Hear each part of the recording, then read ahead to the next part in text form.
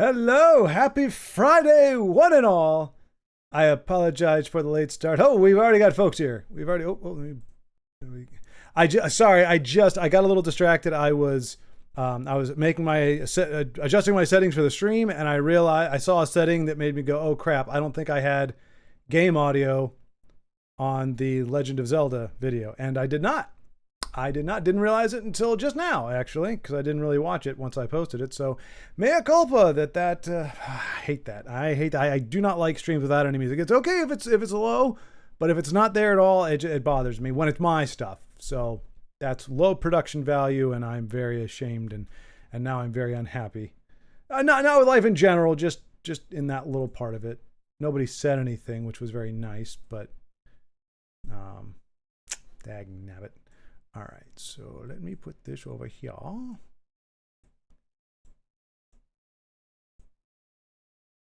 But hello, Denise and Eliza. So we had Denise inching in first, slightly before 3. And how are you, Denise, by the way? I'd meant to send you a Marco Polo. There were 3 different times that I tried to send you a Marco Polo. And like 2 of them, I was like, you know what? I'm like 5 minutes from passing out. I don't want to just, phone it in. And then one of the times it was going to do it, and then my phone rang, or I think it was my sister, like she's planning a birthday party for my nephew. And anyway, excuses. But anyway, how are you and how is Midnight doing is the question that was on my mind. And then there was Ugnip, came in right after Eliza. And it's weird, so yeah, Ugnip is number 1. He's the 3rd one in, but the last shall be first and the first shall be last. So we got Ugnip.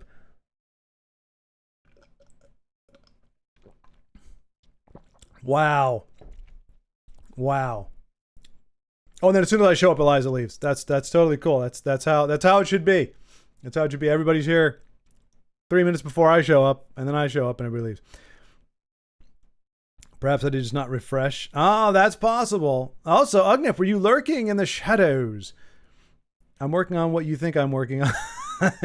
I'm sure I don't know what you mean. I'm sure I'm completely perplexed by this enigmatic declaration of yours. What could you be talking about? I certainly don't know. All right, let me try this. I had to use a browser that I've never used, but yeah, I think this will work. Okay, good. So, hey, Carlos. Wow, okay, so wait a minute. Hold on. You're awake right now. What does that mean you're going to be doing in 4 hours from now? Like, I'm the one going back to back here. If you're awake now, you're usually waking up right before we play. So if you're awake now, are you going to be taking a nap in an hour or so and then wake up right as we start at 7? But hello anyway. Good to see you. I cannot believe I screwed up the audio on that stream. That's a bummer. But hello, one and all. So what we're going to do, at least to start off with, because, these streams, they always start as something and then they become something else entirely. What we're going to be doing, let me minimize this a little bit, I guess. Maybe about this big, because we want to be able to make it sheen, but not so sheen. Maybe up like that. And then we move me over here, like so.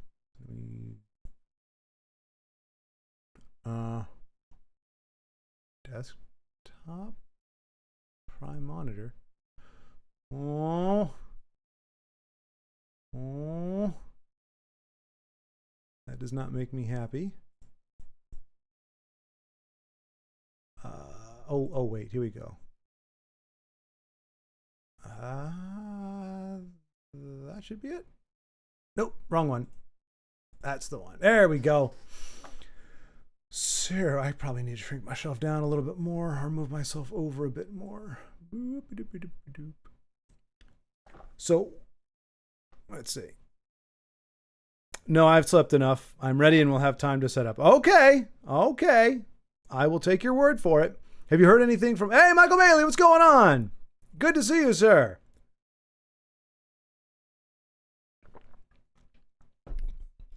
Welcome. And Baldrick.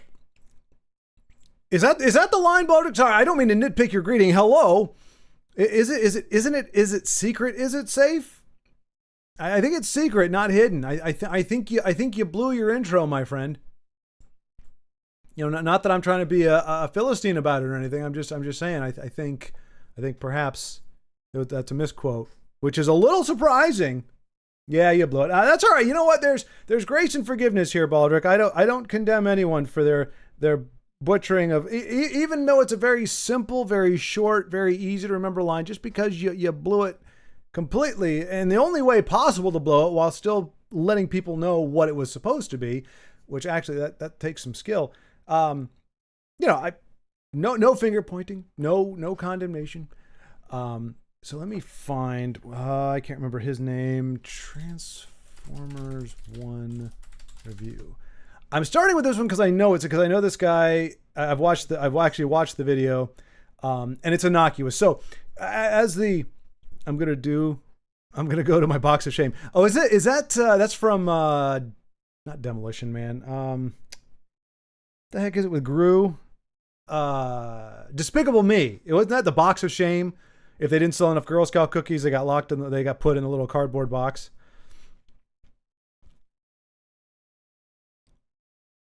All right, MS Simulator. Okay, that sounds good, Denise. I look forward to it. I was blessed with a Veritasium video about lithium batteries. This is where, yep, Despicable One. Yep. I see. I got the reference.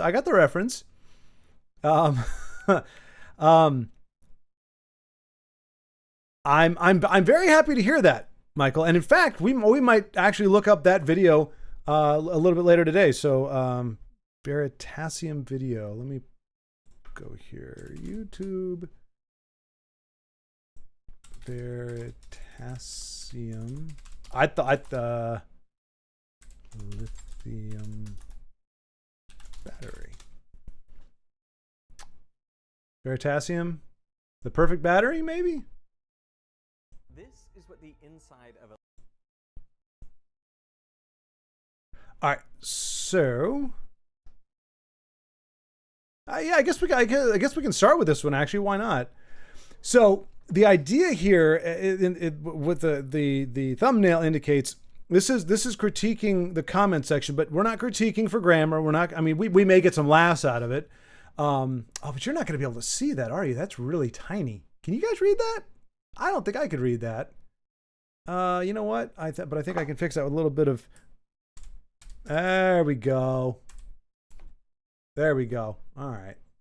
So I'm still in the way. Let me shrink myself down. I must decrease so that you all may increase. There we go.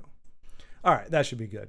So we're not going to be critique, and we're not going to critique. This is one of the few times we're not going to critique the content, the merits of the content, because that gets controversial and everything. And it's not that I find controversial icky. It's just why polarize things when they don't need to be polarized. What we're looking at objectively is the way that people are presenting their ideas. So somebody may say something that I don't agree with at all, but if they presented it in a way that is respectful, in a way that makes it, that you want to engage with it, or a way that is able to critique without being destructive. So we're just going to look at, okay, what was going through this person's mind when they wrote this comment? What were they trying to do? What were they trying to accomplish? A lot of it is innocuous. Most of it hopefully will be.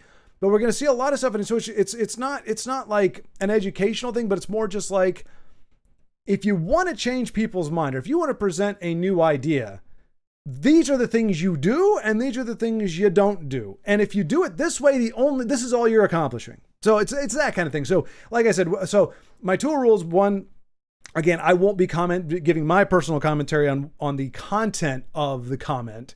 And two, trying to actively avoid any videos that are obviously controversial. It's not going to be like, oh, hey, this person in the news said this and why they're wrong. It's going to be something like this. I mean, I don't know if you could get any more innocuous than a video about a lithium battery. So a lot of this stuff is good. It's going to be great. I'm not even going to know what the heck a lot of it is about.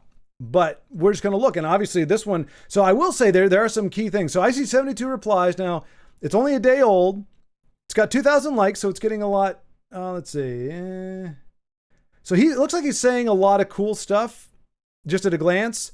I'm guessing, I would venture to guess that in here somewhere, because that to me, Well, I mean, there may be people actually like discussing the validity of his arguments or what he's proposed. But usually when you see that many replies for a comment that isn't necessarily like just aggressively obnoxious, usually there's one or two people that decide they're like they've got nothing better to do than to go at each other. And so you'll just see at some point all the other comments go away and it'll just be these two people going back and forth. Not all the time, but that's usually, if you see that many replies, usually that's the case. So we'll see. Let's see. I hear an evil person is streaming, spreading lies about pineapple pizza. I have, you know what? I appreciate you. Look at that. There we go. Oh, you know what? You really couldn't see that. Sorry. You didn't get the full effect. There we go. See, Big Hein, I appreciate you. You keep me honest. Because sometimes I forget to do stuff like that. Because, you know, it's not all I think about. In fact, it's seldom what I'm thinking about. I'm a guy. Apparently, all I think about is sex. And I don't do that very well, apparently. But the next thing I think about, if I'm not thinking about sex, it's pineapple on pizza and how it doesn't belong there. So, but I appreciate you reminding me to as a PSA, public service announcement. Friends don't let friends pop. So there we go. We'll leave it at that. Hello, folks, says Big Hein. Vertasium, an element of truth. I saw that video yesterday. Great channel. Is that what we're talking about here? Is that what this is? Nope, that's how a sandwich ruined a $1 million heist. Nope. Wait, what do we... Oh. What is going on? What am I looking at? Oh, the $1 billion race for a perfect battery. We'll at least start with that, and then we can switch over to another one. Like, these are perfect. This is exactly what I want, because really... I feel like this is if you're going to have an argument, it is inherently wired to be not necessarily respectful, but like you shouldn't have a lot of emotion wrapped up in a topic like this. I wouldn't imagine. Well, I could be wrong. We will see.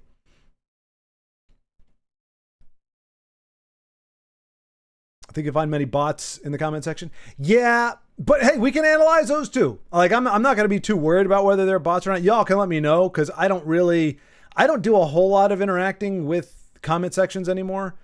I used to, but I mean, I actually had a channel that I was going to start just called YouTube Deleted My Comment, because there were so many comments I would make. And then if I went into another, like if I logged in or went to YouTube without logging in, the comment's gone. Or I get a notification that a comment thread that I am in has just had a new comment, and I go to read the new comment and my comment is gone. So I was like, you know what? It's a waste of my time. Apparently YouTube doesn't like what I have to say. So I'm not going to worry about it too much.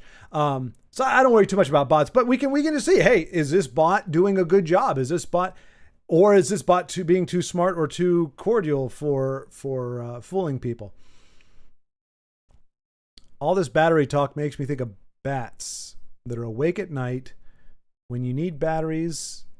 And on that subject, what? Ugnip, are you munching on some edibles? Is your downstairs neighbor, does it smell like they're flagellating a skunk? Is that the right word? I don't know. I hope it is. That was a very peculiar... Makes me think of batteries. Make you think of bats. Okay, maybe bats short for batteries. That are awake at night when you need batteries. I guess in theory, batteries are more used for lighting than other things. I mean, you got remote controls. You got cameras, video cameras. I don't have a lot in here that's actually running on batteries right now. I guess these lights would be running on batteries if the power went out. They do have, well, I don't have them attached, but they do have batteries that come with them so that they can be taken on the go. So yeah, I guess it would be fair to say that we mostly think about, smoke detectors, carbon monoxide detectors. We know for a fact those take batteries. I don't remember what stream it was that I was with Carlos and company. It was the Triforce. And I had a smoke detector. It's the alarm that tells you your battery is dying on your smoke detector. And the crazy thing is, if you remove the battery, the smoke detector will continue to beep obnoxiously at you. Not like beep beep, not like just something to let you know, hey, pay attention to me. It's like I'm going to wake you up and keep you awake, a la, some kind of torture, until you replace my fucking battery. And if it's 2:00 in the morning, I don't care. You're either going to rip me out of the ceiling and have to fix me later, or you're going to find me a 9-volt battery at 2 a.m. and stuff it in my mouth, or I'm just going to keep making your life miserable. And I'm like, carbon monoxide is painless. Look, I'm not making light of it necessarily, but if you're tired, there are times where you're like, look, I'd just let the carbon monoxide go. I will forever sleep. And I won't have to listen to your obnoxious wailing. But that's the thing. It always happens. Anyway, that's the last time I thought of, I need a battery. And my saving grace was my laser tag target. I don't know if I mentioned that or not. We mentioned this on the last stream. Yeah. But yeah, my laser tag target had a 9-volt battery in it because I was messing with it when I first bought it, just shooting at it from across the room. And that's what saved my sanity that night. Love Sub-Zero, Middle-earth, and the Bat Family? Love Sub-Zero, Middle-earth, and the Bat Family. I'm Batman. And there's the Humble Bundle. Ugnip, you are laced today, my friend. I don't know what you're laced with, but here, go be Batman. What is that, actually? Let's see. Oh, there you go. Play the Legends. And these are legal? I don't know that I've ever actually... I know I followed a link once or twice, but seriously, I guess these are licensed. Wow. Really? How much? $7 or more. So for $7,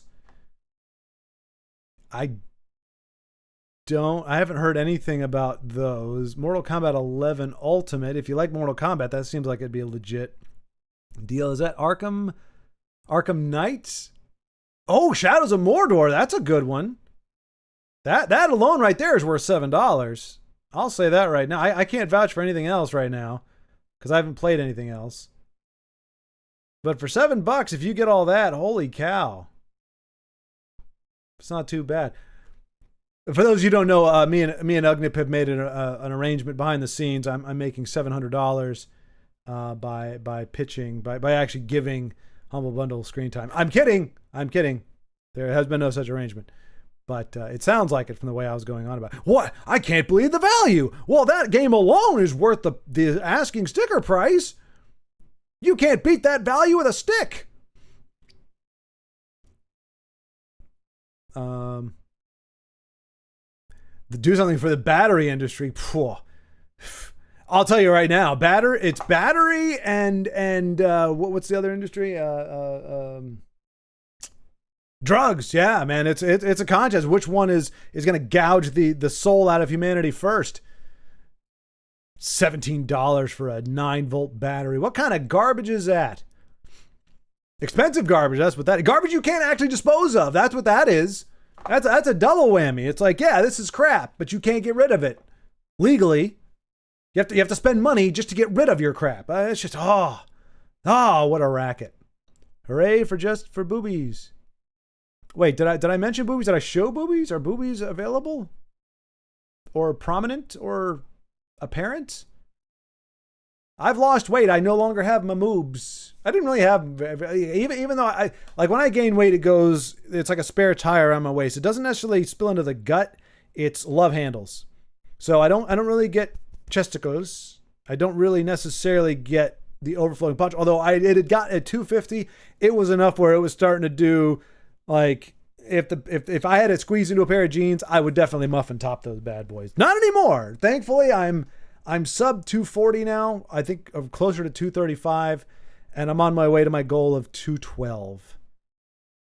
But I am today. The fast ended yesterday. Today is my first day of eating in 21 days. The last week I did have eggs, just plain old eggs.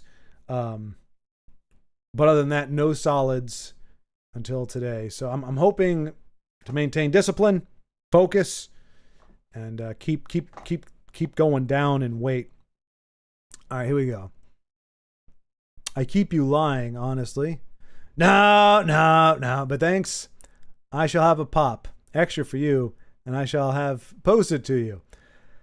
Would you like extra cheese? Oh, look, here's the thing. Yes, absolutely. If somebody's going to try to give me the poison that is pineapple on pizza, I highly suggest you layer that cheese so thick that I've got no clue it's there. But I will know it's there. Just like I know if there's a sprig, a mini sprig, a half a sprig of cilantro in something, I will taste it. Doesn't matter where it is. I had something the other day. It was something. It wasn't something you would think. It was like a salad or something that actually my mom had made. And I was like, man, I don't know. So I said it was pretty good, but one or two bites I got of just something really bitter. I was like, did you put? I don't even know what it would be, because she knows not to put cilantro in anything she gives me. Like, that's just, like, I'm not a picky eater, but there are like a handful of things you don't put in my food, and cilantro is one of them. And she's like, and I was like, if I didn't know any better, I would say it was cilantro. And she said, you know what?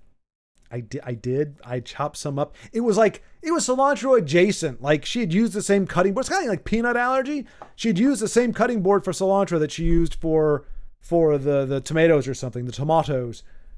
And I got like a secondary exposure. It was horrible. It was a sneaky ad, really? Wait, what are we talking about? Oh, that's a baddie though, Ugnip, and hooray, a link for our sponsors. Yeah. I mean, honestly, like if Humble Bundle was paying attention, like, Ugnip would be their spokesperson, and I could definitely pile on. I have not seen any other, which is weird because you have so many gaming sites out there. Like, you get Gamer Sups and all these other things you don't get. But here's the thing.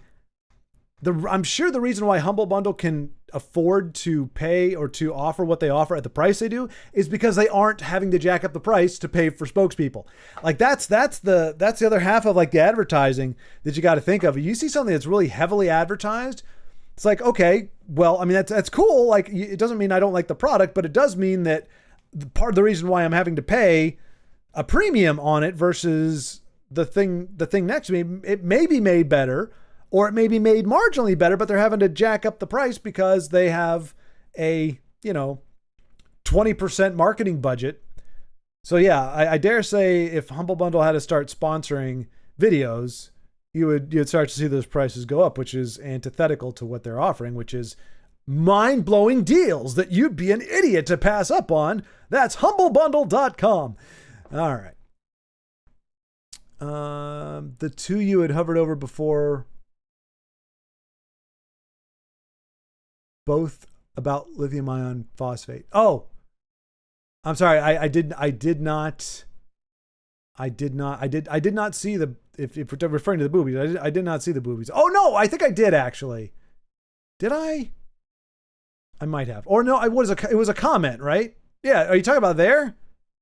I do remember that. I was like, huh, that's obnoxious. Like, when they're the size of your head, I feel like that's just too big. Now, look, there may be people naturally, young ladies who have memories the size of their head. But in general, I think they only get to that size with outside means, and there's no way to make that look proportional. It just doesn't work. And unlike, like, I think like for superheroes, like, the normal proportions are, I think it's like 6 heads, if I'm not mistaken, on average for the height of a man. And so when you see superhero proportions, it's like 7 or 8, maybe even 9 heads. So you make the body bigger in proportion to the head, and it makes it look like you've got more mass, even though it may not actually technically be bigger in any way other than, or like if you were to take a character who's super big and you were to shrink it down to keep the head. I don't know. Anyway, that's the kind of thing. But there it looks disproportionate, but it's actually, it's not, I don't know how to put it. It doesn't look lopsided. It doesn't look just awkward. It just looks like this guy's a beast. Now, you can go too far. I think Rob Liefeld did that a lot. If you go, I think it's 9 heads, maybe 10 size, then it looks ridiculous. You're like, okay, your head is a speck on the top of this giant neck and this giant body. It looks ridiculous. So you can even take muscle proportions to the point where they look ridiculous. But I'm just going to say, memories, make them smaller than the person's head. Otherwise, it just looks weird. 'Cause then it's like you got one head and then you got two more that you're carrying around, and it's just like they got a face. You got the nose poking out. Oh no, we don't need to look into that. That's not what the point of this video is for. We're not critiquing the avatars of the comment section.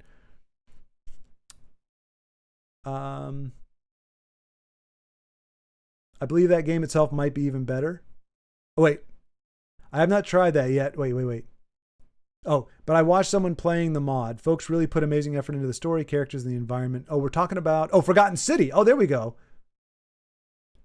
I think I tried Forgotten City. I have one complete rework of it. Pretty sure that was it. If it was it, that was awesome. Oh, interesting. Okay, Forgotten City. So that's another good one. So there you go. Two titles that can be vouched for by people here.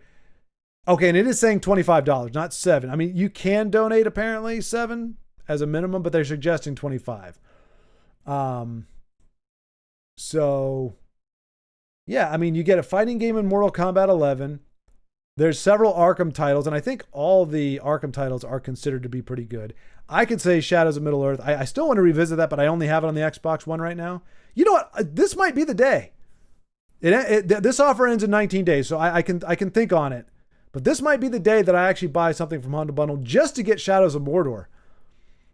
Like that alone, $25 for that, and then whatever else happens to come with it. Like, I'm not going to kill just Suicide Squad.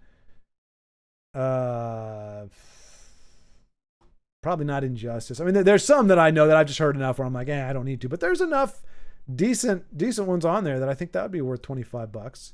I'll buy that for $1. Oh, plus 24 more dollars.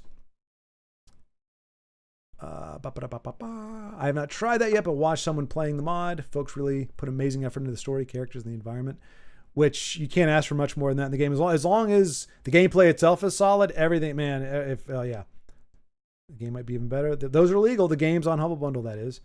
Fantastic. No, I mean, that's great. And like I said, you don't really see them advertising. So I think that's how they keep the price that low. They're just like, hey, we're here. Oh, and it supports charity.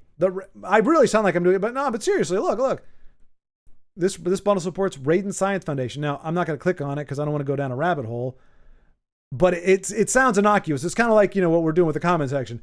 Like, you can have certain charities where like, okay, this is, there are certain charities that exist where you go, I'm not down with that. Because just because you call it a charity doesn't necessarily mean that it's a good thing. It means that it's something you believe in, something you want to support, but that doesn't mean everybody wants to. But it's like, I mean, depending what the Raiden charity is about him, if it's just, hey, I don't know what it'd be about. I need to catch up here. I need to stop doing these things. I'm trying to only go on tangents when chat has kind of stalled out, but we haven't stalled yet. So I need to move through these much faster to catch up and hopefully get back to where we were going to be. See, I was surprised there would be so many comments on a battery video. However, after hearing this battery rant, I'm less surprised. Right? Yeah, 5,266 comments about a battery. So yeah, I'm curious to see what these comments are actually about. Okay, recognition. Oh, this is Michael Bailey right here. This sounds like him. I'm so glad these three scientists received their well-deserved recognition in their lifetime, even with all three together in the stage. Really happy we didn't miss that point in time and overlook them until it would have been too late. So there you go. So a lot of people agree that, and that's a great statement. There's no, that's just expressing admiration for these people. And we had talked about that. It's been 3 weeks now, I think. But with Michael Bailey, we talked about getting recognition and how a lot of times the people that actually contribute the most never get recognition or get very little. And we equate fame, or oftentimes we equate fame. Let me move it because I keep knocking my head off here. Sorry. We equate fame. A lot of people tend to equate fame with value, or if they're well known, that must mean they did something awesome. Which the inverse is almost true, to be honest. A lot of the most famous people really aren't worth knowing about.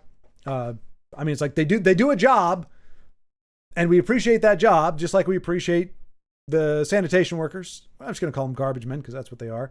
They're not men who are garbage. It's just men who collect garbage. Which I actually wanted to do. Apparently it pays pretty well. It's a morning job. Anyway, that's a tangent we don't need to go down to. So you got garbage men. I appreciate that service. I appreciate acting. don't necessarily need to know everything about actors, don't necessarily need to hear their opinion about everything. But we do. And, but yeah, we were talking about that. And so somebody echoing that sentiment here, hey, here are 3 people. I don't know what they did because we don't watch the video, but just expressing that sentiment. So, I mean, I'm guessing this is kind of a feel-good comment, so there shouldn't really be anything too controversial here. Goodenough is pretty legendary. He's made some fundamental contributions to magnetic materials, the cooperative John Teller effect, and subsequent empirical models for quick and dirty understanding of the complex and difficult Okay, these are definitely brainy people. This may not sound exciting, but it was critical to being able to predict and therefore tune magnetic effects in some materials like high temperature superconductors. This is actually cool because I've made a new commitment to writing 1 page a day. Because I made this comment before and it blew my mind. I made it offhand. I was like, you know what? If I just written 1 page a day when I first had this idea about this book, a year from now, which is we're well over a year from now, I would have 365 pages. And of a Word document, that's probably a page and a half of a novel size page. Can you imagine? I would still need to edit it. It would probably still need a lot of refinement, but I would have a 365 page manuscript at least within a year. That is the lion's share of getting a book not published, because that's a whole rigmarole you got to go through. But I would have the basis to carve out and to polish a story. In theory, 2 years. That's a 2-year turnaround on a 300-page novel or more. So I've started doing that, but magnets play a big part in this, right? That was my point. It's or the idea of what magnets could possibly do. I don't know if they can, but it's just interesting seeing that kind of thing. To be awarded any Nobel Prize, those chosen must be alive. It is unfortunate this rule exists. No Nobel Prize is awarded posthumously. Okay, that's not a, these are all good comments. I had the exact same reaction. I was hoping these scientists were not so unknown that it would take a Veritasium video to dredge up their accomplishments, and they got the recognition they so richly deserved. And according to the other comment, John Goodenough is pretty legendary, but not being in the hard science technology field, I knew nothing about him. But don't you think the process of awarding the Nobel Prize is slow, actually very slow? Okay, again, that's just Nobel Prize. Well, the Nobel Prize, whatever. We know what he's talking about. Is well deserved, but how we value villains of the story matter too. What do we do with ExxonMobil considering their climate change denial scandal? Okay, so again, we're not going into the content of that, but this is, I don't know, it's an odd pivot, I would just say. Like, in the vein of things, it's not confrontational. It's not like you're trying to stoke the fires or anything, but it does have a whiff of like axe to grind. When you find like the general discussion is about, hey, this is really awesome, and you know about these people and everything, and then somebody wants to throw in something like, but they're evil people too. Bro, I thought this was sarcasm. John B. Goodenough can't be a real name. That would have been my thought as well when I saw Goodenough, but hey, there's some pretty ridiculous, or I shouldn't say ridiculous. Well, yeah. I mean, if you're gonna take the surname Goodenough, why not have the surname Awesome instead? Like, how lame is that? Like, sir, you can choose your last name. Slightly above average. No, that's too presumptuous. Average. I'll be Joe Average. No, that's Joe Good Enough. That seems like, yeah, nobody could get offended with that. I'm Joe Good Enough. Man, shoot, if you can be good enough, you can be awesome. So in general, a nice little comment thread. Nobody was really doing anything, even the gentleman who went off a little bit. But again, it really wasn't necessarily, it was detracting from what the point of the post was. So to pivot in that direction, I was gonna say you had to. I want to say this. This bothers me, or this is something that I want to talk about, and so I'm gonna. Did he even pretend to actually address? I think he did. Okay, Nobel Prize is well deserved. There we go. So that's good. He acknowledged what else was being said, but then how we value the villains of the story? No, it doesn't. It really doesn't. Like, what do we do with ExxonMobil? You do nothing. Well, okay. I'm getting too much into the weeds there. 'Cause again, I'm not trying to evaluate that. I'm just saying at that moment, it was like, here's my little contribution. The Nobel Prize is deserved. But here's my thing that really has, and it really, again, when you start talking, he is introducing, now this isn't controversial. He is introducing, climate change, scandals, that kind of thing. That is introducing controversy. And for what? That's, like I said, that it has a whiff of axe to grind in it, which is usually, said in a combustible environment, that's where your back atches go back and forth, which we might see in some of these ones that have more comments. But let me get back to the comments that really matter, which are yours. What did I do for my diet? So it's technically a fast, but I guess you could call it a diet, but it wasn't. Yeah, we can call it a diet. It's fine. So pretty much the parameters were for 2 weeks. It was I'm sorry. I said eggs were the only thing I ate. I also ate cucumbers. So, and I don't know why I allowed myself that. It was like I need, my mouth needed to actually chew on something. So I had chicken broth or bone broth. There were some like really, really nasty protein powder drink things just to give a little bit of that in there. They're nasty because they're not really, they're not meant to be. It's not like, oh, hey, enjoy this shake. It's like, this is what your body needs, and this is a really quick and dirty way to get it to you, and we're going to pretend that it has a whiff of chocolate in it or something. So just kind of something, electrolytes and things like that. So more like vitamin E, what do you call those? Not substitutes,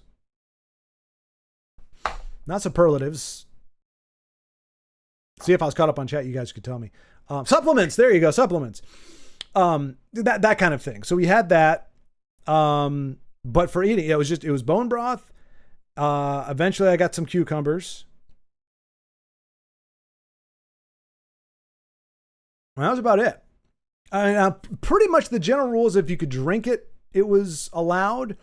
But like, obviously no alcohol, no soda drinks. I did have, later on, I did go a week without it, but I went back to Zevia because like I said, it has nothing in it. It has stevia for the sweetener, but no carbs, no fat or anything. So it's pretty much just carbonated water with some flavor to it. So again, just that to drink, but that was pretty much it. And then the last week, I could work in eggs. Now just plain eggs. I didn't have, just use a little bit of butter to cook them, and that was about it. So that was the content of what I was able to consume for 21 days. And I went from 250 down to 235 in those 21 days eating those things. So it was good, but it's not sustainable. It wasn't meant to be, but now I need to find ways to incorporate food back into the mix without going back to where I was. So just portion control, not eating too late, not eating too early. And just trying to keep it like, because the best time to do that is right after a fast, because anything you eat is going to be like, oh my gosh, this is awesome. But yeah, so I'm trying to keep it moderate or moderate myself heavily now so that I don't get into some bad habits and end up inflating it, because I'm feeling a lot better. But let's see. I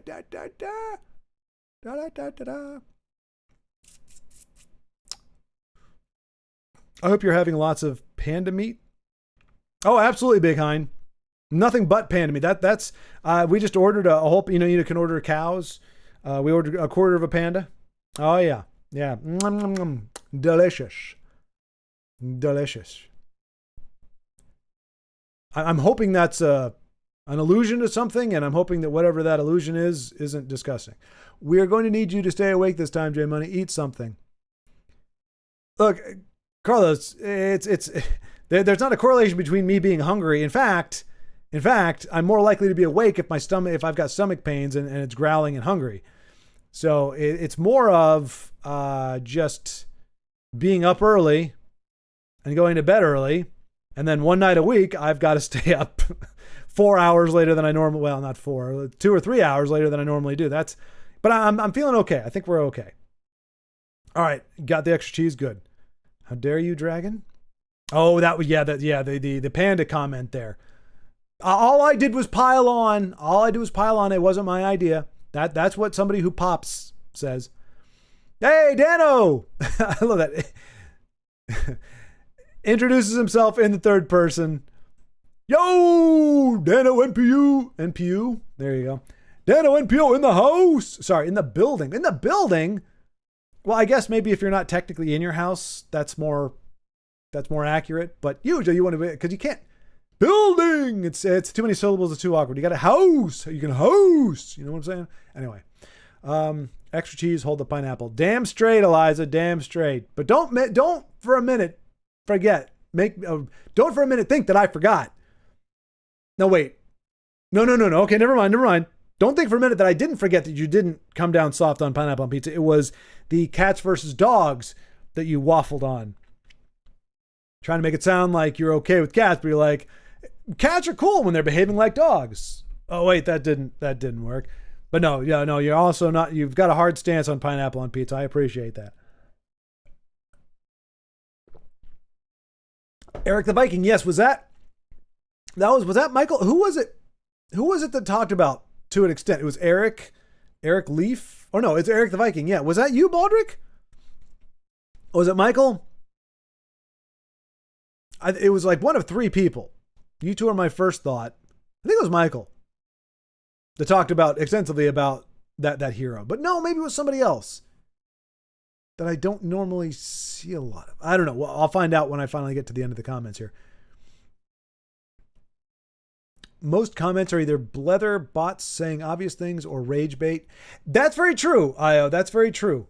And I think it's the blather or the blether, I guess, that you're looking at. But it's a little bit more of like looking at things. It's kind of like how a headline, if you're not thinking about it, a headline can just seem innocuous. It's just like, oh, the headline is just telling you what the article is about. No, by virtue of the words that the headline chooses, it is telling you right up front how this particular writer, how this particular article is going to present their so-called facts. So like, and I think I mentioned this before, but there are many different ways to say, let's see, people panic as unusual smell wafts from the cafeteria or wafts from local cafeteria. So with that, it is kind of neutral. It's a smell. People are reacting to a smell in the cafeteria. That's all that is. But if they say people terrified of odor emanating from the kitchen or emanating from the cafeteria, or what's another one? Odor or I think odor is like the one of the worst ones. But if it says fragrance or scent, like depending on your words you use, it angles it or can skew it in one way or another, where it's telling you this is a bad smell. We're saying this is a bad thing. It's not just, oh, hey, there's a smell. We're going to tell you it's a bad smell. And there's nothing wrong with that necessarily. But, there's a lot of things that are subjective. And if you're looking just for the facts, I don't necessarily need you to tell me what the smell is. Now, if they say we found a dead fish in the radiator or in the heater or whatever, yeah, most people would agree that a rotten fish is going to have a pretty rancid smell. But anyway, so it's more like more of the nuance is what we're going to be looking at, not the obvious stuff. But I just remember pointing out to back when I did make more comments, all you had to do is point out, like, look, if you want to be abrasive, congratulations, you succeeded. Like, the way that you presented your ideas was very aggressive. It was very combative, and it was disrespectful, to be honest.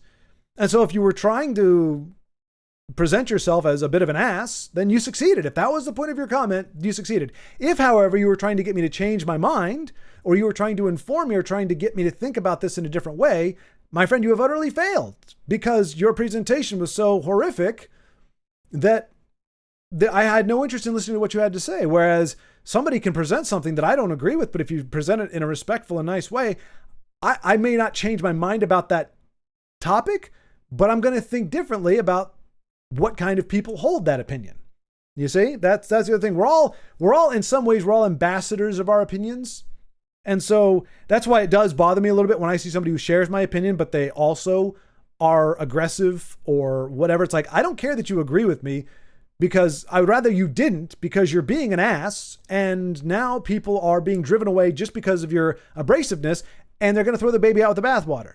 So I would rather you not agree with me at all than to agree with me in such an obnoxious way that it taints the perception of people who hold this particular opinion. Anyway, like I said, these are the more important comments, and you need to stay on target here. They've been in America forever, though. Wait, what are we talking about here? Vikings, maybe. That's about as much as I care about my family history, though. Oh, most of my descent is from Northern Europe. But Michael Bailey, haven't you heard? You don't know where you're going if you don't know where you've been. It's impossible. It's impossible for any of us to live our lives unless we know all about our ancestors and all what they went through. Look, if your ancestor was royalty, then you should really be proud that somehow, 6 generations later, you are the descendants of somebody who had a lot of money and social standing in a particular country. That should make you feel better about yourself. Oh no, you found out your great great grandfather was actually a criminal and a notorious whatever. Well, there we shouldn't. I guess we don't have to talk about that. I mean, maybe you owe somebody something. Maybe you owe the world an apology for the actions of your ancestors. It's that really obnoxious thing. It's like I don't really need it. Anyway, I'm joking, of course, Michael. I agree with you. I mean, I know a little bit more about where my folks came from, but what does that have to do with the price of tea in China? I think that's the phrase. Like, seriously. I'm not against it. I mean, I think a lot of the people that push it are like Ancestry.com, like, hey, we stand to gain money if you care about your ancestors, so care about your ancestors, please. But otherwise, like, whatever stock you put in your ancestors, like, it's probably not deserved. Like, you probably shouldn't feel any better or worse about yourself based on what people you don't even know who did things before you were born did. Now, on a personal level, you want to know about your grandparents. You want to know what their struggles were like what it was like growing up in the 20s, with the Great Depression and stuff. Like, all that is well and good. But this whole notion that you've got to know all about your family history and know what country you came from, because it may help you go. Like, for me, like, I always found as a rule, well, here's the crazy thing. And this is going to sound superficial, but like, if I'm watching a show and I see a young lady on the show and I think, oh, that's an attractive young lady, 8 or 9 times out of 10, she's either from Canada or, like, if you look, it's like she's of German or like Ukrainian, like somewhere in that area lineage. And I'm like, okay, that kind of makes sense because, well, not the Canadian part. I don't get that at all. Not that there are, I don't understand why it's like there's this high concentration of attractive ladies in Canada. Or put it this way, Hollywood is casting a higher level of, they're importing gals from Canada. I don't know. Anyway, so the Canada thing I don't get unless it's a bunch of Germans also went up there. But like, I understand, okay, a huge half of my genetics are from that part of the world. So it kind of stands to reason that on average, I would probably be attracted to somebody who looks like they're from that lineage, just so, but I mean, but I'm not going to go, oh, well, I'm from that part of the world, so therefore I need to find somebody like this, or therefore that is my identity. And it's like, no, that makes a little more sense that my tastes or my, what I find attractive would be people who look similar to a place where my genetics stemmed from, or where the people of my, what I'm saying? But beyond that, okay, mystery solved. Who cares? I also think there's plenty of Korean gals. I watch K-dramas. I think plenty of them are attractive too. I don't think I have got any Korean in me whatsoever. And so, even that little bit of value add goes out the window. So I'm with you, Michael Bailey. It's like, hey, it's cool, but I'm not too worried about it. Can't see it from my house. Like England or Scandinavia, more Vikings roaming the Americas. That reminds, I need to get myself a copy of everything. They've been in America forever, though. Very true. My headcanon is this chat is me, Denise, and a gang of Vikings. It's very much oh gosh, how long ago was that? 20 minutes? Damn. Falling behind again. Yeah, this is very much How to Train Your Dragon right here. Vicist, almost, what was it? Vicodin? Vicodin is actually a drug. I was like, that almost sounds like a drug. Never, I'm an ally to giant culture. We might not kidnap you. Oh, right. I forgot about that. Yeah, we are in the land of giants. Ugnip, Big Hein, I believe, and there's somebody else, I think, are all like 6'2" plus. How would else humanity ever reach the top? Exactly right. Yeah. Overstock. Good luck getting to overstock without tall people. And I'm not including myself in that. 6'2". I can reach some overstock, but not safely. I have to do the whole like tap it with my middle finger to the edge, and then hope it's not heavy enough to crush me if I tip it too far.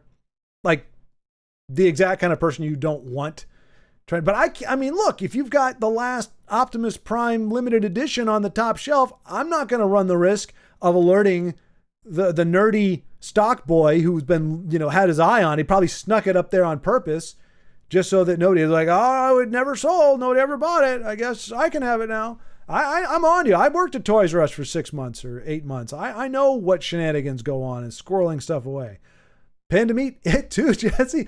I was just rolling with the crazy comment, Eliza. I mean nothing by it. I don't even know that I like Panda Meat. Yeah, I mean, has anybody ever had panda? Like, I mean, alligator, crocodile, people have all that meat all the time, but for some reason, I just don't imagine anybody either having panda meat or admitting they had panda meat. That just seems like it's like kicking a puppy. You don't do that. Pandas, you just don't eat pandas. That's all there is to it. Even though they might be delicious, who knows? But, I didn't bring it. I was just piling it on to further villainize Big Heinz crazy shenanigans there. Not a girl, then I should make a list with potential abductee ladies. Couldn't we just incorporate panda into the braids? Wait, what? It's not a historical movie. It's a Terry Jones film, a comedy about a Viking who wants to break from the Viking routine of pillaging and... Aha! I see. My mom's side is somewhere between Germany, Norway, and Denmark. I'm not certain there's enough family history to know when they came to America.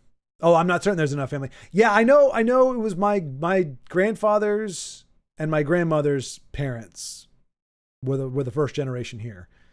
So I guess World War I-ish age. No, wait. Yeah, my great grandmother on my mom's side came here. And I mean, I remember, like my grandmother, she's still alive. My grandfather passed. He was the one that passed a few months ago. My grandmother, she was from the Ukraine. My great grandmother came from the Ukraine. And my grandmother, yeah, they called her a filthy, because they were poor. They were like literally dirt poor. They lived, their house had a dirt floor. There were 4. It was my grandmother, Ed, that was her younger brother, and then Irene, Trudy, Gertrude, and I think there was one more, Joe maybe, like 5 kids, and the dad left early, so it was pretty much raised single mom, and yeah, she used to get called filthy immigrant and everything because they had to learn the language and everything. It was a mess. Like immigration has not always been easy, even if it's done through the right channels. It's an unpleasant, and so she, my point being, like, even to this day, she is like obsessive compulsive cleaner, not like OCD and not like, oh, whatever. It's like that being called filthy for that part of her life had such an impact that she is just like, she would clean, she vacuums out the vents. Like, you have vents like air ducts, whatever, which you may vacuum like to get the dust off of the vent itself. She would actually take the vents apart and vacuum as far as she could get the vacuum, then and she'd do it like every week, just obsessive, compulsive, like cleaning, because she was just terrified that people would think she was lesser than or filthy, and it was no good. So I understand her a little bit because I know about that, but yeah. Anyway, same thing. I kind of know, but yeah, it was that generation that came over. I'm not sure on my dad's side. I think he was the second generation here as well. My mom's side is I thought it was about Eric the Red. Oh, well, that would be a different tale. Probably not a comedy. Who actually discovered America for the Europeans. My cat acted like a dog. What do you want from me? No, but you said that was good. You said it was good. You liked your cat because it acted like a dog. That's what you said. You could have said, I had a cat who acted like a dog, and I loved her in spite of that, or I loved him in spite of that. That's how you phrase that correctly. But no, you were like, my cat acted like a dog, which was awesome. It's like, why is it awesome that your cat didn't act like a cat? I'm choosing to be, if this was a comment section, I'm choosing to be abrasive and confrontational just for the sake of stirring the pot. We're learning lessons, even though I'm not actually getting to the big chat window I've got up over here. I think Leaf. Oh yeah, Leaf Erickson. Yeah, that's a name I recognize. Like, we all thought it was Christopher Columbus. Chris Columbus is the director. Christopher Columbus. And he may have been the first one to find it for Spain, but yeah, I heard that Leif Erikson was here way before then. Interesting thought, Big Hein. Was my cat actually a Hogwarts professor? Okay, wait, what? Eliza, maybe you have a wizard cat who needs to sport a pointy hat. I mean, it needs psychological help. If a cat's acting like a dog, like that's an evolutionary digression. Your cat does need to see some kind of therapist or shrink. I will say that. All right, it's all okay. So I'm going to say this now. I haven't got there in time, but Eliza, I'm pretty sure you're going back to work in about 3 minutes. So I'm going to say farewell. Keep those shelves stocked. Keep those tractors on the shelves. Don't get up to too many crazy shenanigans. Enjoy the rest of your day, just in case I don't get to it. I think the grandpa of Incarnate invented pineapple pizza. That's slander, sir. That is outright slander. My grandfather, both grandfathers, had far too much good taste to do such a thing. I know one of them definitely wouldn't. He was Scottish. I don't think I ever saw him eat pizza. Actually, I don't think I ever saw either. No, my mom's dad, the one who passed recently, I think I've seen him eat pizza. No pineapple on it, though. The other one, I don't think he ever touched a pizza in his life. Based on the, 10 days in my entire life that I spent around him. The Greek guy? Well, Schwartz does pass as Greek a bit. Yeah, I got that. I used to get that a while. Greek or Italian was usually people's first go-to when they saw me. I'm like, I don't have either one. I mean, there may be because in that part of the world, you could, somewhere in there, we could have, there could have been some dalliance with the Greeks or the Italians, but it's certainly not enough to come off. This is a bizarre concoction of just pure European whatevers.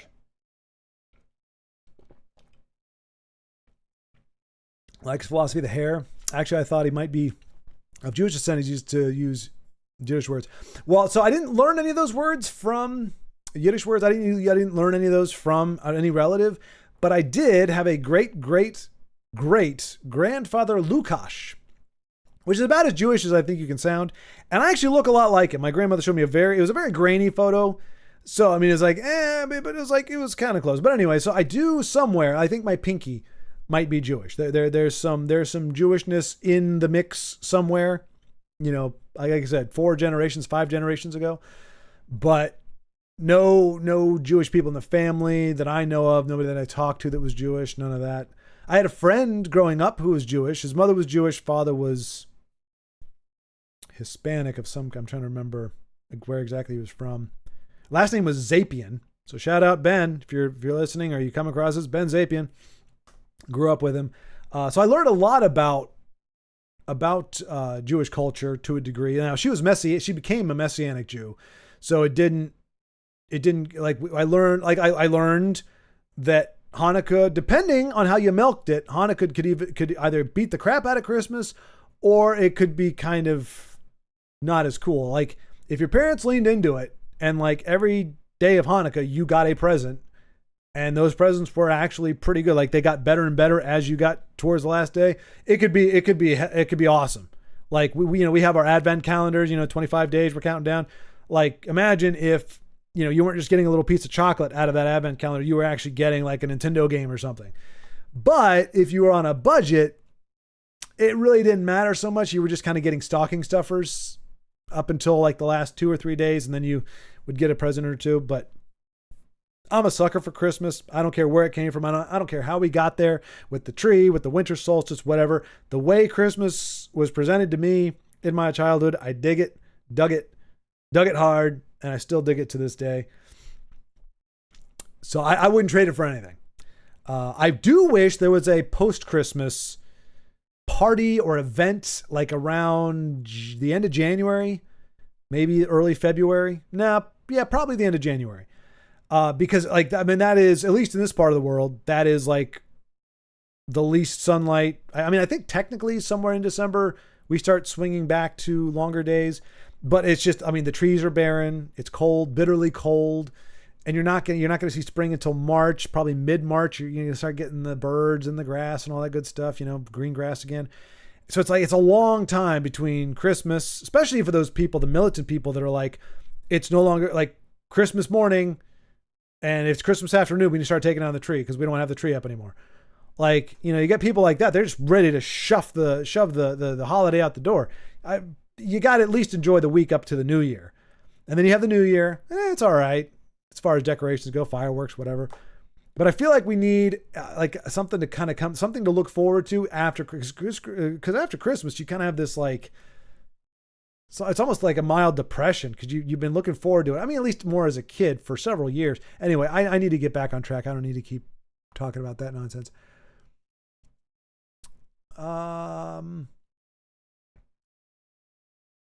Such a theory should be expected, and if the prof is caught up in the cat body for too long, will they be confused and act like another animal? Oh, I hope not, because cats, you know what? Cats do lick things that humans really shouldn't lick. So hopefully, I mean, dogs do it too. Dogs just they just do their thing. They're just. Excuse me, dragons shall have more mutton and not be tamed. There you go.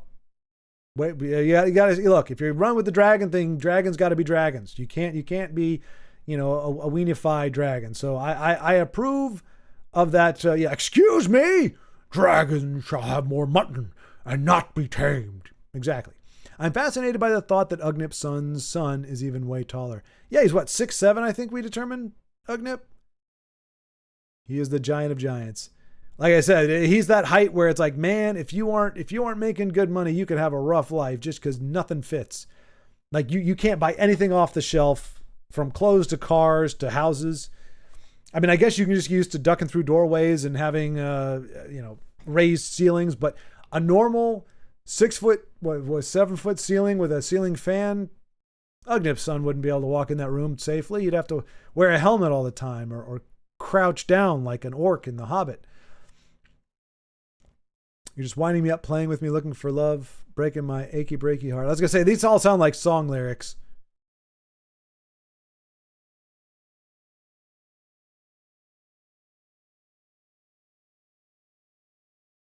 Eliza, is he? How tall is your son's mother, Ugnip? How did this happen? She's just 1.76, which translates to probably less than 6 feet tall. Well, look up Ukrainian history from the 1930s. Didn't get much better when the Germans came. But see, well, let's see.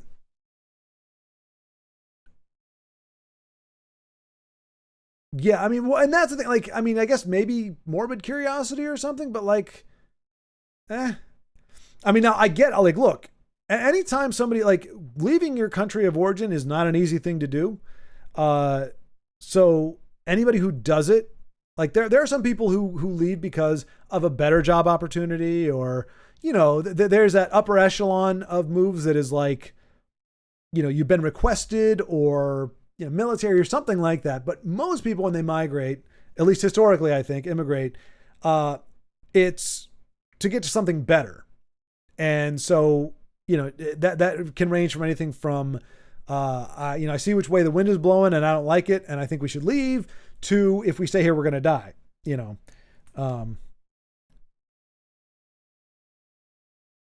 But yeah. But usually when people do that, they appreciate where they're at. Like, they go, hey, this country is offering me something the country that I left from doesn't. So I love this country. I am appreciative of this country, and I want to become a part of this country, not try to make this country what my country was, but just not exactly my country, because all you're going to do is recreate the same situation you had in your country that you fled from. But there was a time where when people came from other countries to this country, they tried to become a part of that country. And apparently that's not in vogue anymore. For whatever reason, even before, there's a whole bunch of turmoil going on right now, but even before then, like, you have Chinatown, you have these pockets where it's like, we want our own country within the country that we came to because our own country sucked. So, like, I mean, unless you were, like I said, unless you're on that one of that upper echelon where you came here on a whim, or because you thought it would just be like, oh, I'm already living the posh life, I'd like to be posher. Like, unless that happened where you're like, nah, my country's fine. I just thought it would be even better over here. You'd think logically you'd go, I want to figure out how to live the life here the way it's being lived here, because this country is functioning the way that the country that I left wasn't functioning in, and that was actively trying to kill me or hunt me down or whatever else.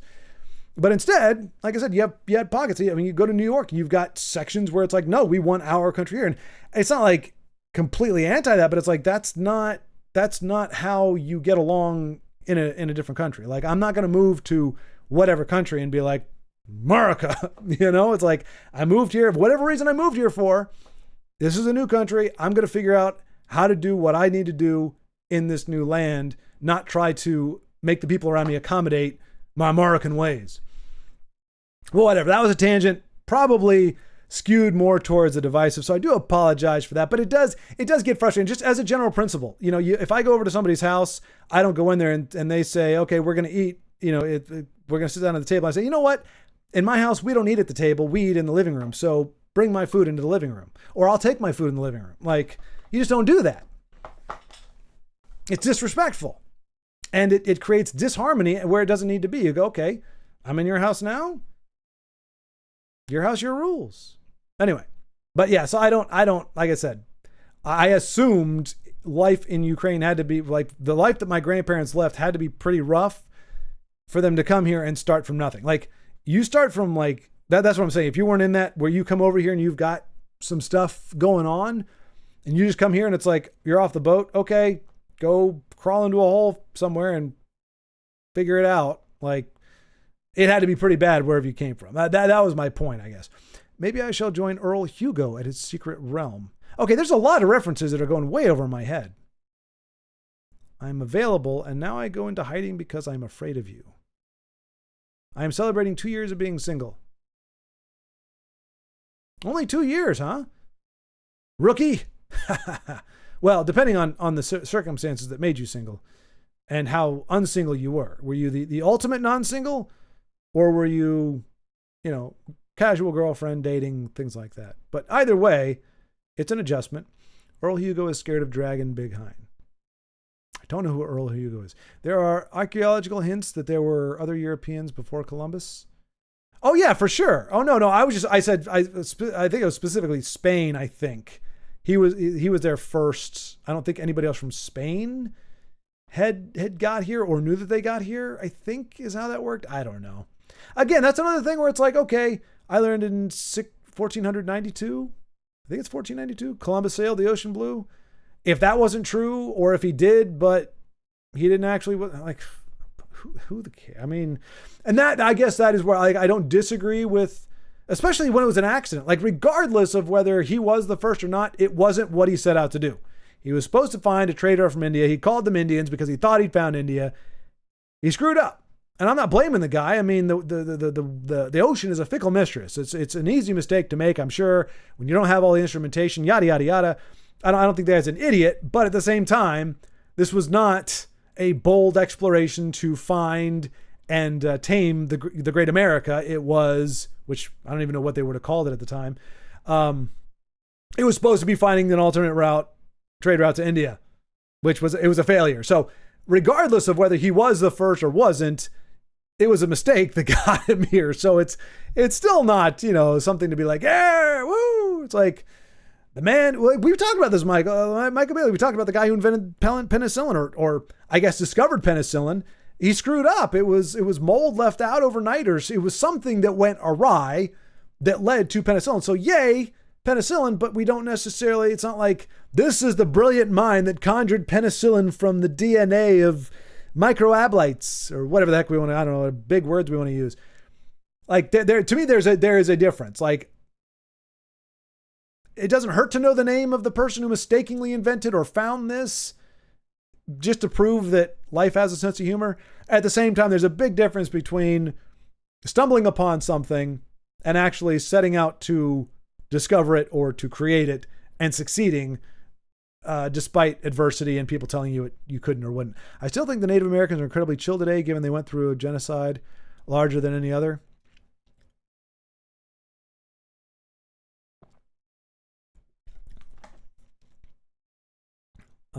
Let's see. I expect you to call the next male cat Earl Hugo. It sounds like a clothing thing. Is that? I'm thinking of Hugo Boss, but like it smacks to me of a clothing thing, a clothing name. Earl Hugo. Are you wearing Earl Hugo? Yes, and of course, for some reason, because I make clothes, now I'm going to make a fragrance, and it's going to cost $3,000. And the only ad I have to run is like half of a profile of somebody's nose, and then just have my little perfume bottle or cologne bottle on the bottom right with some nothing name, Oxygen. And that's all I need to do. That's my advertising budget right there for that stupid little sign. And rich people are just going to eat it up or spray it up or whatever you do with those sorts of things. I don't deal with cologne and perfume. There was a brief window of time where I did, not perfume, but cologne. And I was like, maybe that's why I've been single all this time. Who knows? I mean, I will say, Michael, like, what's the alternative? I mean, you can be aggressive, I guess, bitter, and like, where is that gonna get you? Like, it wasn't like it was incredibly contentious. It was violent, but it wasn't very contentious as far as I know. No boxes of shame required, but I do actually have to go back to work. I knew it. She said that a minute after I said goodbye. So hopefully I'm now catching up.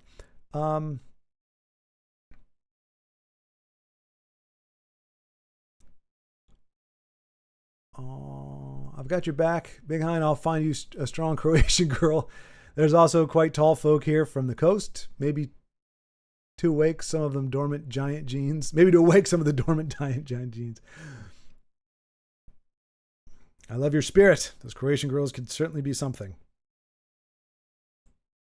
Indeed. And again, I'm not tainted, but biased because I think, I don't, again, my geography is crap, but I think that's a part of the world that I would have been a little more acquainted with had we not had an immigration 3 generations ago. Our former high jump athlete, Blanka Vlasic, like the Pickles, for example, was and still is quite beautiful and pretty tall. Someone like that I think might be to your liking. Oh dear. Bit on the skinny side though. Yeah, no, but athletes tend to be quite lookers. It depends on the sport, Big Hein, at least in my experience. We have, and I'm not gonna call them out. But there are certain, if you were to say she's an athlete, I would say which sport.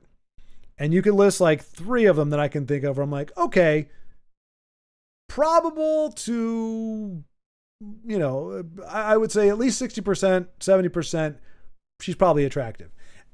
There are 2 or 3, 4 other sports I can think of where it would be like, she would have to be a diamond in the rough because there are just some sports that just don't see. I don't know how it works out. I don't know. Cause I know, I don't think there's any gatekeeping going on, but there are decidedly some sports where you just don't find that many attractive. Like just, I don't know how that works. I don't know how the percentage can be so skewed. It's like, why is it that only people who look this way? But again, that's subjective. Kind of. I mean, I've had, like, I've said or thought that and had a discussion and people are like, oh yeah, no, absolutely. And I'm like, okay, well, maybe it's not just me, but I just don't understand. I don't understand it because I don't know that it works that way with guys. You gals out there, you'd have to say, football players, are they, on average, would you say they're more attractive? Well, football American players, and you got football European, and then you got basketball, and then you got baseball. And I would definitely say they're very different types in general, but as a guy, I don't necessarily look at them and go, okay, well, there's more attractive guys in this particular sport than other sports. Obviously, there's some sports where you get more face time. Tennis. All right. But anyway, I would say, yeah, athlete, it's enough of a mixed bag that I would not dive in off the jump. If somebody just said, oh, she's an athlete, I'm like, okay, a little more information here, please. from a purely superficial. Well, no, I'm not superficial. In terms of likelihood of attraction, the likelihood of attraction is definitely going to diminish when there's certain sports. Damn, don't be that picky. Baldrick. I love that. I just picture that. That's so sad. Don't be that picky. Well, I'm hitting 50 next year, so she would probably turn me down anyways. Nonsense, sir. Nonsense. You're only as young as you are, or feel, or old. I'm hoping I keep aging gracefully. I don't know. Feel like it though. You know, honestly, no bitterness. I would say unforgiveness is probably tied to that. And there's one other one. Like there are some things you can. There's a certain way. Oh, son, don't go leather. Like I couldn't believe it. I had a good friend. Like we met in college, and we did all kinds of zany things. Like right before our midterms, right before our midterms, we took a road trip to Daytona Beach, which was a 12-hour drive from Virginia, where we were. We left at 11 o'clock on Friday night because we had nothing else to do. So why not take a road trip down to Florida? Went down, got to Daytona Beach at about noon-ish. No, it was around 1 or 2. Fell asleep on the beach for about 2 or 3 hours.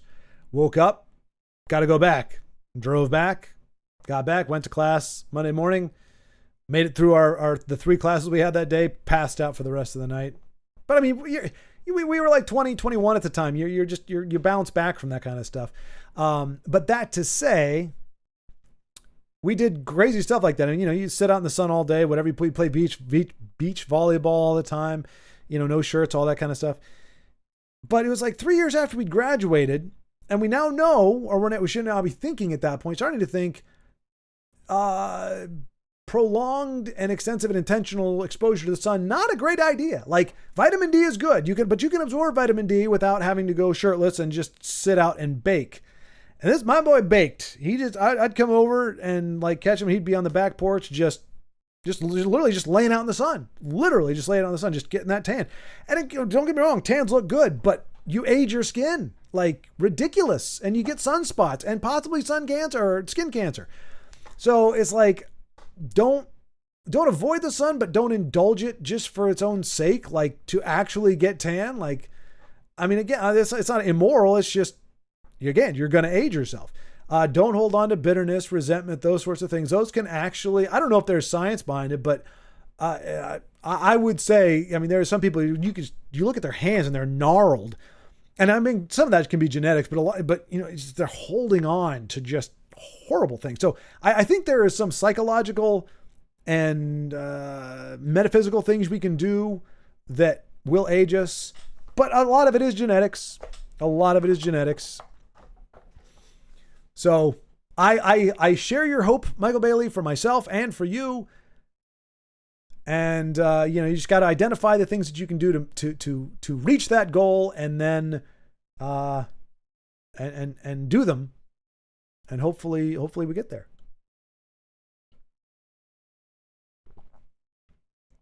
Sort of a feeling that something was missing. Are we just about weightlifting again? Running alone won't cut it forever. Yeah.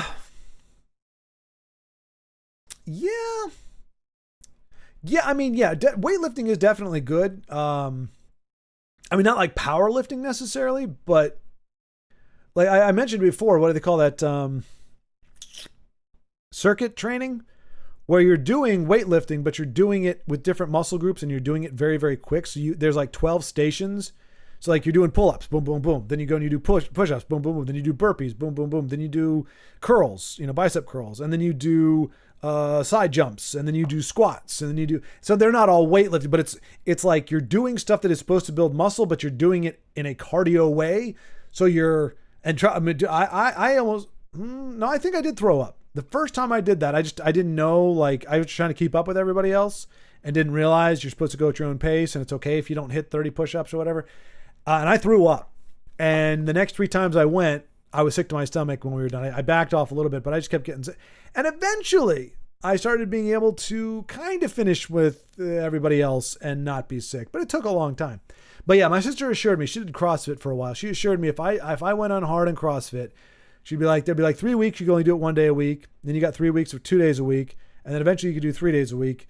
She's like, you do that, you will lose weight in like ridiculously fast. And I believe it, because I mean, you're burning 6 years of calories in like a half hour. But there's that balance too, because there are people that say if you run 3 miles every day, you can do that into your like 80s or whatever, and you're keeping your joints limber, and it's keeping the blood circulating and all these good things. At the same time, you are putting wear and tear on those legs, on your knees. So I think that also comes down to genetics. Like, do you have good knee construction and everything that can withstand the constant pounding and impact that you're going to have if you're jogging for 3 miles that many days, that many years? Because some people do that. I see old guys out there that are, jogging faster than I am, which isn't saying much, but, but it's like, but then I've seen others that are like, people that are hobbling along with an acute back or knee pain from doing those things. Like, I know college athletes, like if you're into athletics, whether it was football, basketball, whatever, there are guys where their knees are shot forever.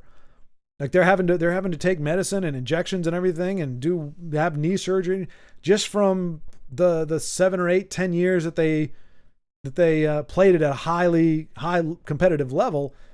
They blew their legs out. So I don't know. I don't know if it does come down to genetics. I don't know if it comes down to technique or frequency, but it seems like there's perks for staying very active all throughout. And then there's perks for backing it off a little bit and keeping the blood going, like stay walking maybe, but not necessarily running. But yeah, I would agree. Especially if you're young enough, definitely get somebody. Like I feel like it'd be nice to have abs everybody to have, anybody wants them anyway, to experience abs at some point in their life. I have never done that. I've never had abs. I've been skinny enough where I could see technically where my stomach muscles were, but they weren't like defined. It was like, you just have nothing between you and those muscles. So yeah, you can kind of see the outline, but they weren't abs. I didn't have abdominal muscles. They were just the muscles that dwelled in my abdomen that were easier to see because all I had was a thin layer of skin on top of them, but never actually had. I know what Denise, I've got live chat on. I've got live chat. That's what I've got. So I may be reading some of them out of sequence, but I'm trying to stay on task here. But yeah, I've got live chat up. So I'm doing the best I can. I think guys from Ireland in the Middle Ages. Oh, I'm almost there. Oh, yeah, hey, I made it down. Earl Hugo is a reference to the Doomsday Book commissioned by William the Conqueror. Earl Hugo. You know what? Let's do this since we've got the window up here and I'm not using it for anything else. Earl. Well, first let's go to Google because I don't think Edge search is worth a darn. Not that Google is that much better, but Earl Hugo. Let's try William the Conqueror. Wait.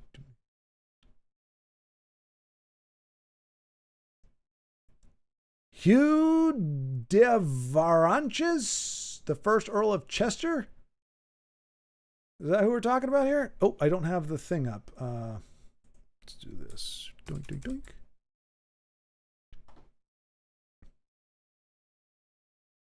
Is it a fictional work? Like, the only Doomsday I know of is from the Superman comic. It is good to stay fit. Fight that aging.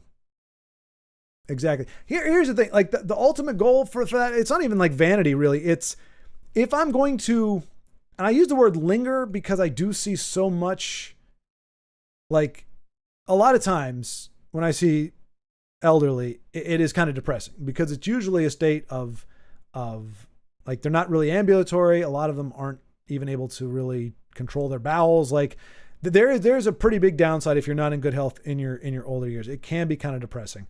But like, if I'm going to be here at 80, I want to move around under my own power. I want to be able to do things. Like I don't want to just be occupying space on this planet. Like I don't know that everybody is this way, but I feel like there are a lot. I mean, I know a lot of guys are wired this way. That's why you hear about guys that retire and then they die like within 2 years because they're as far as they know, that was their purpose. That was what they were alive for. And if that's gone, they just kind of, they're listless. They're like, whatever. So if you don't find like a cause or a hobby or, you don't have grandkids, you don't have something to reinvest in, you go, I got no point in being here. So I don't want to be here if I have either no purpose or I'm unable to do anything in the purpose. I have no interest in just inhaling and exhaling. That seems very monotonous and very boring, especially doing it under duress of, lungs failing and all this other kind of stuff. So my thing is, I either want to be gone as soon as my purpose is done, when it's like, okay, there's nothing left for me to really do here,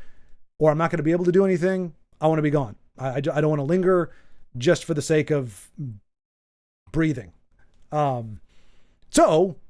if I'm going to be productive, and I want to be productive into my 80s and even 90s, and doggone it, if I'm not kicking and doing some stuff when I'm freaking 100 years old, I need to be in good shape.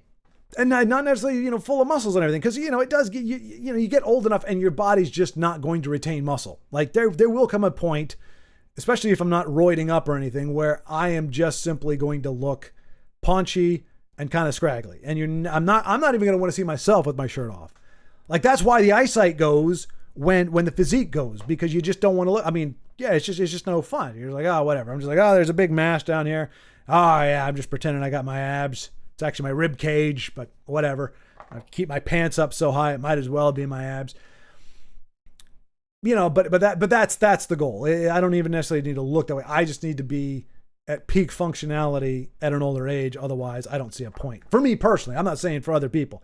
I don't want to be living in a 10% of my capacity. So I want to, and again, losing that weight is a huge part of that. The wear and tear that puts on you. And yeah, it was miserable. It was miserable. But yeah, Denise, I'm going to need more of this information on Doomsday Book commissioned by William the Conqueror. Or maybe Earl Hugo, William the Conqueror. Here we go. Doomsday Book.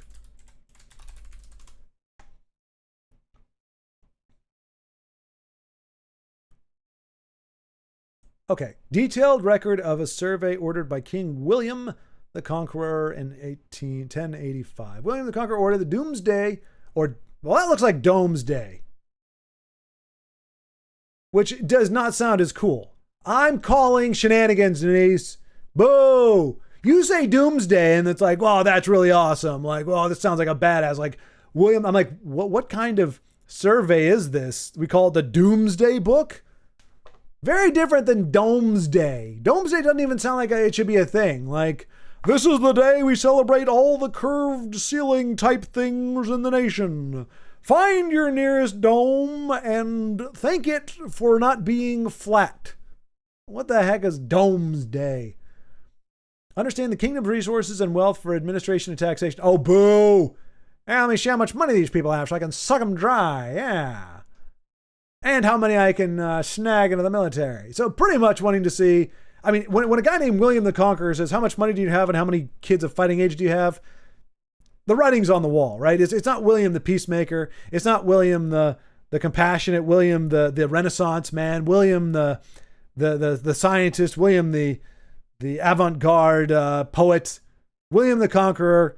He wants your money, he wants your kids. Fantastic. Ooh. So maybe it should have been called the Doomsday Survey. Oh, that's great. That has a nice rhyme to it, doesn't it? Doomsday Survey. See, history needs people like me to name things properly.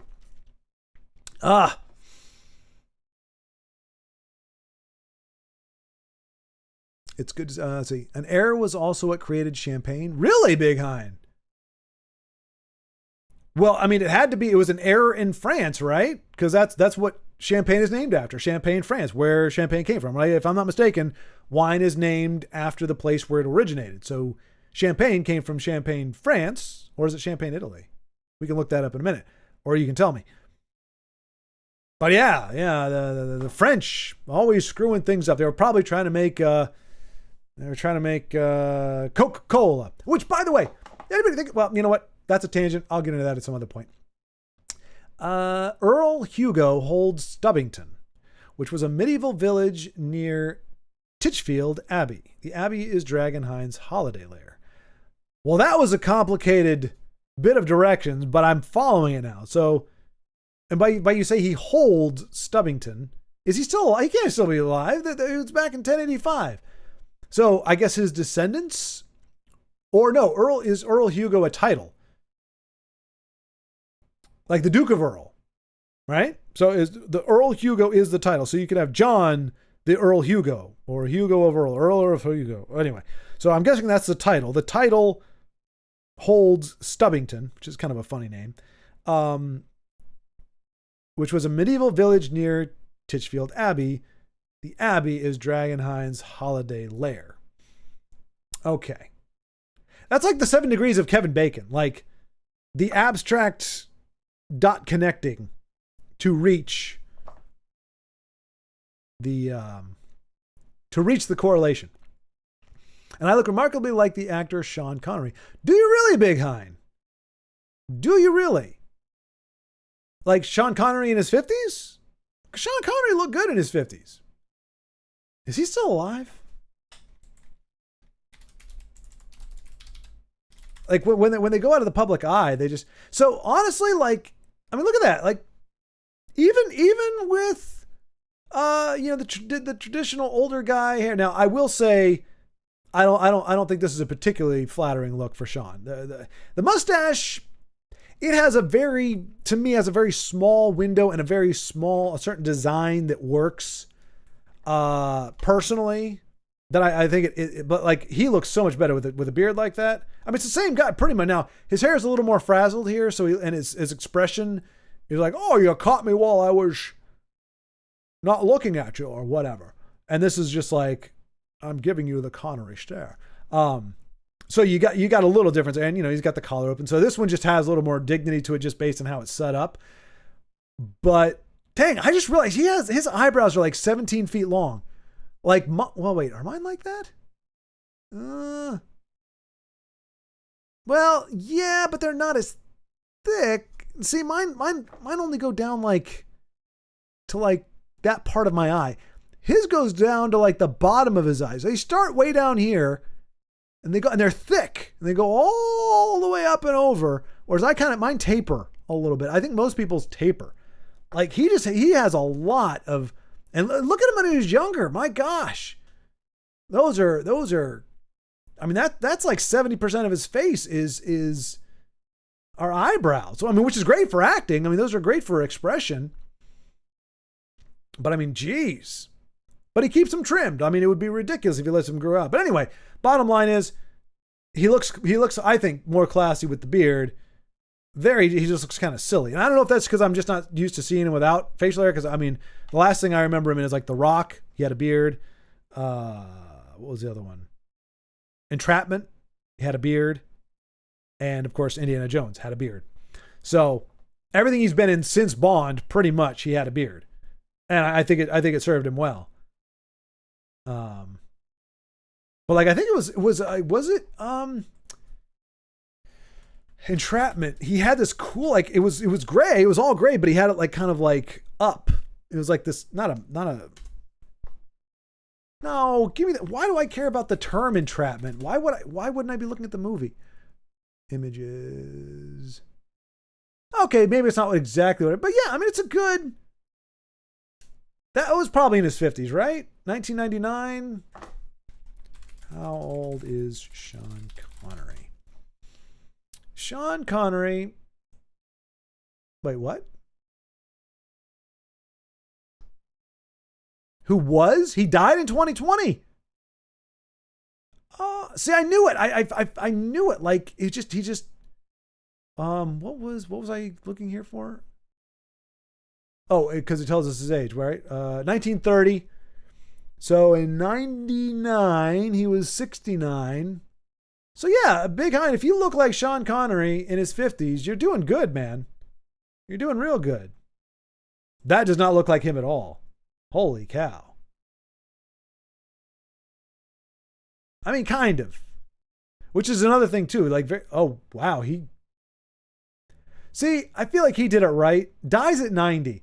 Like, I don't know anything about Sean Connery's personal life at all, which I will say already is a huge wahoo. Like I mean, the age of the classy actor. Now, I don't know. He may have said a whole lot of stuff in magazine articles, but like, there's just like that type of actor. I mean, Harrison Ford is.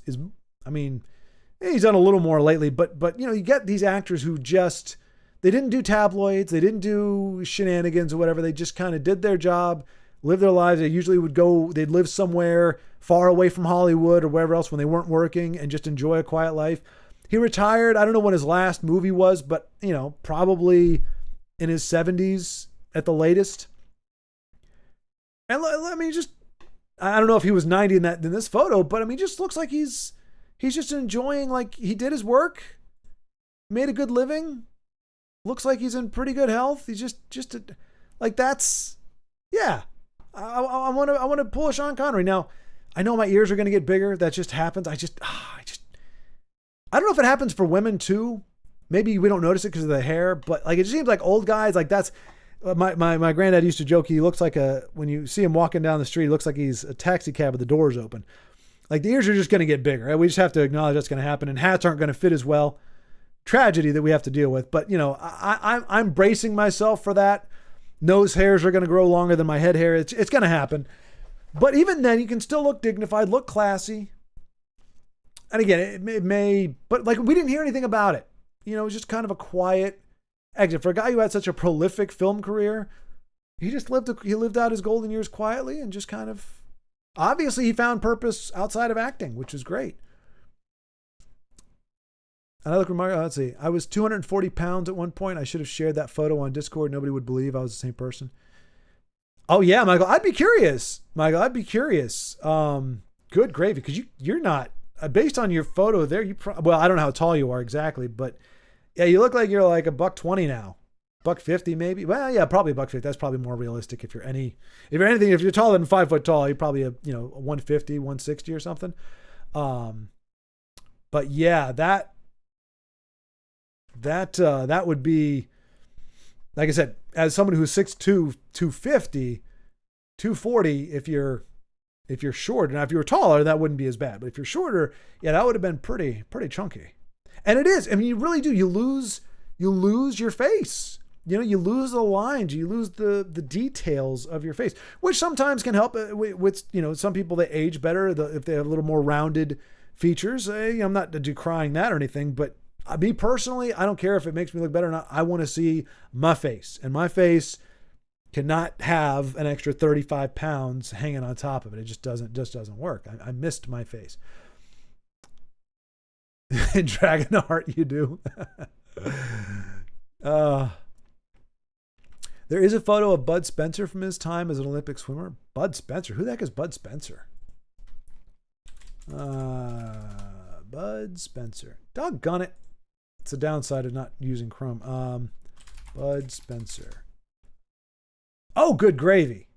Where do I know him from? What have I seen him in? All right, so an actor and swimmer. Like, I feel like I've seen a movie with him, but I don't. He's 86. Okay, I mean, that's not bad for 86. I mean, yeah. I mean, again, you get the sunspots, you get the things, but let's see. Swimmer. It's going to be depressing if he was okay. He wasn't even. Oh well, okay. Honestly, see, and that's the kind of thing that's just the reality we have to live with, all of us. Like, that's a good-looking dude right there, and I don't know. I don't think he let himself go necessarily. But this is how he ended up, and I mean, he doesn't look bad there necessarily. I mean, again, he's 86 or thereabouts. That's not bad. But yeah, we lose that. Yeah, it's just gonna happen. You know, there are some people they don't age gracefully; they age supernaturally. Right now, I'm thinking of Sandra Bullock and probably Jennifer Aniston. For gals, for guys, Sean Connery probably aged is probably one of the better aged. Obviously, I don't know what's his face looks like now. He's been babyface forever. Leo DiCaprio. I mean, for crying out loud. Okay, so 2010. I mean, look at him now. Yeah, I mean, that's supernatural. Like, now granted, we saw it from the beginning. He always looked 20 years younger than he was. But see, now when he puts on weight, he actually starts to go Orson Welles-y on us. But when he keeps it, when he's staying trim, this was again 2010, I think they said. I mean, but he's in his 50s or 60s, I think now. I can't tell. I don't know which one is the most current picture because well, that looks silly. That does not look like DiCaprio. But he doesn't look old either. He looks like he's 40. Is this recent? This can't be recent. 2015. Okay, so 10 years ago. But still, either one of these, yeah, that's supernatural. Like we cannot anticipate aging quite that well. I don't think that would be. You got to be very lucky. But like I said, writing was on the wall. He always looked young. It wasn't like, he seems suspended in time at the age of 30. No, he was always looked like he was 5 years old. But part of why I'm obsessed about health is I never wanted to feel like that again. Exactly, Michael. Yeah, exactly. There was somebody, there was a video, of course it was TikTok, but somebody did a video on it, which is the only reason why I saw it. And it was this lady who was morbidly obese. And she's like, I can be I can be like this and be healthy. And it's like, no, by definition, you can't. Morbidly isn't just an adjective to make you feel bad. Morbidly means morbid, like you are death's doorstep. You are your body is in a state of dying because you are taxing your organs, you're taxing your joints, you're taxing everything too much. You're carrying too much weight to be living. Like you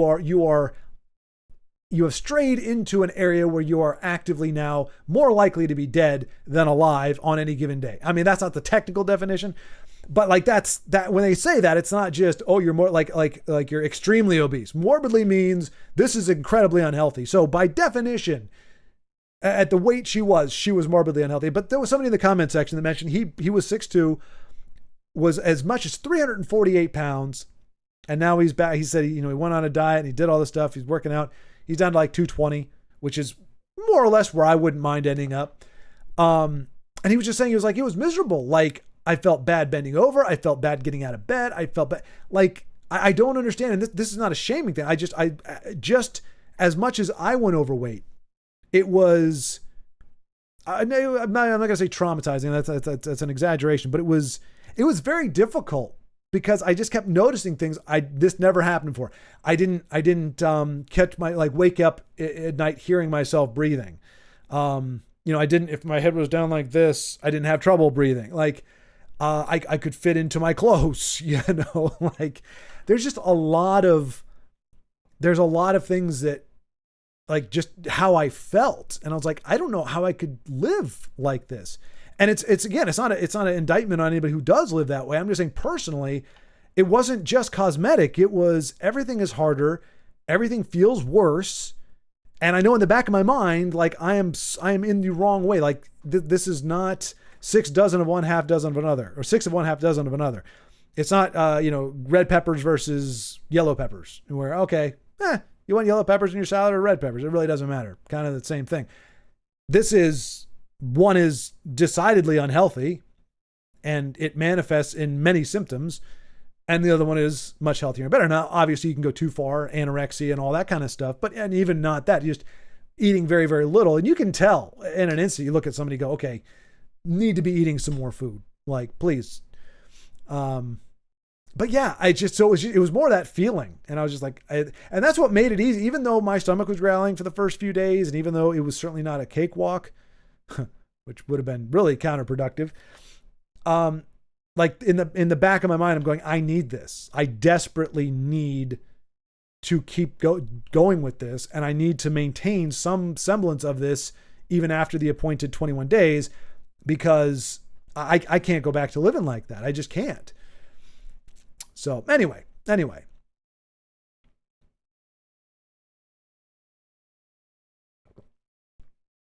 Hard to breathe when climbing a few steps and so on. Yeah.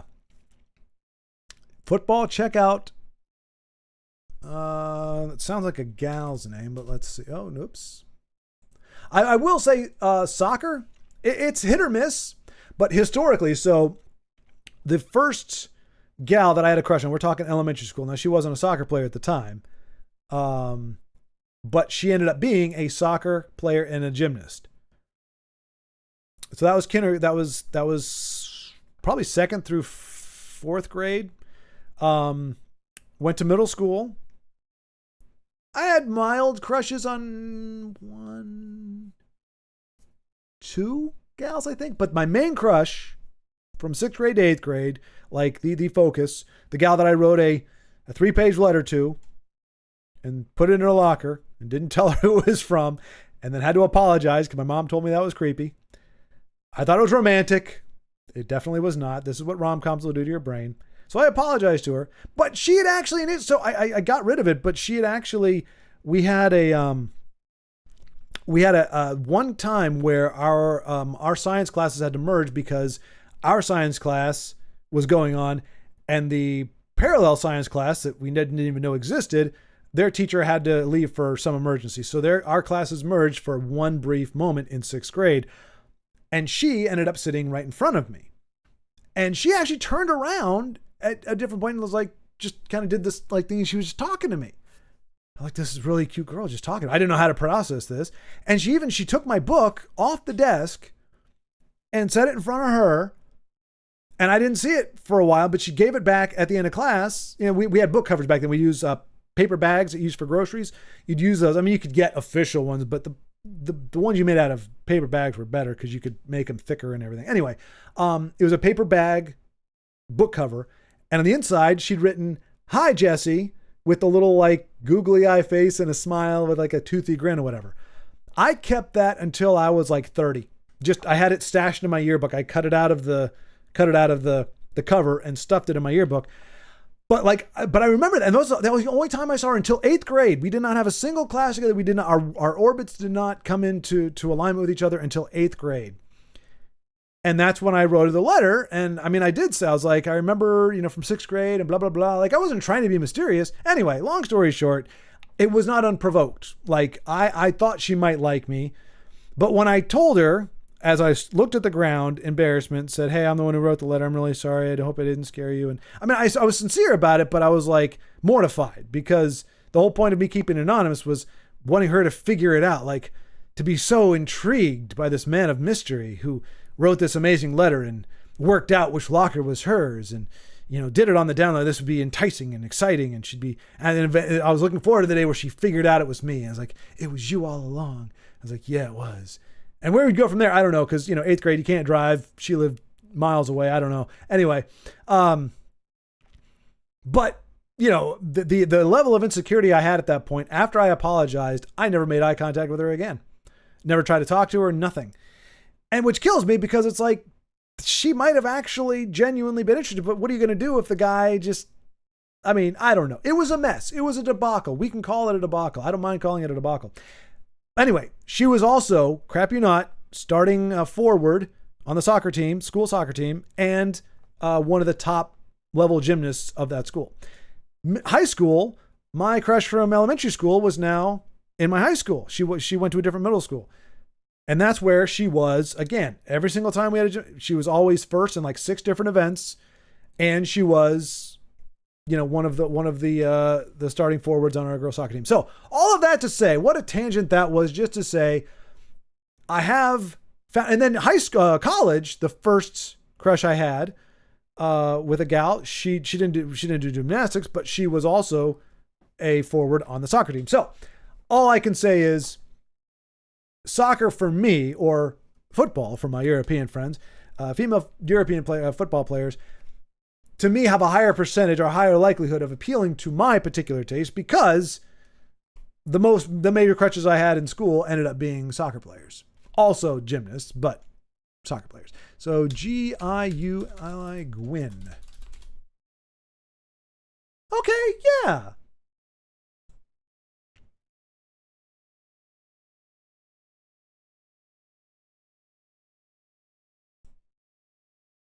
Yeah. Now it's one thing that's hard with soccer players is unless you get them in like again the hair up is not a look. That's probably her much younger. Yeah.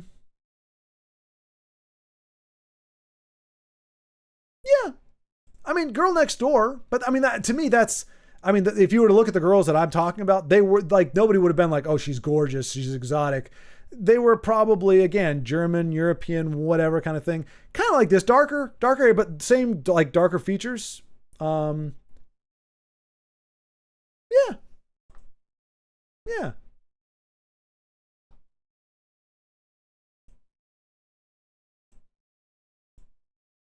I mean, I think that's it's an odd choice for that's an injury. I see. I'm kidding. Of course, I know it's an injury. Oh, she got injured. Well, she's not the hotness anymore. I've decided she's unattractive. That's how my superficiality works. But yeah, sometimes it can be hard to find like a candid photo of these athletes because they do like for functional purposes have to put their hair up or back or in a whatever, some style like that. And I find that incredibly unflattering. Like the hairless look on a gal doesn't work for me. Like really, really, really, really, really short hair. Like I can go with what do they call that? A pixie cut? Well, not even really a pixie cut. Like let's see, Julia Roberts. I'm trying to remember. Like that's probably as short as I could go. But it's also a certain style, obviously. Like it's a little mischievous, little I don't know. I guess that is kind of quintessential pixie, but it's not super short pixie. Like you see, it's got some length there. But even that's kind of pushing it for me. So when gals got the hair pulled back, I'm like, ugh, that's why, every time in a movie, like when a girl comes down from the staircase, on a date or whatever, or, the big ball and she's got her hair pulled back or up or whatever. I'm like, I can do sloppy bun where you kind of got the strands coming out. That's kind of cute. But when it's pulled back to the point where it looks like she has no hair and there's just a big blob of hair somewhere trailing down behind it's just not, it doesn't work for me. So it can be kind of hard to imagine, and hair makes a huge difference. Yeah. Anyway, let me, so yeah, I would agree, that, but like Mia Hamm, let's see, how well is this going to age? I don't know. Yeah. So she reminds me kind of the gals that I liked. Again, you could certainly, if somebody said Mia Hamm is not attractive, I wouldn't disagree with that because I can understand that that's not a common thing. Again, it's a very dark. I think that's, to me, in my mind's eye, that's a very kind of Eastern European kind of look. And I'm not saying that's why. I'm just, as I got older and I started realizing, people look certain ways depending on where their ancestry is from. But like, I don't know about now. But when she was circulating, I thought Mia Hamm was attractive. But that said, there are plenty of soccer players new. But I think the soccer / football is, I think, has a highest for my 2 cents, has the highest concentration of attractive female athletes. That was, I guess, my point in all this. Yeah, like me, I had a hard time. Let's see. Sorry, I've been making myself a coffee. So Anna Maria, I need to watch more football. She's also very beautiful. Anna Maria. I think I'm going to have to qualify that. Soccer?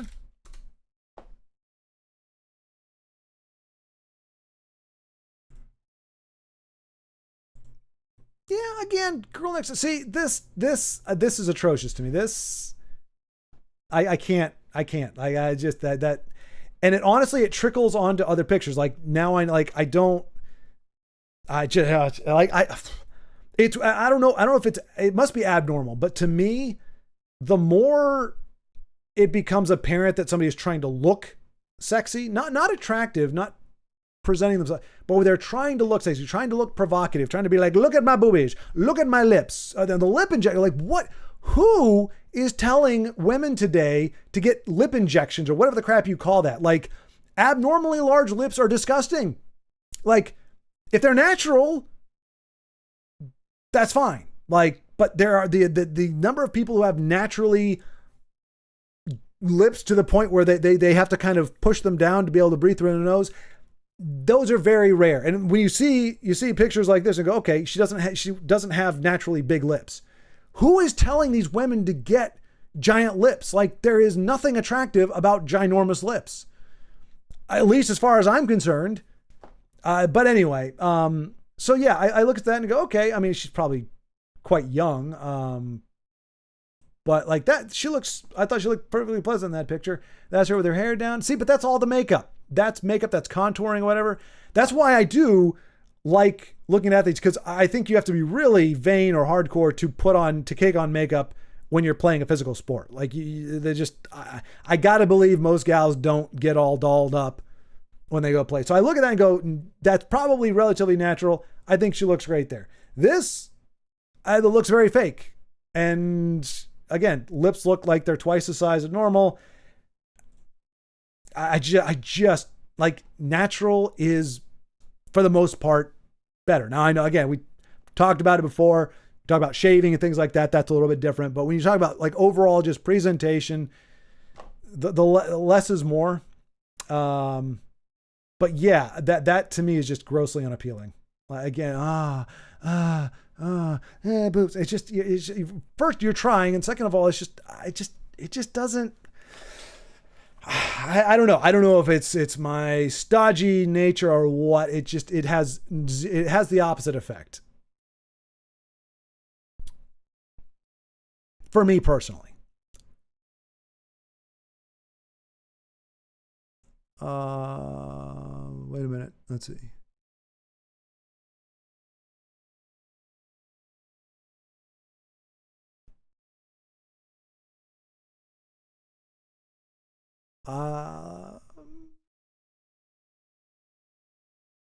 Femke Boy?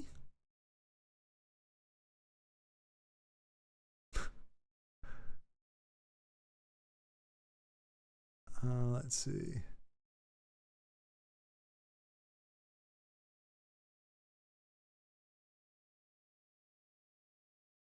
She's also very beautiful. Yeah. Again, I would say it looks like when she's playing the sport, probably. But again, I don't know how recent some of these pictures like this. No. That is this ugly trend. To me, that's horrific. But there again, and now again, I don't know how old she is in this picture, because obviously, age usually doesn't. I mean, sometimes age can, you get the silver foxes or whatever. There are some people who age into things. Like I knew some gals in high school even who actually look better 5 years later, because your face is still developing. It's still like, yeah, you get somebody in their mid to late 20s, early 30s. That's pretty much about the peak of what they're going to look like. And then it starts to get a little more well rounded or saggy or whatever you want to think of it. So I don't know exactly. I mean, she's probably several years younger here than she is here. But no, that's a shame. But hey, it's her life. I mean, I'm just some dude, whatever. She doesn't need to care what my opinion is. If that's what she thinks she looks better that way, that's living her best life. Welcome to it. She has no need to care what I think. I don't typically watch things because of people, like if they're attractive. And in fact, I actually avoid, there's not too many, but there are a few channels I actively avoid because I know the only reason I'd be watching is because it's an attractive gal. I don't necessarily agree with a lot of things she says, or I don't think she's necessarily saying things in a way that I find interesting. It's literally just, she's very pretty and she seems nice. I'm like, I'm not going to feed that. I'm not going to feed that. Not her, but that inclination to me. Like, I'm not going to value eye candy over substance. I'd rather watch some dude talk about video games than an attractive girl talk about nothing or talk about, but it's like the thing that really gets me is the brain. It's like this thing inside of our head, and the head is on top of the body. So you would think that I don't know, I just don't know. I don't care how attractive you are. If that's what's coming out of your mouth, it's fine. It's just not my cup of Zevia. You know what I'm saying?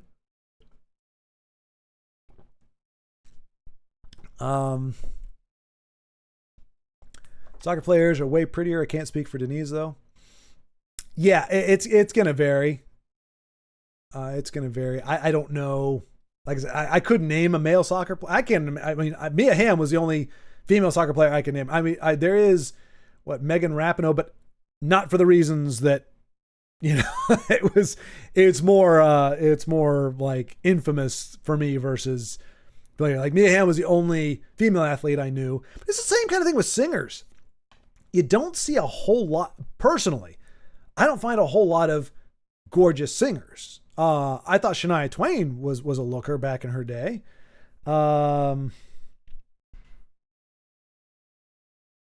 I mean, I could see without all the makeup. What's her name? I mean, there are some, but usually it's like, man, you've got a beautiful voice, and I'm going to leave it at that. It's just not as common. Like if somebody said, oh, you know, she's a singer, I'd be like, eh. Like there's this gal, you know, again, this is my taste. The drummer, which is really, I'm like, it just adds to it. Drummer for Skillet. Skillet's a band I have liked them for a long time. Jen Ledger, that's who it is. Now again, she got, you know, she does but like, so that's just her normal, or, you know, for that kind of thing. She's British, I believe. She's from the UK. She has an accent when she speaks, but I mean, just like she's got an amazing voice, and to hear her singing like that while doing this crazy stuff on the drums. I mean, she just, the whole thing coming together. I just find very attractive. Again, purple hair, not necessarily a huge fan, but yeah, just gorgeous voice. I think she is rather pretty, and seeing her just wailing on the drums like that, it's just like, oh, it's like, yeah. Yay, Jen. But again, it's everything, right? It's not just, oh, she's cute. It's like you get to actually see her being good. I mean, the same thing. I see somebody playing the violin. I mean, like it go up like 20% in terms of attractiveness, just because I think it's just like if you can play music that I find to be beautiful or appealing, it just elevates it. So there are some musicians where I'd be like, maybe not, but they play beautiful music, and somehow that just kind of compensates for it. I did have a small crush on Amy Lee from Evanescence when that first came out.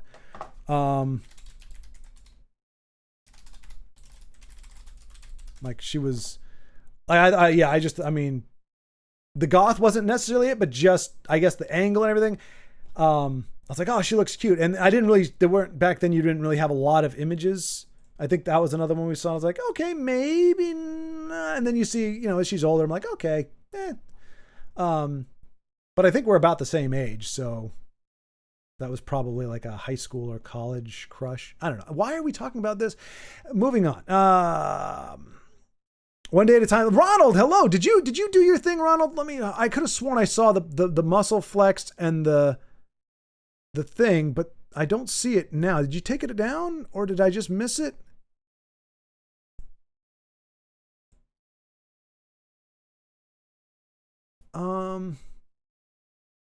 I could have sworn I saw it. Maybe it was way like a lot higher. But hello, Ronald. Sorry, I didn't. I could have sworn I saw but it must have been way the heck up there.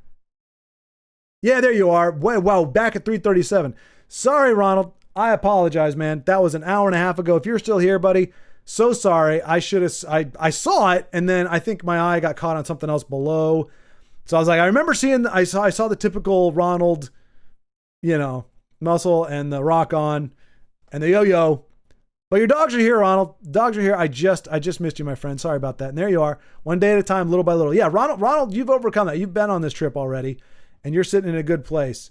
And I think, like you, I'm going to have to, I've never been an alcoholic or anything close to it. Alcohol just doesn't have that grasp on me. Like I don't crave it. I do like having a buzz at certain points, especially if I'm trying to watch crappy movies. Nowadays, I just don't watch crappy movies, and solves its own problem. But there were times where I'm like, I wouldn't mind having some alcohol or whatever. But I think part of the key for me staying trim is going to be staying away from the alcohol. I guess of all the dragon types, A's, B's, C's, etc. You prefer Dragon D's. I don't know. D might be. I don't have a scale for it. I'm not going to look it up. Dag nabbit.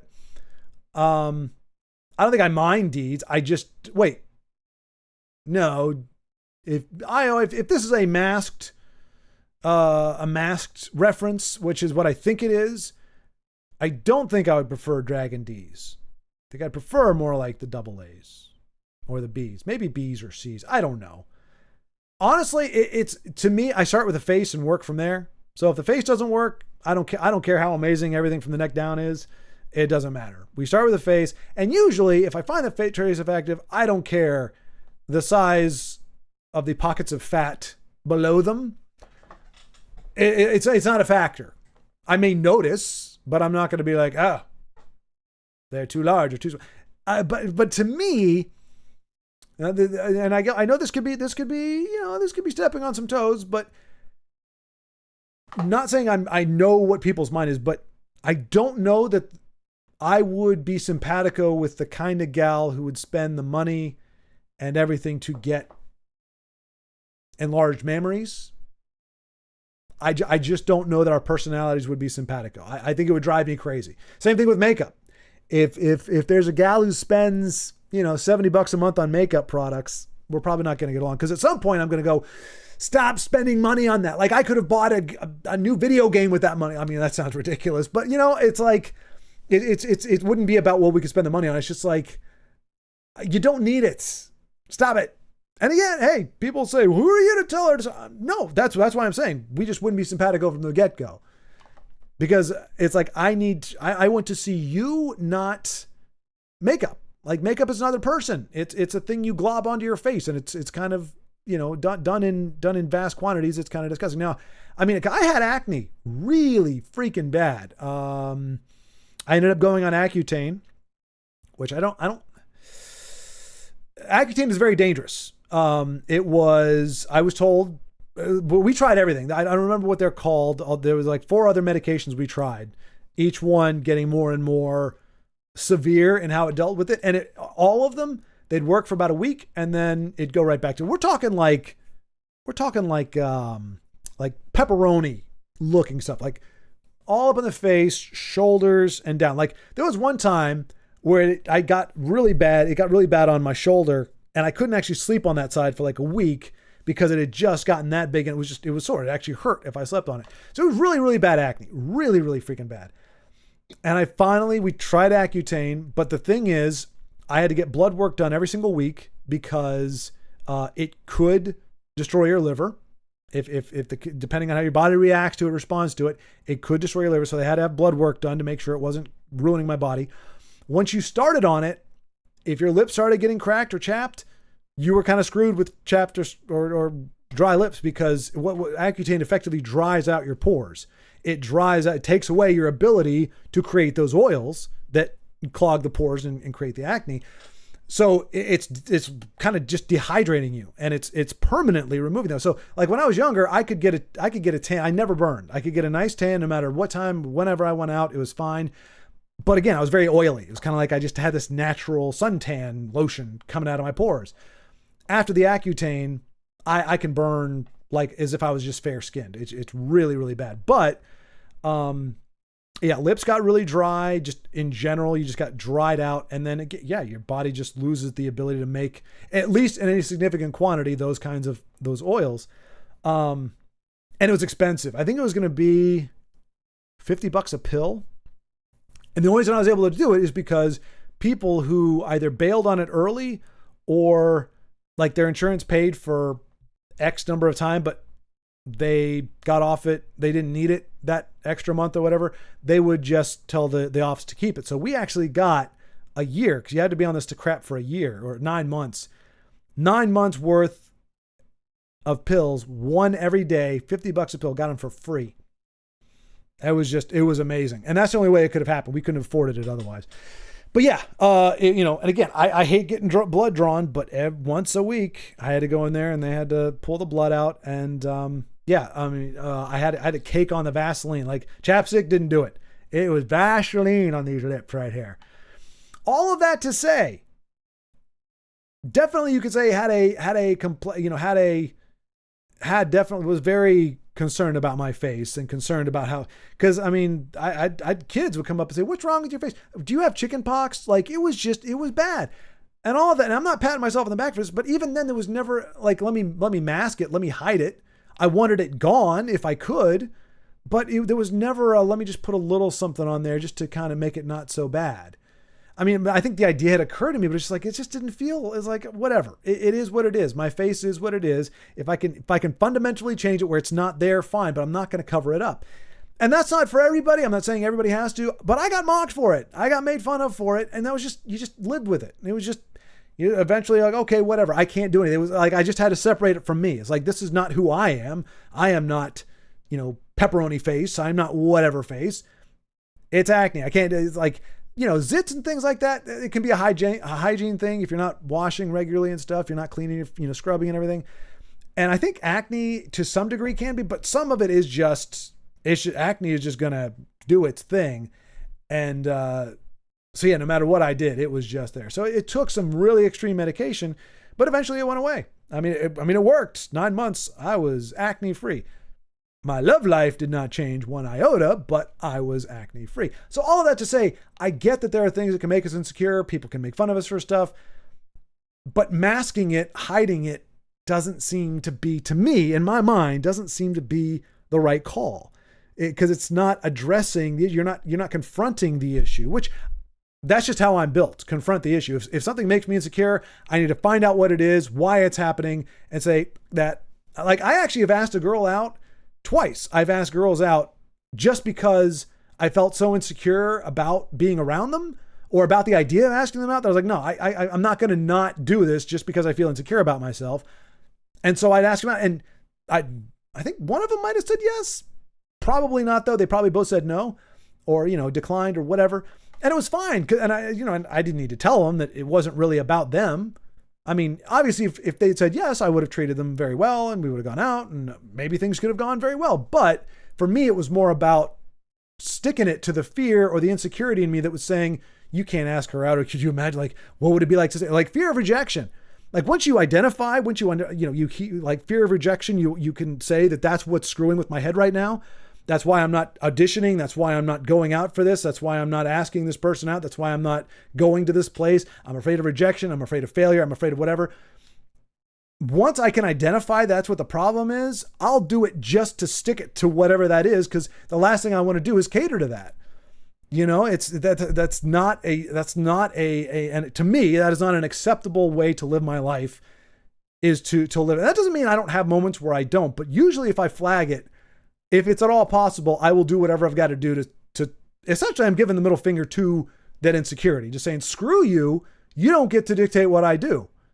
And so, so I'm going to ask this gal out, and of course she's going to shoot me down because, like, it makes no sense whatsoever, but at least I asked.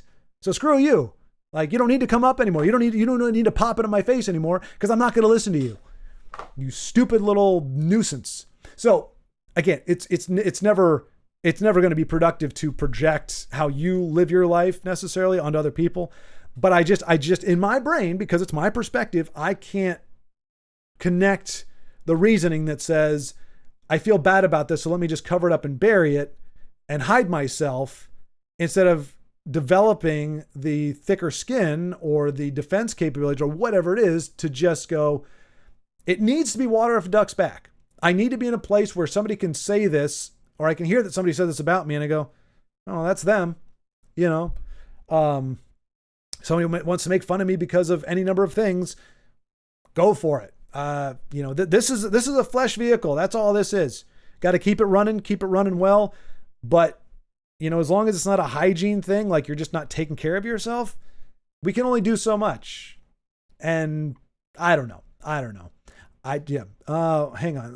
Femke Bowl. Oh, maybe it's Bowl. Femke Bowl.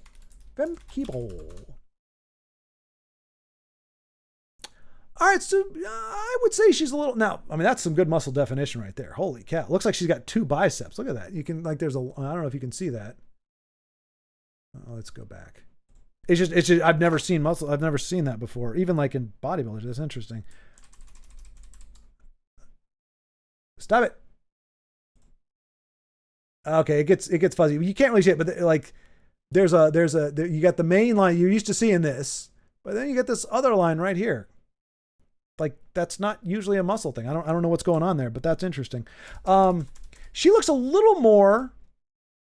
Again, she looks more. I mean, look at that. My God, if that's her, no, that's her.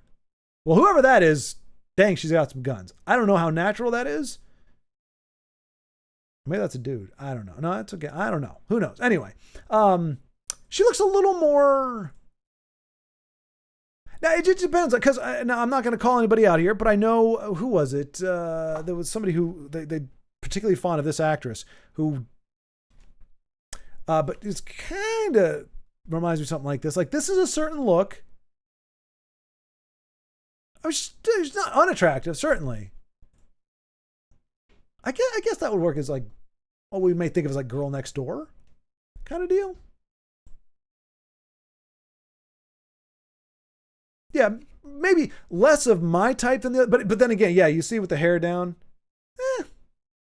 Yeah, I would say less my type than maybe the other ones we saw, but you know, she's not an unattractive gal. That's so cute.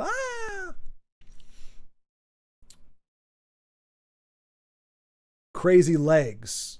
Oh, I see what you're saying. Oh gosh, are those her calves or not calves? Thighs. Well, now I will say so. Soccer players for me have because they got the. I like calves, and you don't beat soccer players for calf muscles. I don't think because usually runners have longer. They have longer fibers, I think. I mean, look. I mean, see, yeah, exactly. Look, that is not natural. I'm not saying it's okay. That just looks weird. Like just Netherlands. There you go. But you see what I'm saying? I mean, like you know, I like the calf more of like the ball kind of calf where it's kind of like compact. And runners, as you can see there, that is I didn't know you could have a calf that goes that long. I mean, that calf. Like she has no Achilles tendon. Like that just goes straight down to her heel there. My goodness gracious, that is a long calf. But yeah, runners typically have longer muscles. So it's not you know good or bad, right or wrong. It's just it's a different type of muscle. I mean that doesn't look too bad. But yeah, just they're longer. But I will say the quads, like the thighs, right? Yeah, that's some crazy. Like I don't even see that in comic books. So yeah, she's got some extra muscles somewhere. She's got this extra line here with the bicep, and then her legs, her thighs have some extra muscles. Either that or they're just hyper developed. I mean, obviously that's it. We don't have extra muscle. I mean, who knows? Maybe that's low-key mutation or something. Let's see here. Edmore and I don't watch sports, but I wouldn't even think about whether sportsmen are more attractive. I don't really watch TV at all. Well, there you go. There you go. Yeah, I mean, like I said, you would not get me to watch. I in general, not a women's sports fan. Just in general, if I am going to watch, the only sports I ever watched growing up that I liked were football and basketball. Women they don't really have football. There are football teams, but they're not televised usually. And women's basketball to me is not. If men's basketball didn't exist, maybe, but if I'm going to spend time watching basketball.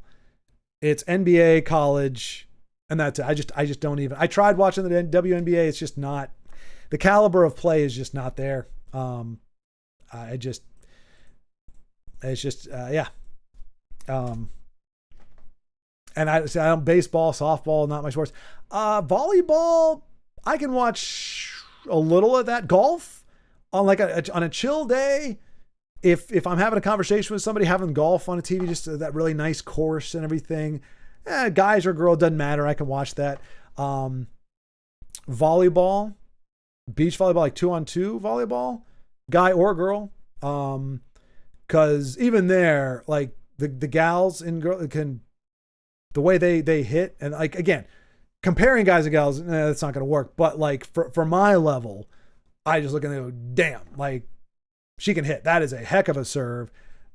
So for my non-good at volleyball mind, didn't really play it all that much. Did try it. Know enough to appreciate when it's done well, when a pass is good, when the set is good, hitting and all that kind of stuff. I understand how hard it can be. I can appreciate that, and I could watch female volleyball as well, just as much as the guys.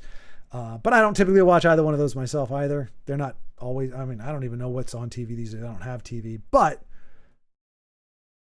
I don't go out of my way to watch them. Like the most I watch sports now, I have a bunch of archived YouTube videos from football from, let's say, 1979, 1980 through 2000.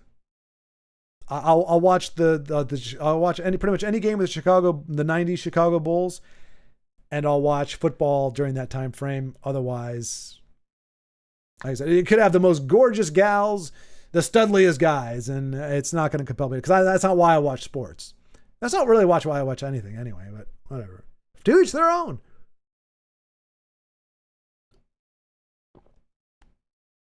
Let's see. But he played a bunch of volleyball throughout high school and still plays in local leagues.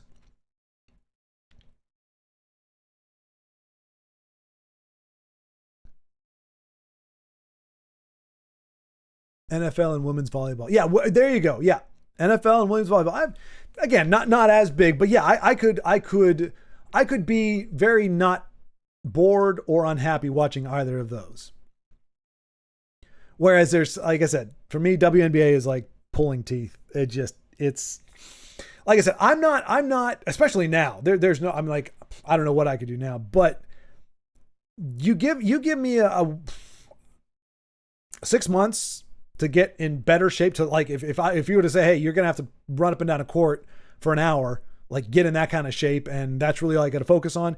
Get me in that kind of shape, get some of the rust off. Look, it's never going to be proven one way or the other. And it sounds brash to say, but I could probably do very well against most of the gals in the NBA.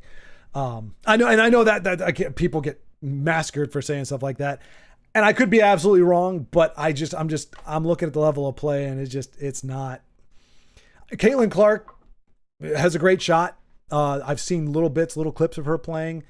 But when you see highlight reels where it's just, okay, got a layup. Okay, she didn't airball a three. You know, it's like, and they're playing with smaller, like, I would like, what size ball are we going to play with? Because they play with a smaller ball. Their 3-point line is closer. I think their free throw is even closer. I know the 3-point is closer. I know the ball is smaller. Still a 10-foot rim, as far as I know, unless they change that. But it's like, am I going to get to play with a ball that I can easily palm? I can't palm a professional basketball, a men's size basketball. I can get kind of close. If it's super grippy, I can kind of get a hold on it, but not regularly. I can't dunk. I can grab the rim, or at least I could back in my younger days. So I could get up there. I just couldn't get the ball over the rim. But yeah, sorry. I don't need to go dogging on it. I'm just saying there are some. I will say the same thing with baseball. As a social event, I can go to a baseball game if it's like cool, if outside, if the weather's nice. I can go to a baseball event. Would rather not be there. But if it's just there to kind of hang out with people, but again, the chairs. No, baseball. Don't want to touch that either. And that's a guy sport. It has nothing to do with it being guys or gals. It's just the level of play. I have no interest in watching baseball, especially now. If you take any almost no. Anyway, let's not. I beat that to death.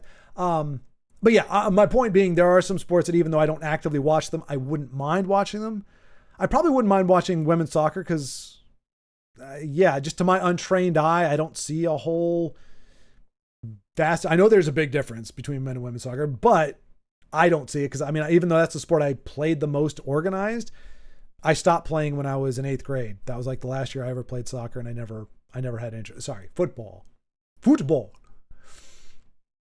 I gotta say, I do feel a little bummed that, like I said, I wish we could, in America, if I could change two things, it would be switch over to the metric system. Fractions are a nightmare. Change over to the metric system and call the sport where you almost exclusively use your feet football, and call football something else. Like, it is ingrained. It's almost more of a brand now than an actual descriptor of the sport. But it's like basketball, it makes sense. There's a basket. You throw the ball in the basket. That's the primary thing. Football, rugby, I don't even know what that's supposed to mean, or what the etymology is of that, but okay. Like, if they want to call it hyper rugby or rugbino or something, whatever you want to call it that. But yeah, or call American football soccer. Like soccer, sock. I don't know. It just would make more sense. Those are two things that just don't make no sense why it's different here than anywhere else. You could go into all kinds of political stuff or whatever changing, but those to me are the big, the things that need to be changed the most. We need the metric system, and we need to call football. We need to call soccer football because it is the only sport that I can think of that, with the exception of the goalie and throw-ins, you are only allowed to use your legs. I mean, you can use your head, but you wouldn't call it head ball. It's football. I mean, it just makes sense. But it still sounds weird as an American to say football and not be thinking the NFL. Anyway.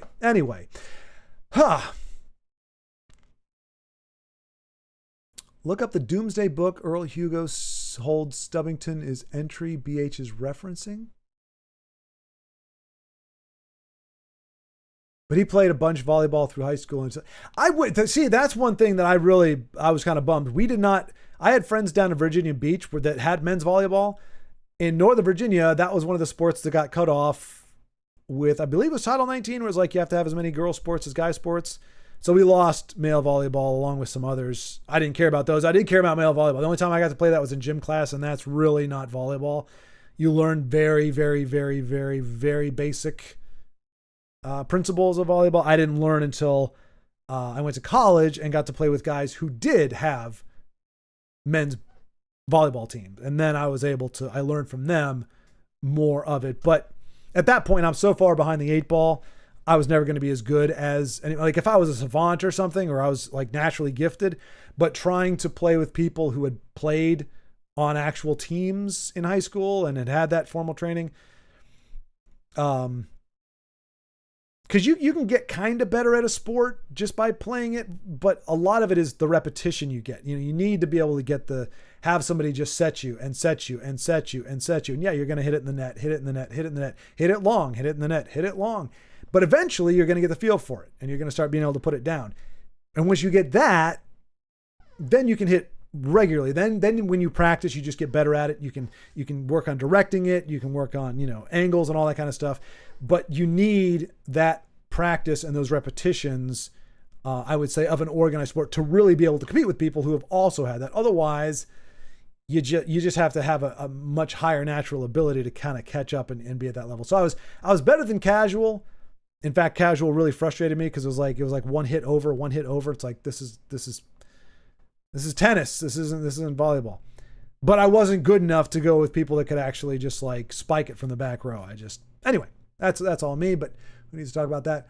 But yeah, so yeah, if you play the sport, a lot of people still watch. Although it's amazing how many people, like, you talk to like retired NFL players, and like, oh man, what do you think about this team? They're like, well, I don't really keep up with football anymore. It's like once they were out of the sport, like they loved to play it. They didn't care about watching it. They never wanted to be on the sidelines. They wanted to be on the field. And when they weren't on the field, they were done with the sport. And I can understand that.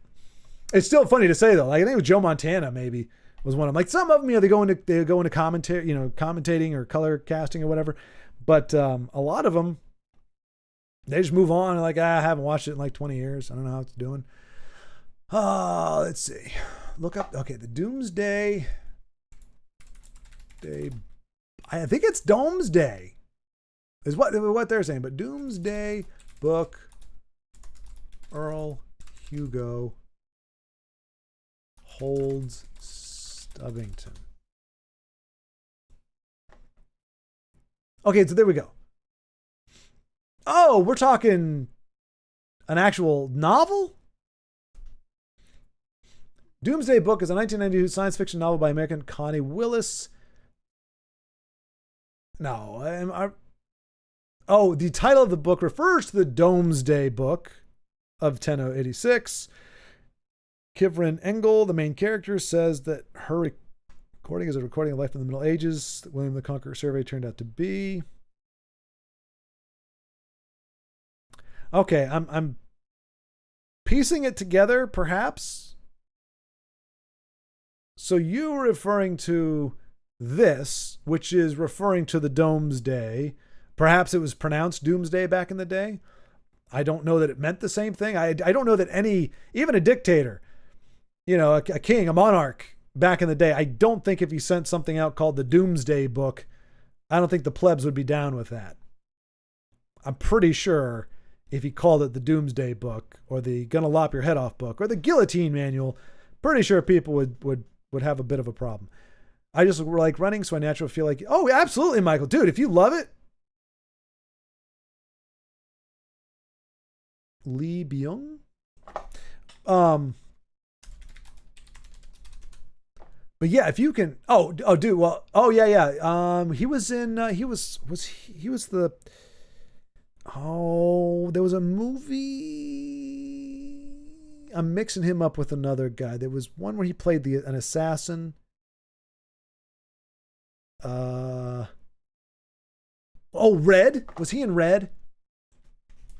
Come on, show me. Yes, Red 2. Nailed it. Ha. That's the only thing I've seen him in. But here's the thing. I think Asian in general, folks of the Asian persuasion, from my understanding, they have this huge grace period where they just don't seem to age at all. And then they hit like 70 or 65 or 70 or 75 or something like that. And then the aging process just all comes condensed in like 2 years. So they go from like being untouched by age, like they're in some kind of hyperbolic time chamber. And then when they hit a certain age, whatever that is, maybe there's a range between 65 and 75, then suddenly the age just kind of all accordions in and catches up to them. But yeah, I think that's most, I know like just watching Korean stuff, I'll see actresses on there. It's like, holy crap. She's like, there was that, was it Crouching Tiger, Hidden Dragon? Yeah. This gal, if I'm not mistaken, both these ladies, now one of them you can tell is a little bit older than the other one. She looks like she's older, but I would peg her at like 35 and her at 25. And I can almost guarantee there's like, they've each got 10 more years on there. Okay. So she was the one I thought was older.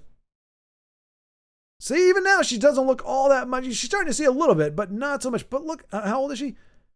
1962. Dagnabbit. 63 years old. Yeah. So, she probably was 40 in that picture. 2005. So, yeah, she was. But yeah, even there, she doesn't look bad. But then the other one, she was actually she wasn't as much. This one was the one that surprised me in terms of her age. Yeah, 46. 46. And then you go here. I bet she's in her 60s. Late 60s. 78. Now, granted, even there, she's looking pretty good. But I'm sure, like, if you were to look at her career, yeah, I just think Asian persuasion, just a much slower aging process. So I think we're out of luck, Michael. We're not going to, whatever, as you say, what sort of sorcery is that? It's just the genetics, I think, or witchcraft, I guess. It was a big tax collection exercise. Doomsday Book might be the historical name, but everyone nicknamed it Doomsday. Well, and to your point, Denise, the book, the novel that's much more recent is called Doomsday.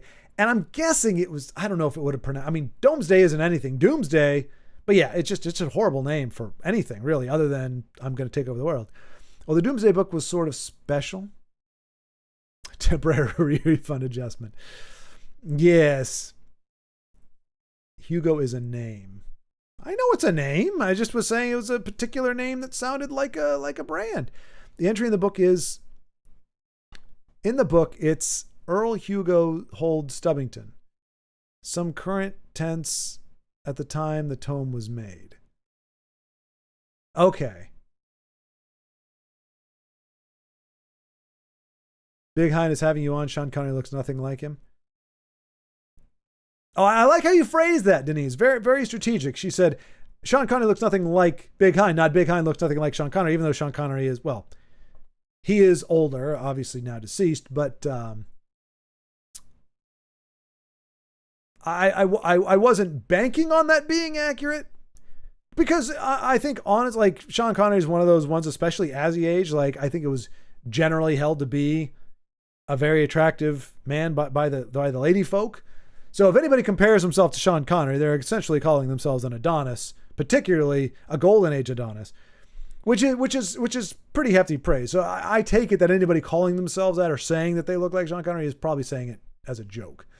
Not to say that Big Hind is not an attractive man, but simply possibly not quite Sean Connery.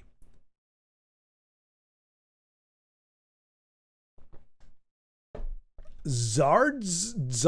What the hell is that? Why did I say hell? I didn't need to say that. I think I was just so flabbergasted because I've never heard of that. Gosh. I'm embarrassed. Oh, I'm embarrassed. Big Hind, you know what you get for that? This is what you get for that. That's what you get for making me look. You know what? We're going to click off of that real quick. We're not going to look at that anymore. That was ludicrous. That was ludicrous. I'm embarrassed for Sean Connery. I'm embarrassed for Sean Connery. I don't care how amazing that movie might have been. And the fact you had clearly makes me think you understand just how absurd that notion is. But just that brief, that there was no, oh my gosh, that was just an embarrassment to men everywhere. Look it up, I dare you. I should have read that first, because if you dare me to do it, if I had seen that, I probably wouldn't have. If I had known you were daring me, I would not have wasted my eyeballs. Not Red October. Red October's good. That's the one. That's the one where he's got the kind of cool, like styled, like, yeah. Hunt for Red October is the one that I was thinking of, the hairstyle where it's like, it's that silver gray, but it's kind of got that. Of course, every shot. There you go. This, yeah. I thought that was that's a cool look. Like, man, if I could age like that kind of hairstyle, whatever. But I think it's funny that look at this, every image except for that one, he's got a hat on. He's covering it with a little device here, the periscope. They cut it off. Okay, well, they're not doing it there, but it looked like at a glance, like all the images were cutting him off right at the hairline, right before. But yeah, that was probably when he had that was like that perfect mix where it was a young silvery look before he went, okay, he's starting to look, it's just older. But yeah, that was a good movie. I saw it recently. I don't know that it was, I don't remember. I just remember, Sam, things don't react too well to bullets. That was a horrible impression, but I do remember that line. He's like, oh, it's nuclear. And that was before Baldwin had the smoker talk, right? I think that was right before he got it. Like, you hear him, you're like, whoa, he sounds like a normal guy. And then you see him in like, what was that show I like? 30 Rock. He's like, well, that's just the way it is, Lemon. I'm like, oh, good gravy. What? You eat sandpaper for 6 years? I liked Hunt for Red October. It was intelligent. Yeah, I liked what they did with the translation, where they had him speaking in Russian initially, and then suddenly like they showed like it, and then the subtitles went from Russian, and they kind of like switched around, and it became English, and then they started talking in English.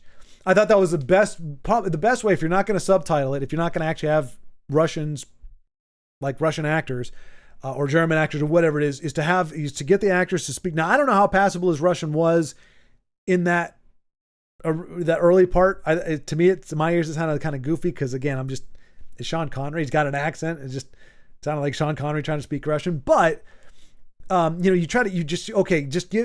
teach you 6 lines of this language that sounds convincing, and then we're going to transfer it over to English, so that you're like, okay, this might be what it would be like if you could learn a foreign language immediately, like you're watching, it's Russian, you don't understand it, and then suddenly it all kind of starts to make sense, and it sounds like a language.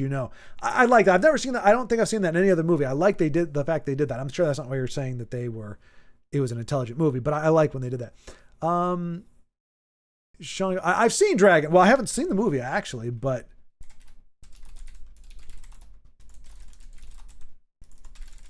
I know he was a dragon. Yeah, that's what Big Hind looks like. Oof. The CG wasn't quite there, was it? I mean, you're always going to have that. Anytime there's new technology, you're going to have people that push the envelope successfully, like Jurassic Park worked because they used CG sparingly. Like they knew it wasn't necessarily going to be money on the close-ups. They knew it wasn't going to be money like seeing too much of it. The long shots of a brontosaurus, shots that just were not going to look good claymation. They did, but they stuck mostly to animatronics, or they enhanced the scene with the CG. 1993, that's what you should be doing. You should be not, I mean, and 6 years later, we see by virtue of the prequels, quite clearly we had not gotten any better at it. And this was 96, so yeah, we were not ready. Although, that looks like it should be animatronic. Who is that? That guy's, I recognize him. Rob Cohen, writer, stars. Dennis Quaid, yeah. Wow, Dennis Quaid with... Yeah, no, that's definitely Dennis Quaid. Yeah.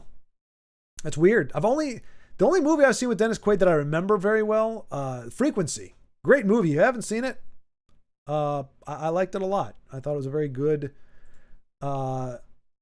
It was interesting because it wasn't really time travel necessarily. It was speaking over time.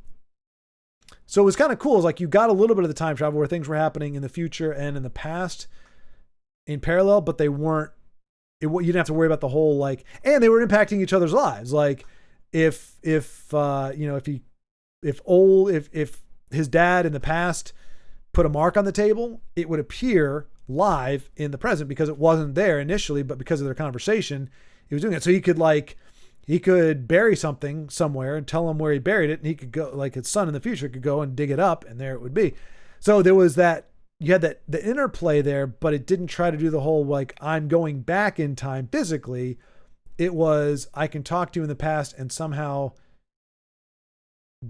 I'm able to affect the past in a way that impacts my future. Anyway, interesting movie. That's the only movie I've seen with Dennis Quaid in it. So it's weird seeing him look anything other than what he looks like in that movie, which this is a far departure. And I recognize her too. Oh, did he only do the voice? Did he ever become a human in that movie, or was he always just the dragon? Yeah, she looks familiar. Sansa Stark? Oh no, wait, what? That's not. Isn't Sansa's a Game of Thrones character, right? Who knows? Anyway. Blah, blah, blah, blah. Stubbington sounds like a place with lots of corners and low steps, which prey on people's toes. Exactly, Baldrick. That's what I was thinking. You know, it would be a very like Dr. Seuss-esque. The land of Stubbington, where toes get stubbed and people get snubbed. And that right there, my friends, is the rub. You know, whatever. Something like that. But yeah, exactly. It's that they named it. They so named it because nobody could manage to walk without stubbing their toe on something.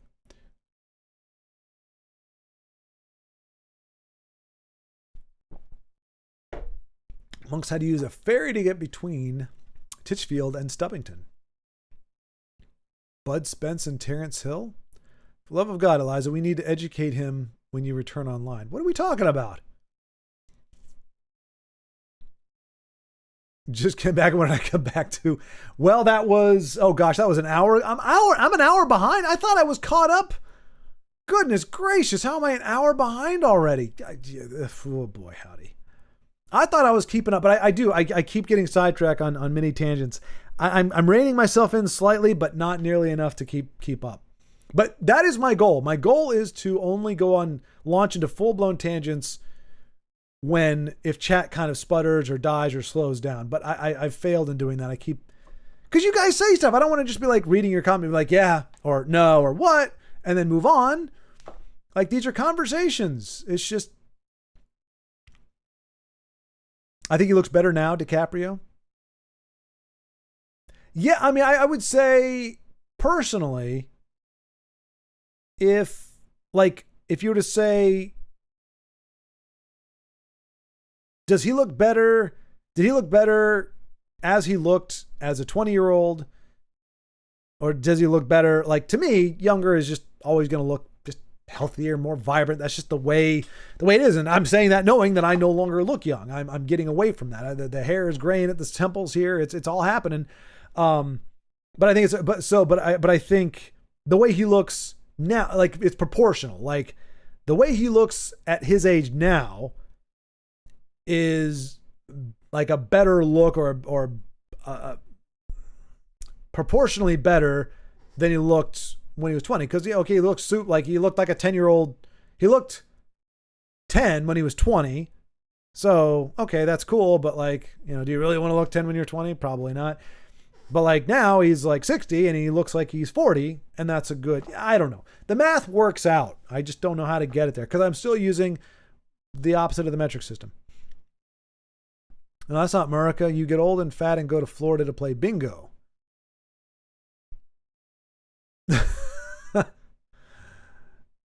Yeah, that may be. I don't know. I mean, the retirement to Florida I know is a thing.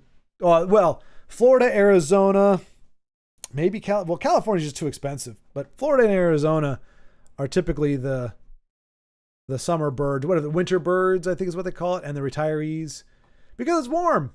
Old people want to be where it's warm. They don't like the cold. Cold hurts the joints and everything.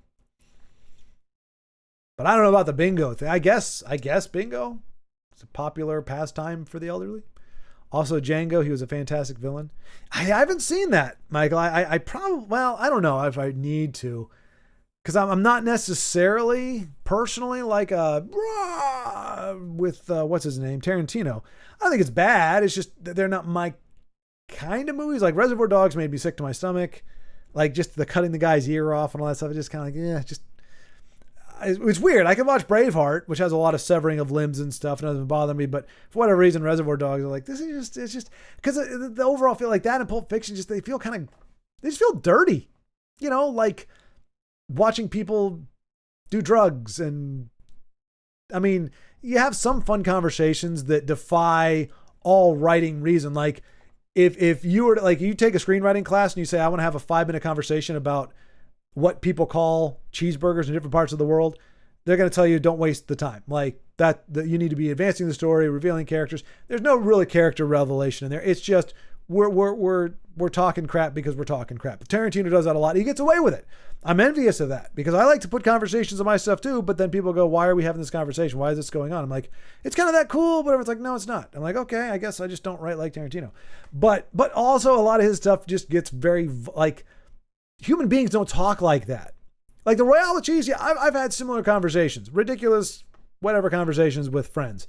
Oh, I got to do a poll here. I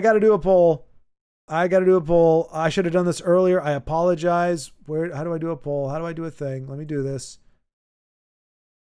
Where's the poll thing? Oh, maybe it's this.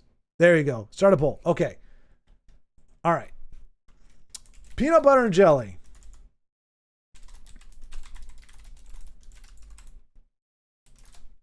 And jelly. Peanut butter on one slice, jelly on the other, push together or fuse when done spreading. Or peanut butter on one slice, jelly on top of peanut butter, put other slice on top. No, what's wrong? Must be between 1 and 35 characters. Too many characters. Too many characters. Crap. Maybe that's not the right thing. So it's not a poll. What would be my other? All right. Let's see if I can condense this. Oh, here we go.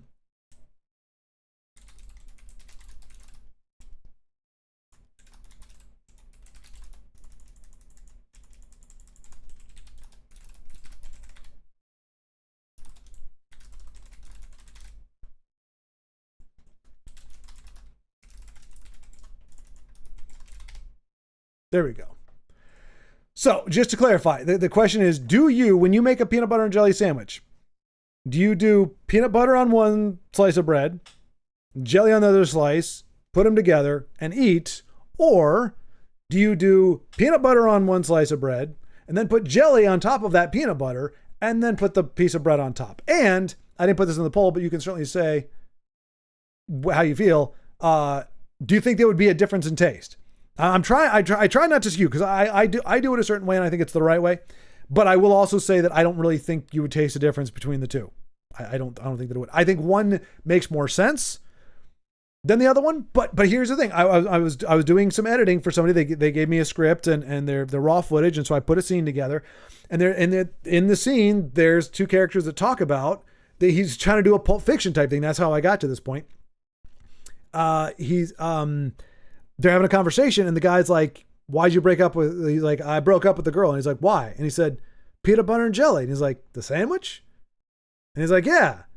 He's like, "I watched her make the sandwich, and she put the peanut butter on one slice and the jelly on another." And they have this whole conversation about it. And when I talked to I called the guy and we were just talking. I said, "So let me ask you, what was the inspiration for that conversation?" And he's like, "Oh, I was trying to do kind of like the Pulp Fiction thing." I was like, no, I got that. But like, just where did that conversation come from? Like, you actually had that conversation? He said, "Oh yeah. One day I asked, my wife said she was going to make a sandwich. I asked if she would make me one too. And she said, sure. And I went down and I was watching her and she was making it with jelly, with peanut butter on one slice and jelly on the other." And I'm like, "What are you doing?" And she's like, what do you mean? What am I doing? He's like, "Why are you putting them on two different pieces? You're supposed to put the jelly on top of the peanut butter. It tastes so much better that way." And he's like, "And I never asked her to make me another peanut butter and jelly sandwich again." And again, it was lighthearted. It was kind of like pineapple on pizza level kind of like antagonism. But I was like, I've never heard. So I think we've had enough. 100%. I told him, I said, I have never heard of another human being in my life who puts the peanut butter on. If you want to do that, get Gerber grape. Gerber grape is this, well, I wouldn't call it a miracle substance, but look at this. Gerber grape. Wait, no, not Goober grape. Goober grape. That's it. Yeah.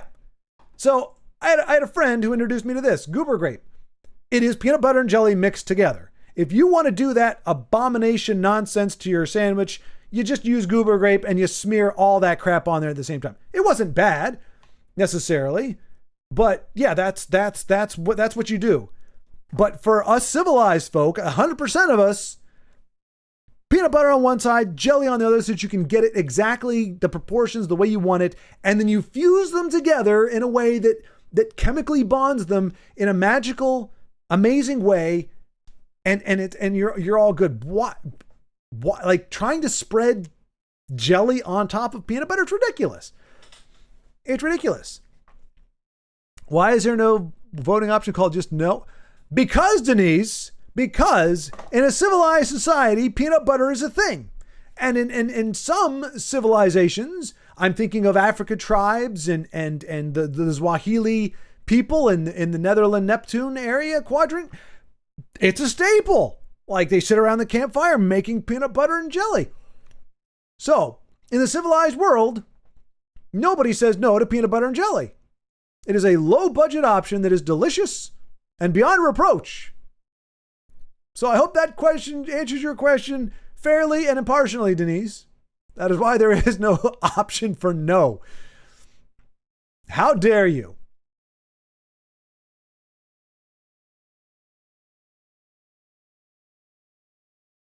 Let's see. Somehow avoided the loose skin thing that comes with extreme weight loss. Yeah, that's the other thing too, Michael. Yeah, if you don't have like a way to get some kind of nip tuck surgery, I guess is what it is, or something. Well, wait, no, is that just referring to genitals? I don't know. Anyway, like you can, like some people have to get surgery where they get the extra skin cut off. But yeah, you can have stretch lines, and then yeah, you can just have it where you lose the weight and it's just kind of hanging off your body. But I think you really have to be like, I think that is like 200 plus pounds over what you normally would be, like ridiculously. I don't know that you got quite that big. I mean, maybe you did. I don't know what your ideal weight was. But that you're very lucky if you did, because yeah, usually that's a thing. First butter. Wait, what?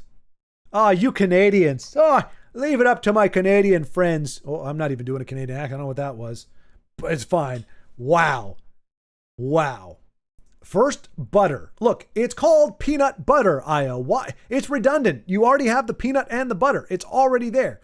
Why are you adding butter to peanut butter? That's like, first, you put down the peanut butter, then you add peanuts. It's already there. It's there. Peanut butter. It's But I will say, I don't think it would make it disgusting. I just don't, I feels like an extra step that just makes it more difficult. So let me finish. First the butter, then peanut butter on one side, then jam on the other. All right. I mean, at least we're in agreement. How many people do we have? Because I told them, I said I would do a poll.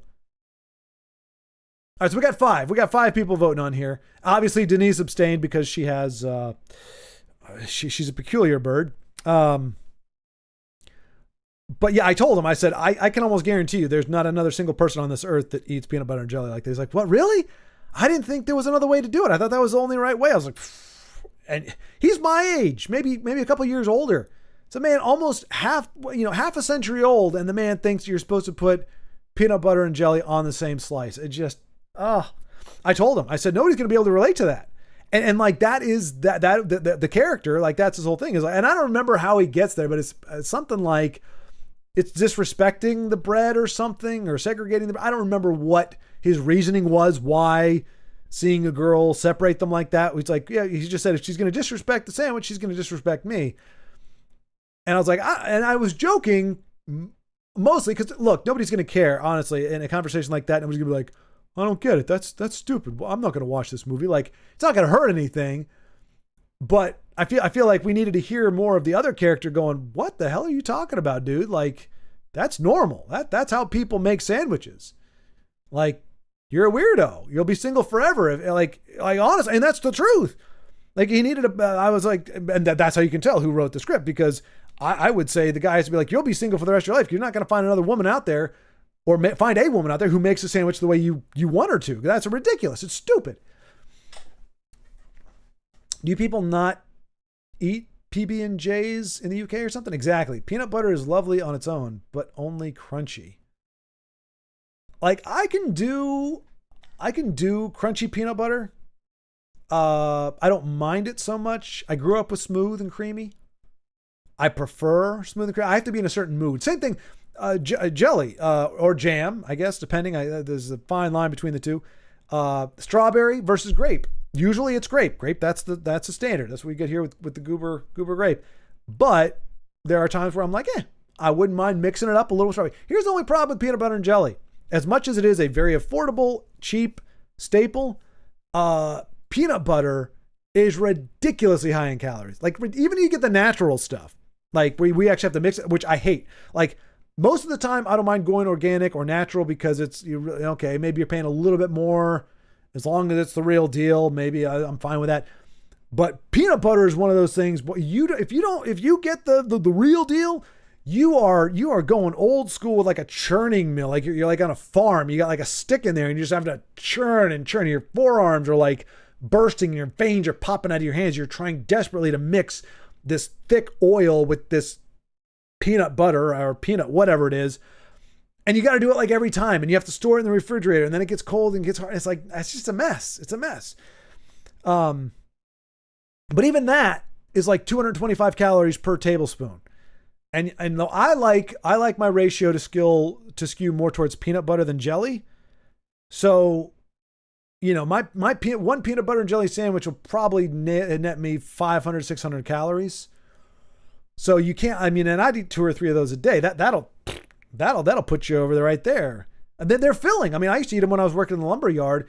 I could have one like right around breakfast time, one at lunch. They're easy to eat. You can mush them, squish them, do whatever. You can ball them up if you need to. As long as you got some water to wash it down. Very quick and easy way to kind of fill yourself up, get yourself some protein, a little bit of carbs, whatever, and then move on with your day. 2 of those would keep me going all day long. But if I'm not working in a lumber yard, I can't do that. That's just PB&J is life. How can you not like it? Exactly. Crunchy peanut butter is best. Like I said, I can live with it. I can live with it. I'm not big into peanut butter. I have friends who adore it though and have made their own. Well, now there you go. That's interesting. All right, so we're seeing some like the only like nobody's saying they prefer non-crunchy. So if there are the people who feel strongly about the texture of their peanut butter seem to prefer crunchy. Why spoil it with jelly? That's like saying, why spoil cereal with milk. That's exactly what that's saying. That's exactly the same thing. Cereal's perfectly dry. Cereal's good on its own. Why spoil it with milk? Unless the milk is spoiled. I mean, that would be a fair point. But otherwise, milk and cereal go together. Peanut butter goes with jelly. I mean, ketchup and mustard, most things go together as well. These are staples. What is it? Oh, bacon and eggs. So in Singing in the Rain, which was 1954.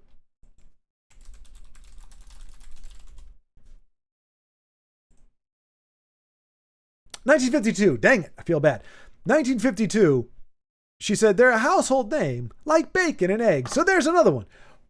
Bacon is great. Why ruin it with eggs? Because they go together. They're simpatico. There are some pairings that are just meant to be in life. For the tasty rewards. Exactly. I can do both, but only grape jelly if I'm doing a PB&J. Okay. All right. So we have some purists here. We have some folks that have a very... So Vincenzo, it's got to be crunchy. It's got to be grape. It has to be raspberry or straw. Okay.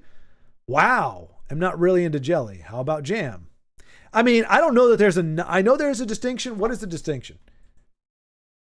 You know, I'll ask you first because I'm caught up now. I'm finally caught up on chat. What is the distinction between jelly and jam? I think it's how they're prepared, if I'm not mistaken, because texture-wise, presentation-wise, I think jam has bits of fruit in it and jelly is just like the jellified. But I get it. It has a certain texture. Like not everybody likes, jelly. How about peanut butter and bananas? Peanut butter and banana sandwich. Those are good. They're a little more hard to make. Like you got to cut up the banana into slices. Thinner the better. But I like peanut butter and peanut butter and I can even just do a peanut butter sandwich plain. Like that's not bad either. But it's a little dry. That's my thing. Like I don't cake on the jelly. I don't put a whole lot of jelly on there. But it's just enough to give it a little zing. It's not just this thick stick to the roof of your mouth kind of thing. It's got a little lubrication in there. All right. I don't necessarily like how this is all coming together verbally, but I don't care. There's a little more, it's easier to swallow. And it's got a little zest. It's got a little tang, the fruit has a kind of a tang to it. So I think it just adds something that the peanut butter is lacking, comes in a little bit dry without it. It's sacrilegious to put jam or jelly on crunchy peanut butter. Sacrilege. Well, you know what? I think we may have stumbled on something where there's far more contention than just pineapple on pizza. But unfortunately, there aren't just two camps. We've got multiple camps here. We've got the staunchly must not have grape, can only have grape, must be crunchy, cannot be crunchy. No jam is sacrilege. Jelly also sacrilege. But I will say, though, it does my heart good to know that for those who do eat, despite all of our differences, despite all the conflict, and the fact, you guys, do you ever see this book? This is kind of funny. This is actually kind of funny now. I'm not going to vouch for. I know Dr. Seuss had some questionable stuff. Apparently, nothing that I knew of as a kid, but apparently it's the Butter Battle book. A ridiculous concept. Like as a child, you were like, that and Your Little Turtle. I read them all the time. Thought they were really cool. But the Butter Battle book is essentially about it. You could say devolved or is about like a nuclear arms race. You've got one side of the wall where they eat the butter side up. They butter their bread and they eat it with the butter up, and the other side eat it with the butter down, which is stupid. That side is obviously wrong because then you get butter on your hands. They're morons. But morons are not. Two different ideologies in their food, and they have an arms race, essentially, where one of them comes out with a slingshot, the other one comes out with a double slingshot, then they have a triple slingshot. And it ultimately gets down to this little red ball or a little oblong ball, like an egg, that is like, that they even do mechs. Butter Battle book, mechs. Like it's not what we think of as mechs, but yeah, look at this. Like Dr. Seuss did mechs. I don't know if he did it. Probably not before the Japanese, but he got a freaking mech. Like, yes, it's no Pacific Rim, But yeah, he did had mix in there. So it escalated further and further. And I'm hearing that now. I was like, man, in a slightly more bored society with like even less on our plate than we have now, even more spoiled than we are now in terms of comforts and everything, you could actually have where you divide the country into like 6 quadrants based on peanut butter and jelly, how the sandwiches are made.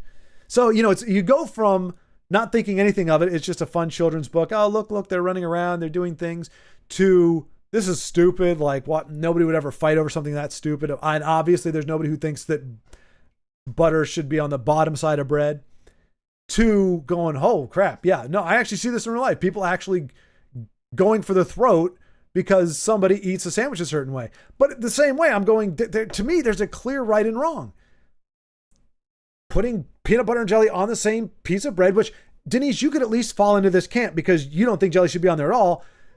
Well, no, because I guess you wouldn't want it on the other piece of bread either. No, there you go. You said mixing them is wrong, but you don't like jam. So I don't know where I'm trying to work you into the mix here. You could technically say I'd be willing to eat a slice of bread with jam on it, which is also a very normal thing to do. Plenty of people just eat jam or butter and jam. I will have a slice of bread, toast with jam, but I will not enjoy it in the same vicinity as I would enjoy peanut butter on a piece of bread or a piece of toast. In which case, you would still fall into the camp of the right people in the world who segregate the two initially and then bring them together, if at all. Whereas the abomination that is putting them on the same piece of bread that just doesn't work for anybody. But like the same thing, but about who the heck butters their bread side down? Like I just can't wrap my brain around it. Butter on bread is solid in general. It is. I just feel it's redundant in peanut butter and jelly. Like I used to make my own cinnamon toast, which I guess everybody does that. But you toast the bread, spread a little butter on there, a little cinnamon, little sugar, cinnamon toast, delicious. And yeah, just regular butter on toast. Butter on just bread though, not really. Like, it doesn't even spread all that well. You have to have some very flexible, very liquefied-ish butter to spread it on bread and not tear the bread up. It's very difficult to take butter with any kind of body to it and spread it on there. You can spread it on toast because toast has a crunchy, hardened layer that you can scrape the butter over. But just throwing butter on a regular piece of bread, it's kind of foolish, is what I'm saying.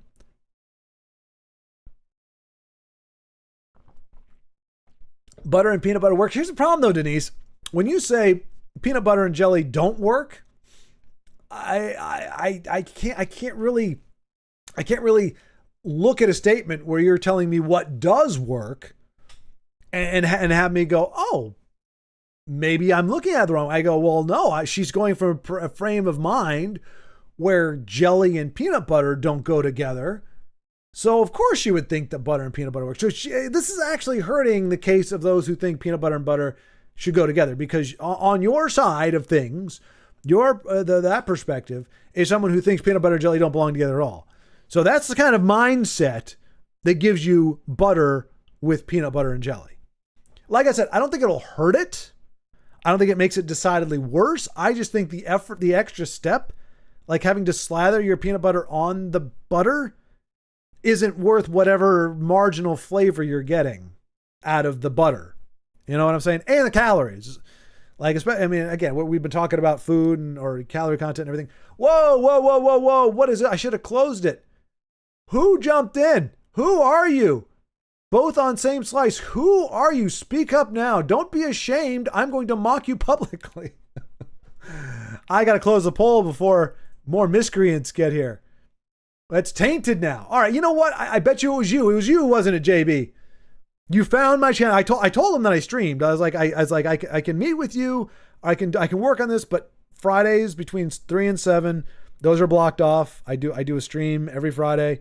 I bet you it's JB. He's got on there to taint the results. I'm for butter on bread, then probably salt on top or jam on top if it's sweet. Do you all not have salted butter? I'm not making fun of that. I know people that do that as well, but usually the butter I get has, it's not like salted, like, oh, I'm chomping on salt, but it's got enough salt to it that I don't feel it lacks the flavor. But I know so many people that put salt on, that they'll add salt to things like that. And I'm like, how either it's just, okay, it's just pure cream, like there was no salt added, but most butter that I encounter is salted to some degree or has a salty element to it. But yeah, butter on bread is fine. Or jam on top if I want it sweet. Yeah. Jam cannot compete with a good savory spread like Marmite. Oh my gosh. You know what? I need to try this because I know Shad. Wait, No. Marmite. Am I thinking of the same thing? Yeast extract? Yeast extract? That's a hard sell. I'm going to say that right now. It's a hard sell. We don't have this. I have never had this in my life, never eaten it. There's another one. It's something else, Ite. You know what I'm talking about? They eat it down in Australia. Eliza, if you're here, Eliza, because Shad talks about it. He loves this stuff. But it's another like mite or Carmite or something. Vegemite, that's it.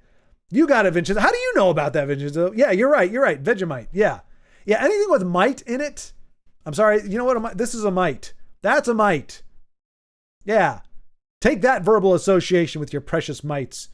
When you think of mite now, your Vegemite or your Dynamite, that's what you're eating. You're eating the entrails of this poor hapless creature, which you can tell how small it is because of how powerful this magnification has to be. But that's when I see anything with mite, that's what I think of. So Vegemite that's exactly what it was. And he gets mocked for that. Yeah. It looks like you're wiping poop on there. It looks like you're just wiping poop. What, is that caviar? The heck is this? Look, the rule is,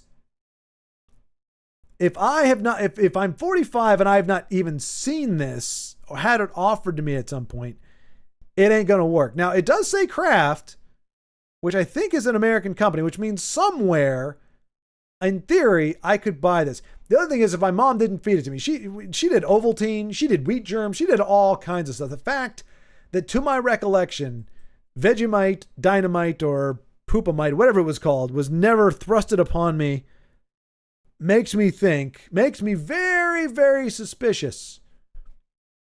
And then to suggest that jam, let's see if there's a jam versus Marmite. So here we go. AI in its infinite wisdom. Let's hear what it has to say.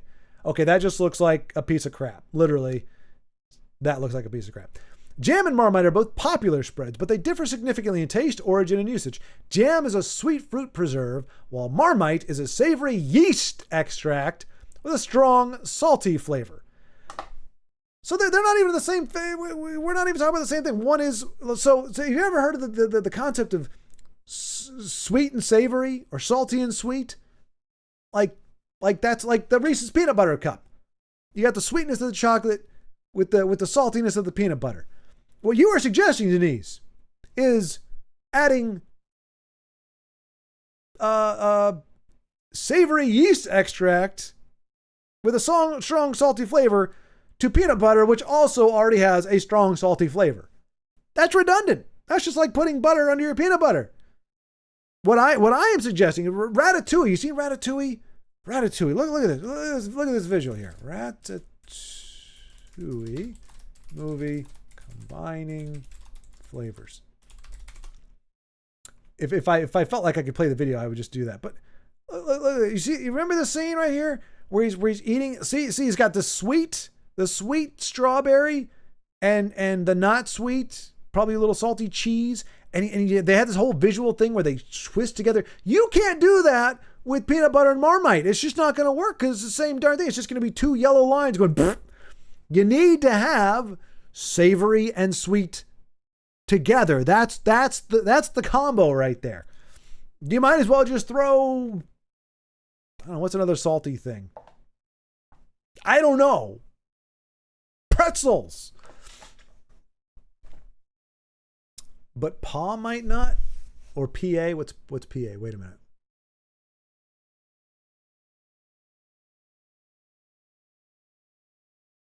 The solution is to not eat peanut butter sandwich. The sugar in the bread isn't worth it. Just have a teaspoon of peanut butter on its own, once a day snack. But that's the thing. That teaspoon is still 200 and some calories.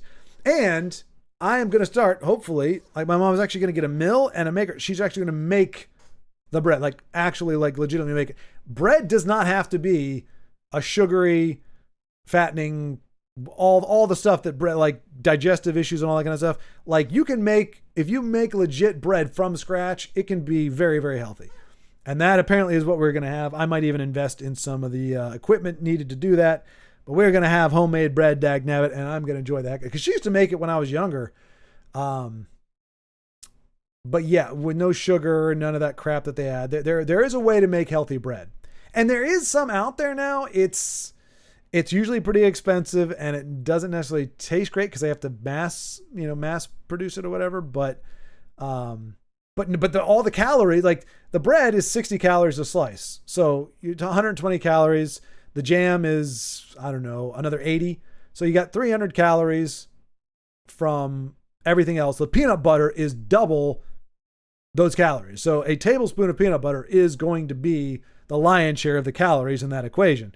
So it's like, well, if you're going to do that, you might as well add a few things to it. But I can't believe somebody out there, and I don't see your name popping up, whoever you are. Well, if you're a lurker, somebody tainted my study. Beowulf, was it you? Was it you? Just saying hi? Indeed. Are you the peanut butter and jelly on the same slice, sir? You're out there. Some weirdo is out there. Now, honestly, I just want to ask you a question. I just want to know, like, is Earth round in your mind? Things like that. Just some questions, just to calibrate in on the kind of mind that would say that. I mean, but it could have just been for spite, just to throw things off.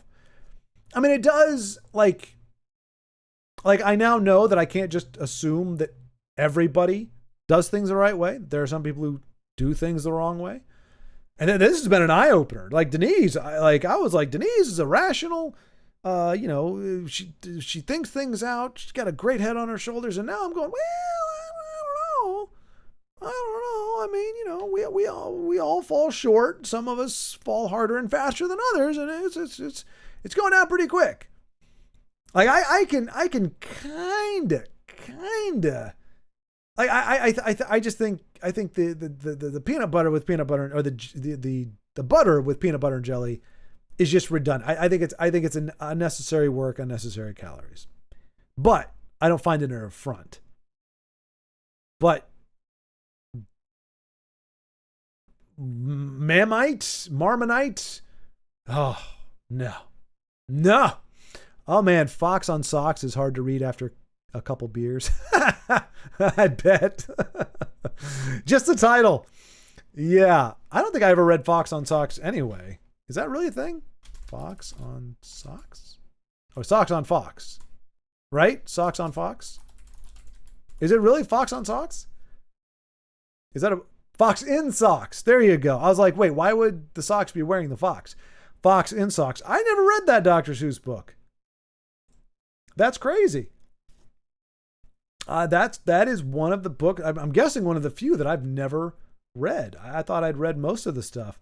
I mean, granted, we can only read what was in the library, but yeah, we never did Fox and Socks. But yes, I could understand a couple of beers. It would be a lot of profanity, involuntary profanity. I legit will eat peanut butter by the spoonful. I have to just avoid buying it. Yeah. Like I said, I thought it was the miracle cure for my rumbling tummy, until I just realized that part of the reason it's so satisfying is that it packs a calorie wallop. Nothing. You don't get something for nothing. It's hard to be full if you're not eating things that satisfy you. I mean, there are people who swear up and down they can get full off of pure protein. I can't. I could eat I have eaten like I don't want to exaggerate here, But like the biggest, like a 22-ounce steak or something like that, just a big old steak. And then like another piece of meat like later in the day, and I was still hungry. Give me a slice of bread, I was fine. But like I have to have the carbs, and maybe that's just the way my body is wired or the way it's been programmed now. But like people are like, oh, just eat a lot. Now fat will do it. Like I eat fat, because fat is filling.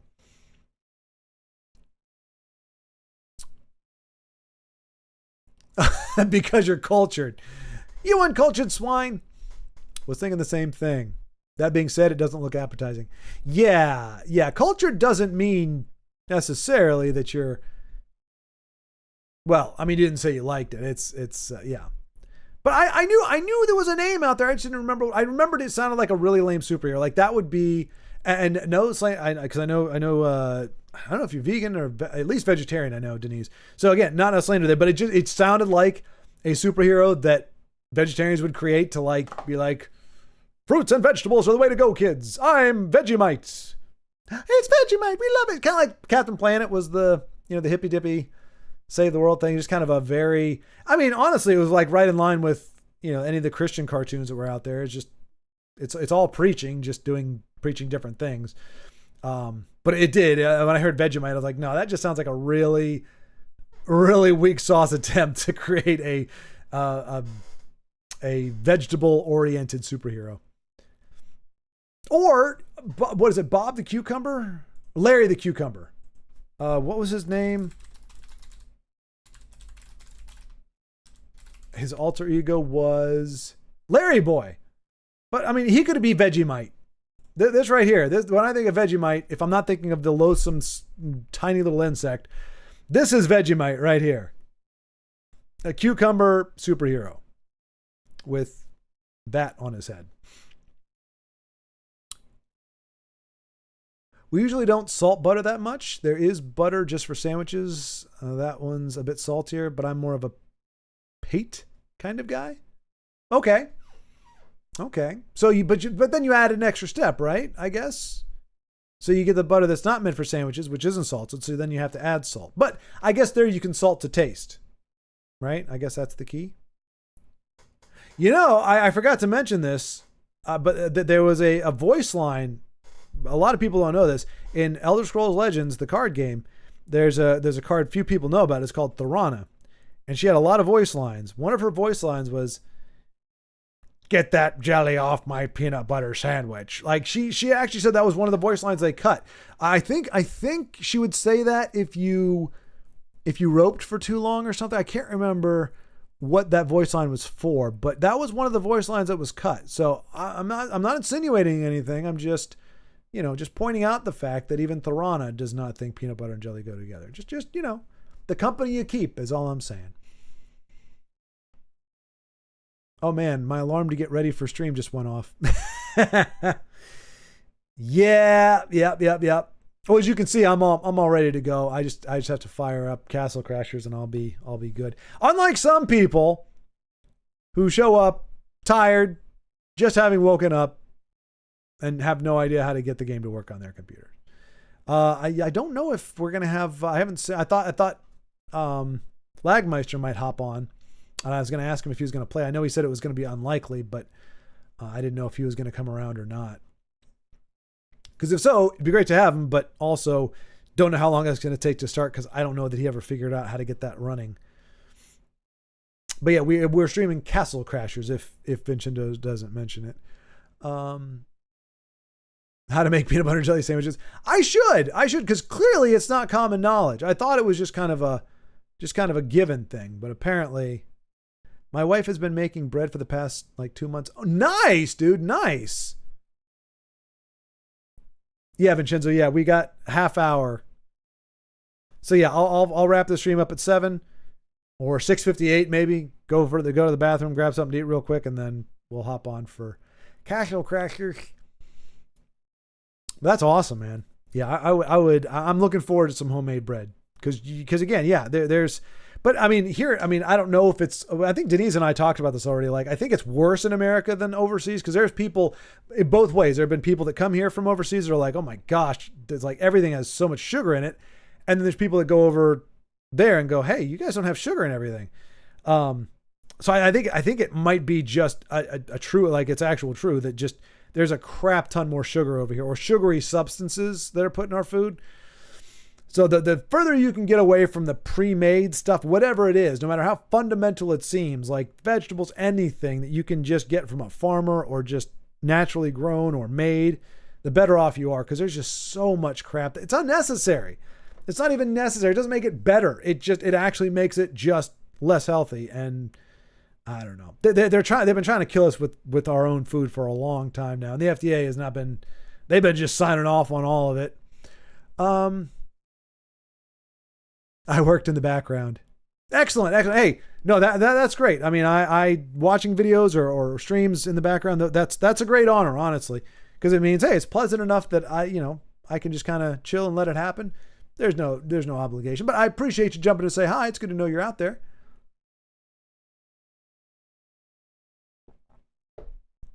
It's hard. Yeah, well, and that's the great thing. I mean, that is one of the perks. I mean, right now we're all kind of finding reasons why it's actually beneficial, why it's good for each of us right now at this particular point in our lives to be living together. And one of the great things, my mom loves to cook. She's amazing at it. And so she doesn't mind spending however long making homemade pasta or bread or whatever. She enjoys it. She looks forward to it. So that's great for somebody like me who I can burn and destroy pretty much anything. Like I can burn a steak. I can destroy some food. Even we joked. So strengths and weaknesses. What was it? Oh, hard-boiled eggs. My mom can make a hard-boiled egg where you drop it, on its butt once or twice, and it cracks perfectly. And it takes it almost falls off. The shell just kind of jumps off the egg. I know it's supposed to be like some salt, and you're supposed to cook it at a certain temperature and let it cool off, and blah blah blah. I do all that stuff. I follow to a T. And mine, the shell sticks. I end up peeling off half the egg. Like I end up with just the yolk pretty much when I make a hard-boiled egg, because I peel off the white part with the shell almost every time.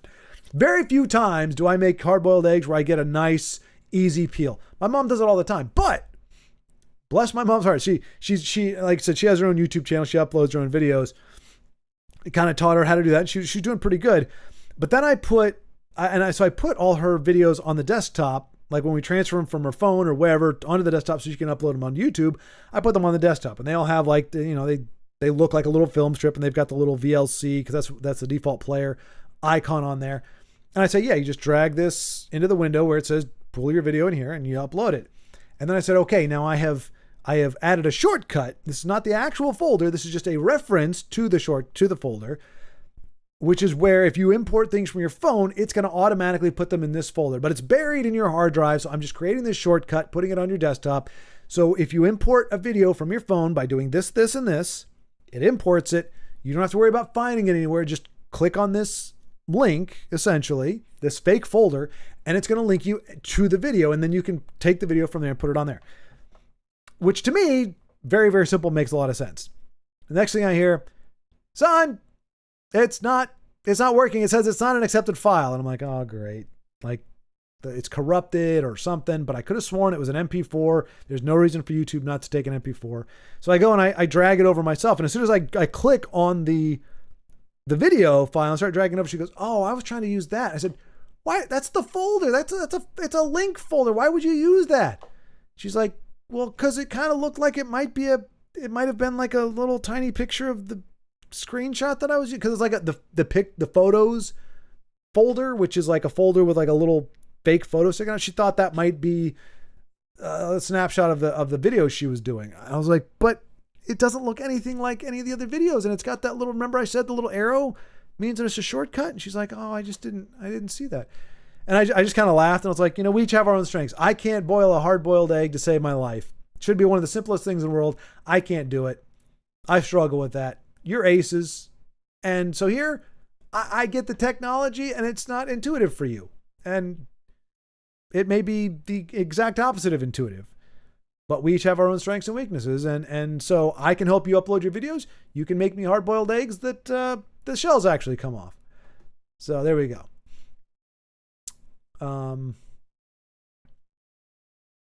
You did miss some good stuff, Beowulf. You did miss some good stuff. Went on a lot of tangents. Got about an hour behind on chat, which wasn't great.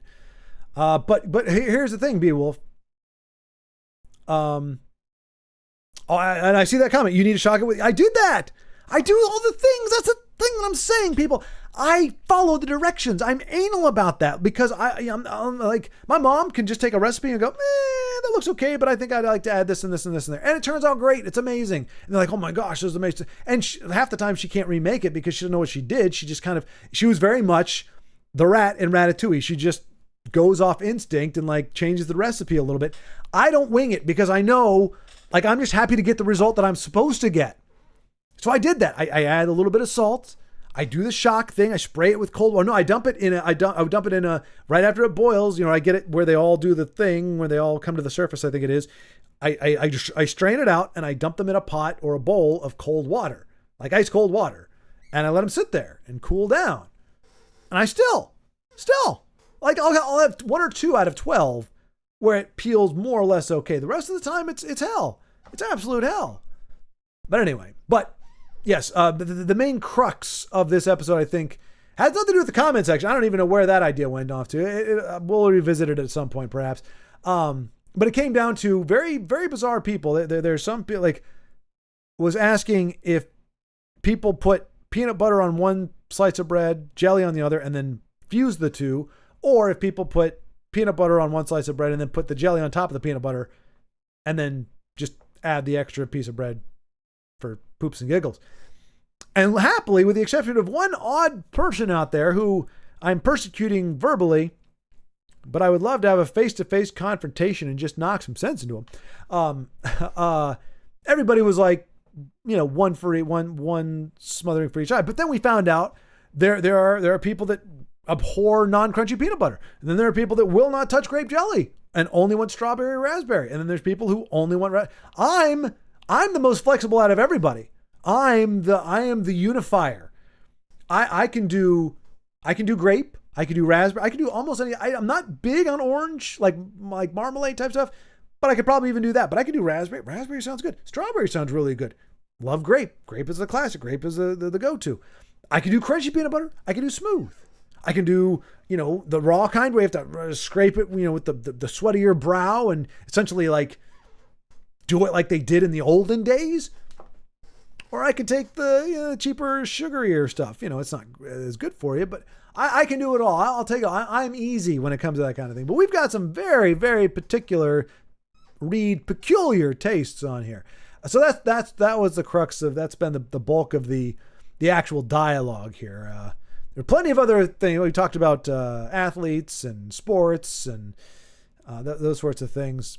But really the traction came down to, and happily enough, like I said, if we were gonna critique comments, these are the best kind of arguments, discussions to have, because really, nobody is gonna get cheesed off or offended or tweaked by it. I don't think there's a way to politicize it. Well, there's probably a way, but I can't think of a way. It's kind of immune from that because it's just food preference. Tweedle beetle puddle paddle battles. Oh, geez, really? Is that from the Fox and Socks? Tweedle beetle? No, that's Tweddle Bettle. Tweedle Bettle? Is that right? Do you mean to say beetle? Because I can see Tweedle beetle puddle paddle battles, or Tweddle Bettle puddle battle battles, but Tweedle Bettle puddle battle battles. It's a tongue twister any which way. Before the stream ends, I need to quell the notion that female singers aren't attractive. Check out Simone Simons from Epica. You need to listen to more metal, mate. Skillet is good though. Nice. Yeah, I think we talked about that before. Another panhead out there. I appreciate you there. I didn't say they were. I said Shania Twain was one that came to mind. Simone Simons.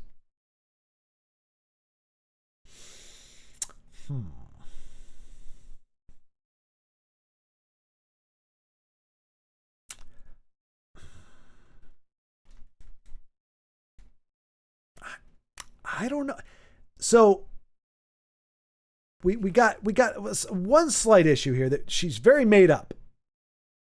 Every shot I'm seeing, I mean, that's a pretty bold jawline. That is a pretty bold jawline. Like, squared off jawline. Now, I know at a certain angle, everybody's jaw kind of looks like a square. I don't know. Like, I'm not saying unattractive, but she to me is, I would say, now again, look, tastes vary. To me, she is kind of the quintessential singer. In the right photo, the right light, the right framing could look attractive. Like, they're a little heavy on the lipstick for my taste, but otherwise looks okay. We got a little more.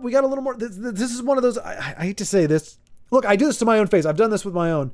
Although, I guess from a certain angle, from the side, it looks really bad. I'm kind of like Zach Graff, where from the, like, if you see it from the side, I don't look like I look like I don't have enough chin. Like my head, if you were to Photoshop it, I should probably move it up just a little bit. But you have to give me a little more forehead because I don't have a big forehead per se. She's like Eowyn from Lord of the Rings. Very, very, very, very little chin, giant forehead. It looks like somebody just needs to Photoshop her face, just move it up a little bit, and just even that out. But then when she smiles, somehow the bottom gets a little bit bigger. So like I said, it depends on the picture, but that to me, this is kind of what I'm talking about. This is a quintessential singer. There's some, like this one, that's probably my favorite. She looks pretty stunning in that one. But then you see a bunch of other ones and it's like, not so much. Wait, is she? No, okay. So like I said, it's, and then again, the top down, that angle is usually good for other things. Now again, she's not trying to get a boob shot. But it's a more flattering angle in terms of how you see everything. So that actually looks pretty good. But like, yeah, this one I'm like, again, I'm not saying unattractive, but not what I think of as attractive. Like just like in where you see 9 out of 10 photos, you go, oh, she's gorgeous. Which to me is most singers. There are some, like, what's her name? I thought, who's the one who did, no, is it that one?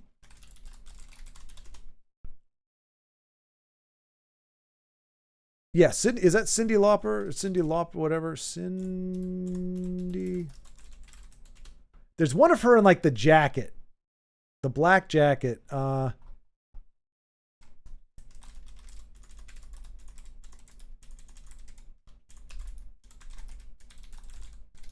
not typing very well here. There's one photo. There's only one photo that I've ever seen of her where I was like, oh, like for a while, it was the only one that I ever saw. And I was like, oh, she's kind of cute.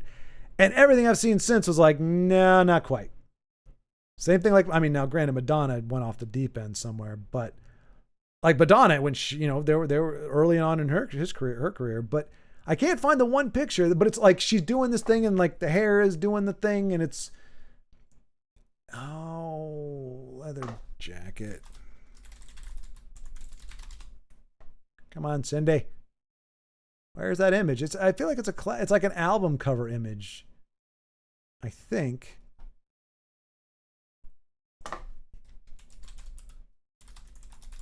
Sorry, nope. And it may be the same for guys too. I don't know. I mean, I know a lot of people, like when Creed was in its heyday, like, oh my gosh, he's so sexy. I don't know if it's, did she only have that one album? I'm only seeing one. Well, whatever it was, apparently it's a fluke. I can't find it. I thought it would be like the main picture you'd see if you looked her up. But like, I mean, to be fair, it was a little blurry because she was like in the middle of like, maybe it was another song she was singing. I don't know, but I can't find it. But there's one picture of Cindy where I was like, oh, cool. And then the rest of them, I'm like, oh, okay, never mind. But some people may think she's fine. Alanis Morissette. Oh no, who was it? The not ironic.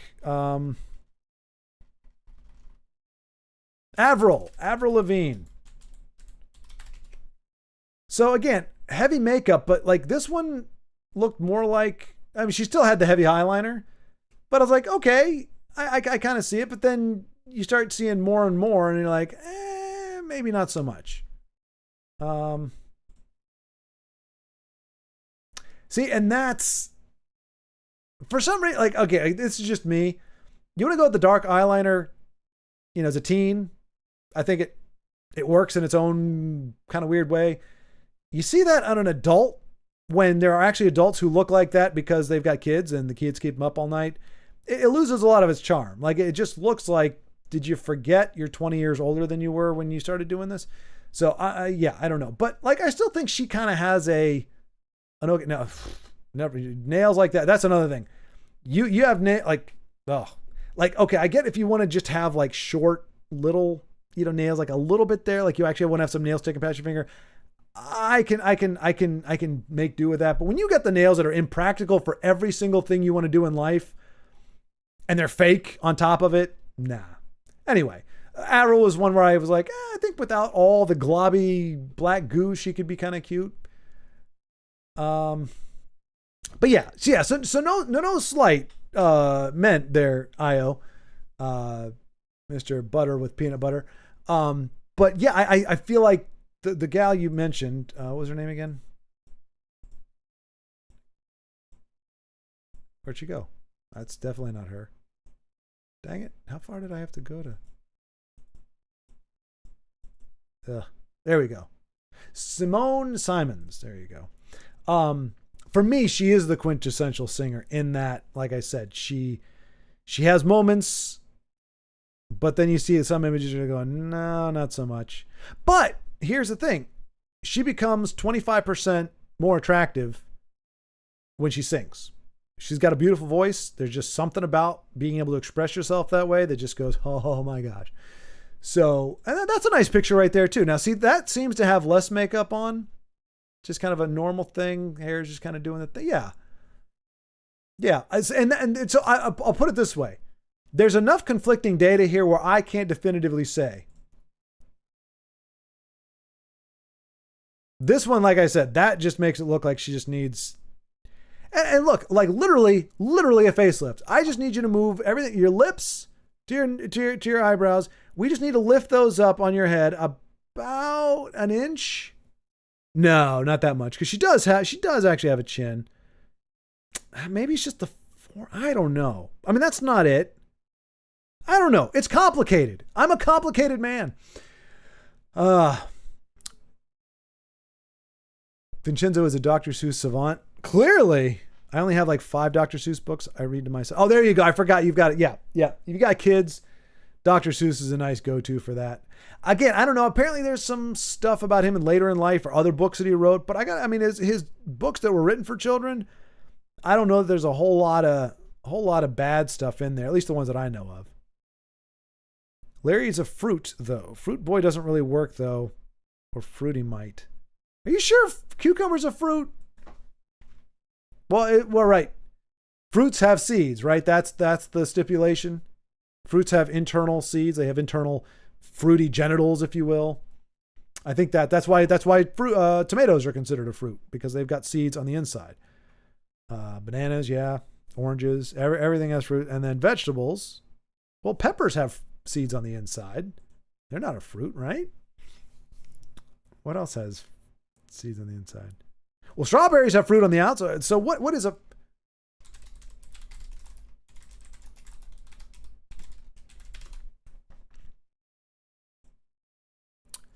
Cucumbers are botanically classified as fruits, but are commonly used as vegetables in culinary context. Because they grow from flowers and contain seeds. So what about things that don't grow from flowers but contain seeds? Like pepper.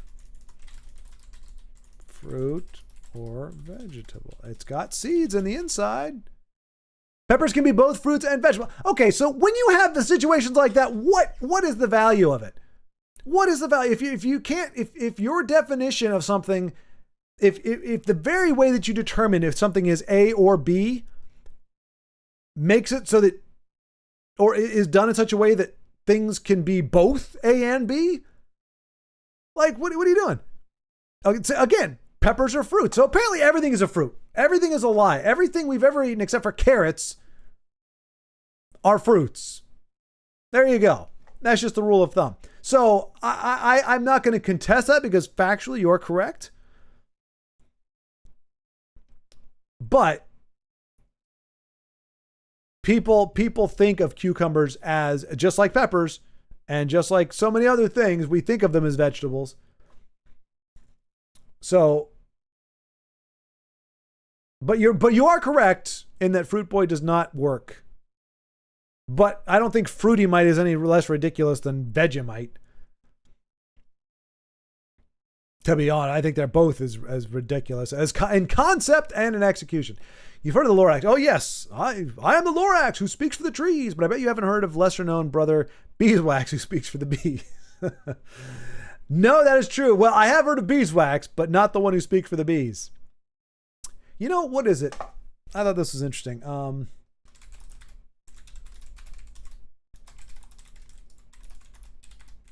Let's see if it's changed since the last I looked this up. Oh, that's way different from what it used to be. Maybe it was a global number. Okay, so apparently, there's the AI. So the AI said in America, 62 to 72 people die of hornet stings in the United States alone, right? Globally, an average of 62 people die. So how is the global total equal to or lesser than? Are we saying that nobody else in the world ever gets stung by bees and dies? Is that really what we're saying here? But that's way different. I remember reading somewhere. And then you got, nearly 100 Americans. I saw it as high as in the thousands. Wait.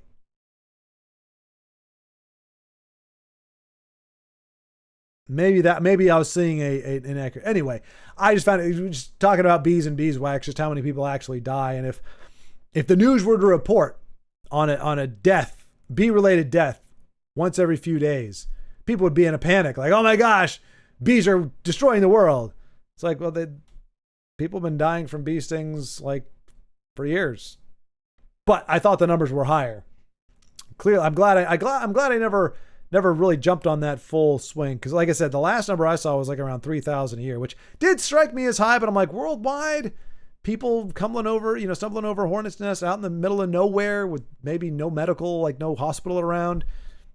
Probably easier to die from bee stings, especially if you have allergic reaction. But anywho, yes. Okay, so Beowulf is into Simone Simons as well. So hey, there you go. At least you're not alone, Io. Maybe I'm the weird one out.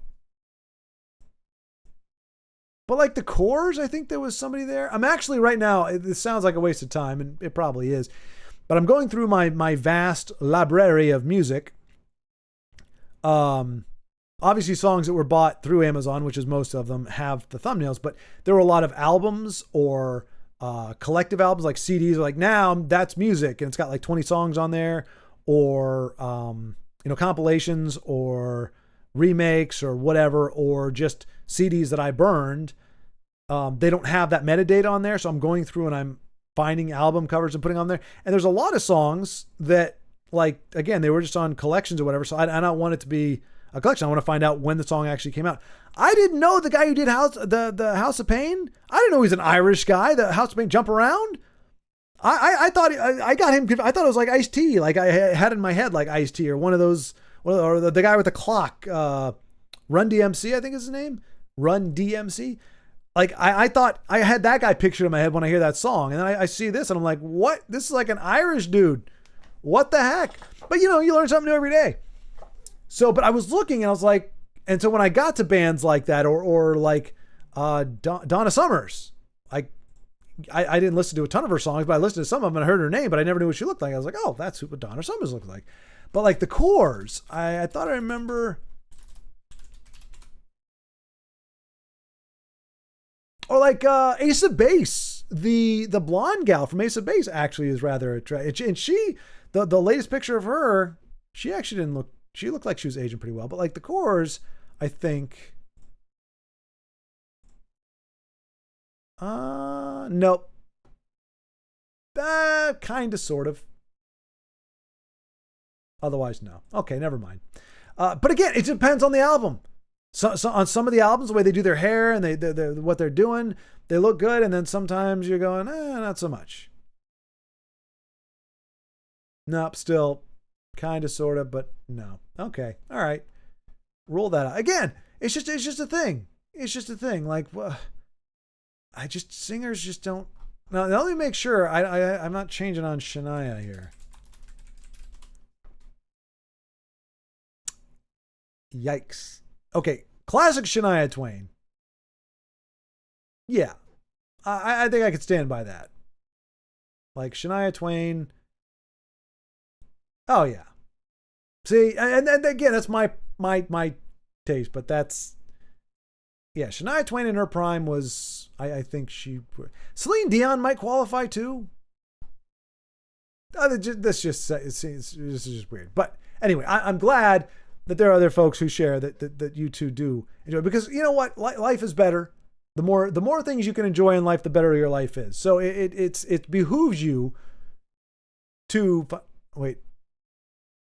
Haley Reinhart, Baldrick, you make me nervous. She sounds German though, which means okay. Let's see.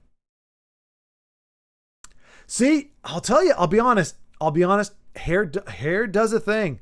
So straight hair, I'm on board. But when I see this kind of thing, I can't. Like that. That's a lot of makeup, and that's a hairstyle I can't work with. I just can't do it.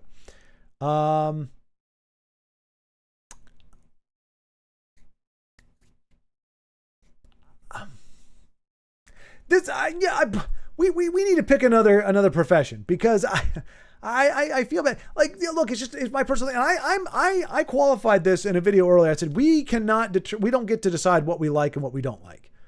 We can choose to declare whether we like something or not, but we don't, like, I can't make myself go, I think this is attractive or this is unattractive. We just have our tastes. So I can't help it that I have a very narrow taste. And to anybody else's credit, my best friend ever, when I showed him the girl that I'd had a crush on since elementary school, the girl that I would marry in a heartbeat or whatever, all that kind of stuff, he looked at it and said, dude, she's a dog. Now, you could say that's crass. That's not nice of him to say. And at first I thought he was kind of joking. He's like, I mean, she's not like horrible, but dude, no. So I feel better. I feel it's okay to admit and say, I've had my own taste called not good.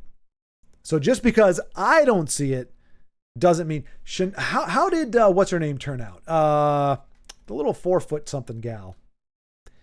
Shakira.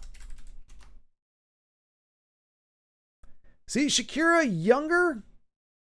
Oh, gosh. What happened to her eyebrows? I could have sworn, like there. In that particular image. Okay, but again, really thick eyeliner. I think those are natural lips, though. I think she could be. I don't really know, but I know she's kind of stubby. She's like 4'10". So everything is very compact. She asked me out once. I was like, I just don't know. Maybe not.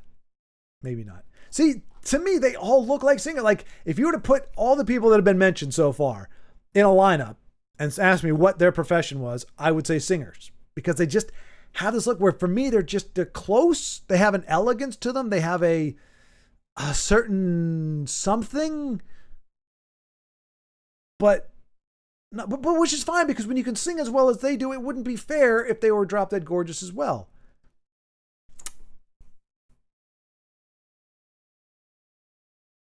Hey, Carlos, what's going on? Yep, we're going to have to start wrapping up here. So it's user error then. You need to shock the eggs with cold water. Yeah, okay, we talked about that. I tried it. That's pretty impressive, make an egg that breaks that perfectly. It is. And that's why I told her. I said, because I felt bad, because I said, Mom, I'd like to explain to you the difference, but I said, I really can't understand how your mind thought that the shortcut that we talked about was the one that you needed to put in there. And that once it rejected it, you didn't think, oh, maybe it's the video file that looks like all the other video files.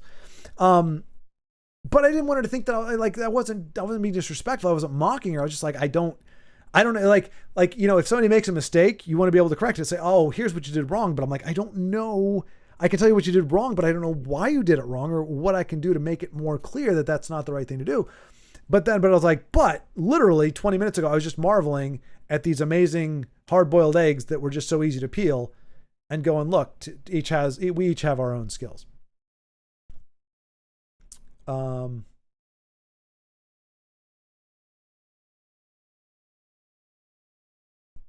Wait, hang on.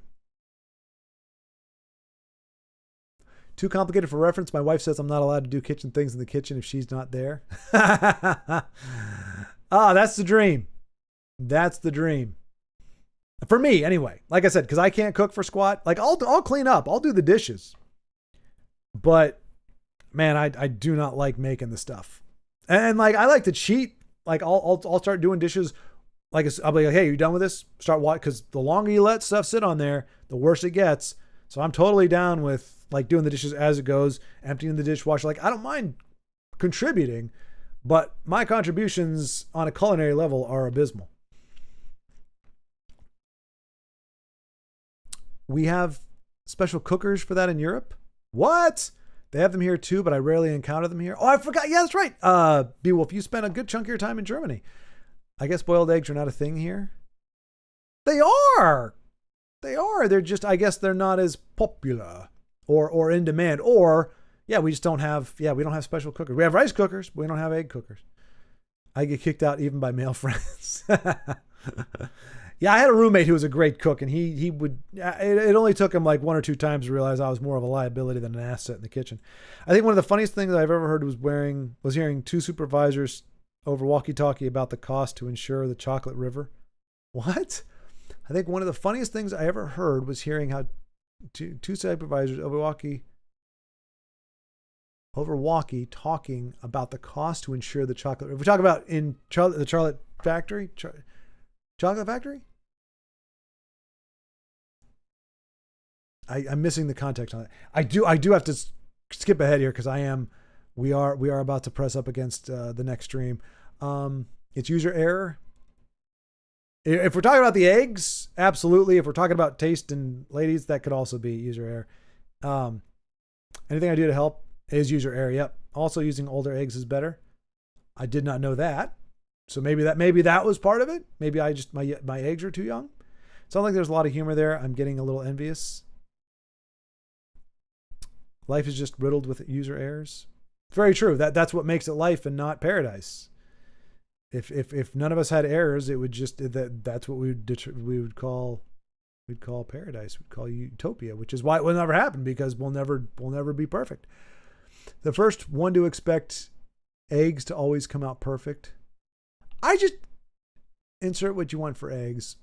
Right. Well, no, because you will be, well, if you had told me, because we were going to do it, but I'd shifted gears a little bit. Like I am going to probably go back to, doing some streaming here and there, like game streaming. But I had quite a few people say, hey, you end up talking most of the time anyway. Why don't you just try doing a stream where you just talk? So I'm kind of doing a little bit of that. But no, I thought my understanding was that when there was going to be an opportunity to play Eternals like on a stream, that we'd coordinate between you and me, and then possibly Denise, to be talking about Eternals and to kind of get people up to speed on the ins and outs and get some deck building and everything. I thought that's where we kind of left it. And it was just, there were 2 weeks in a row that I couldn't stream because of jobs and whatever. And so this is my first time back, and I was like, well, let me just go ahead and start off with this. Maybe next week we can, do the Eternals thing. Or maybe go back to, because I do enjoy the talking, like especially with as much stuff that's coming in when there's conversation to be had in chat. Like I'd rather be doing this than playing a game, to be honest. And it just seemed like I was kind of tacking the game onto that. But that said, for those who do want to see a game, having you or Denise or somebody actually playing the game while the conversation is going is probably a good mix of both worlds. But no, I think we had that squared away initially, but maybe that was after Denise told you what she did. My brain's going tired. I hear you. Oh, yep. Okay, so I'm wrapping up here. I thought I was waiting for you. Oh. Yeah, you were. Yeah, you had it right, Beowulf. You had it right. You meant beetle. That's a line in the book. Oh my gosh. Incarnate nitpicking? No. Incarnate, that's what you call when you see someone of taste. That's what that's called. It's called a selective palate, or a sophisticated, there you go. Sophisticated palate. I have a very sophisticated taste, okay, when it comes to certain things. And singers happens to be one of those sophisticated tastes. I can't help it if you guys are okay with, meat and potatoes. But I need zest. I need tang. I need whatever. I don't know. I can't even describe it. It's so advanced. We have some undesirable lines too, huh? Wait, what? In Palpatine's voice, pathetic. Does Palpatine ever say pathetic? Not in any movie I would want to watch. I guarantee you it doesn't say that in Jedi. That is not a line in Jedi. So I don't know where you pulled that from, why you would say Palpatine's voice. Pathetic. I don't even think he says that in the prequels. I think you might have strayed into the sequels, which is borderline unforgivable. And I accuse Big Hind of being nitpicky. Jeesh. Look, we're not mutually exclusive. Big Hind is very picky. I am selective. You are not wrong about the slight imperfection, but that's what makes it beautiful. But these aren't imperfections. I'm not saying her, one nostril is bigger than the other. I'm saying facial structure. Now, see, that one really looks good. No, it looked good when it was smaller. That's the other thing, too. At a distance, like almost all singers look amazing at a distance. In the thumbnails, like there are so many pictures in the thumbnail where I'm like, wow, yeah, she looks good. And then you close up and it's like, no, she's not there. I'm talking about actually anatomy of the face.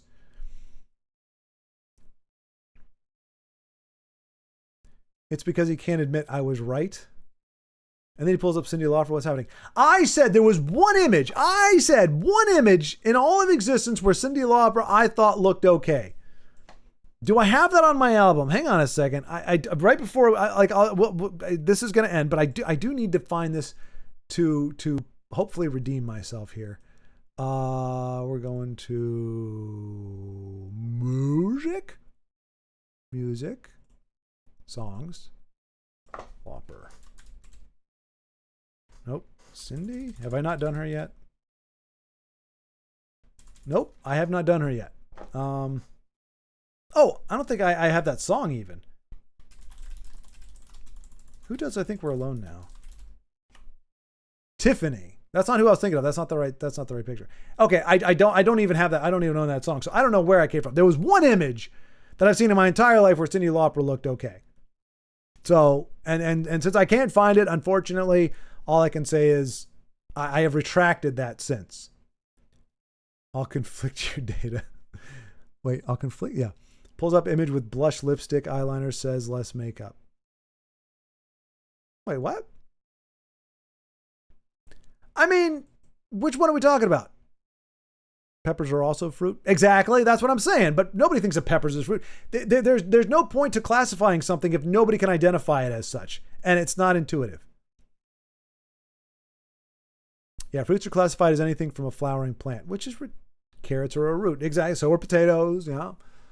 But that's what I'm saying. But when you start getting down between fruits and vegetables, like half the stuff we think of as vegetables are actually fruit. What's the point of classifying them as such if they don't and there's a natural, when you think of certain fruits, normally I think the rule is fruits have a sweetness to them.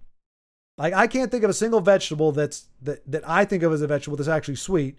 And I can't think of a single fruit that I think is a fruit that isn't sweet or has a sweetness to it. Maybe grapefruit, but it's actually called grapefruit, so you know it's a fruit because fruit is in the name. Bananas are berries. Oh, that's ridiculous. That's grotesque. So more people die of stings in the U.S. than everywhere else. Not only that, Beowulf, apparently, like it said, 60 to 65 to 75 people die in the U.S. of bee stings, and worldwide, 62 people. But to me, worldwide includes the United States. That's not everywhere but the United States. Why would it think that I'm talking about everywhere else? We're part of the world. So worldwide, our total should be factored in. But if you do that, then you say, well, somehow the worldwide total is less than the American total, which is supposed to include the worldwide total, which is why AI is never going to take over, folks. It's too gosh darn stupid. Bananas are berries. That's so weird. Strawberries are aliens. That makes sense. The Core Sisters are very pretty too. 8 sets of DNA trying to dodge aggregate fruit status. You don't see raspberries pulling that. There's your raspberry. All right, gonna head out. Might head over to Vincenzo's stream. Good night all. Ouch. Wow. Gonna bail on me. That's fine though. That's fair. Good night. Those aren't natural lips. Lots of gloss. T-3. I know, Vincenzo, I'm bailing. Charlie and the Chocolate Factory, yes, random thoughts. Okay, gotcha. Yeah, no, okay, yeah, Beowulf. Nope, yep, no. Trust me, I communicate better than that. Okay. All right, so there we go. We got to the end of the stream. Gonna cut it here. So Vincenzo for sure and Froglos. So Froglos _1 or Vincenzo. I don't think Lagmeister is streaming today, at least as far as I know. But either of those two channels, I am doing it as well. So if you want to see it from my perspective, I'll be here.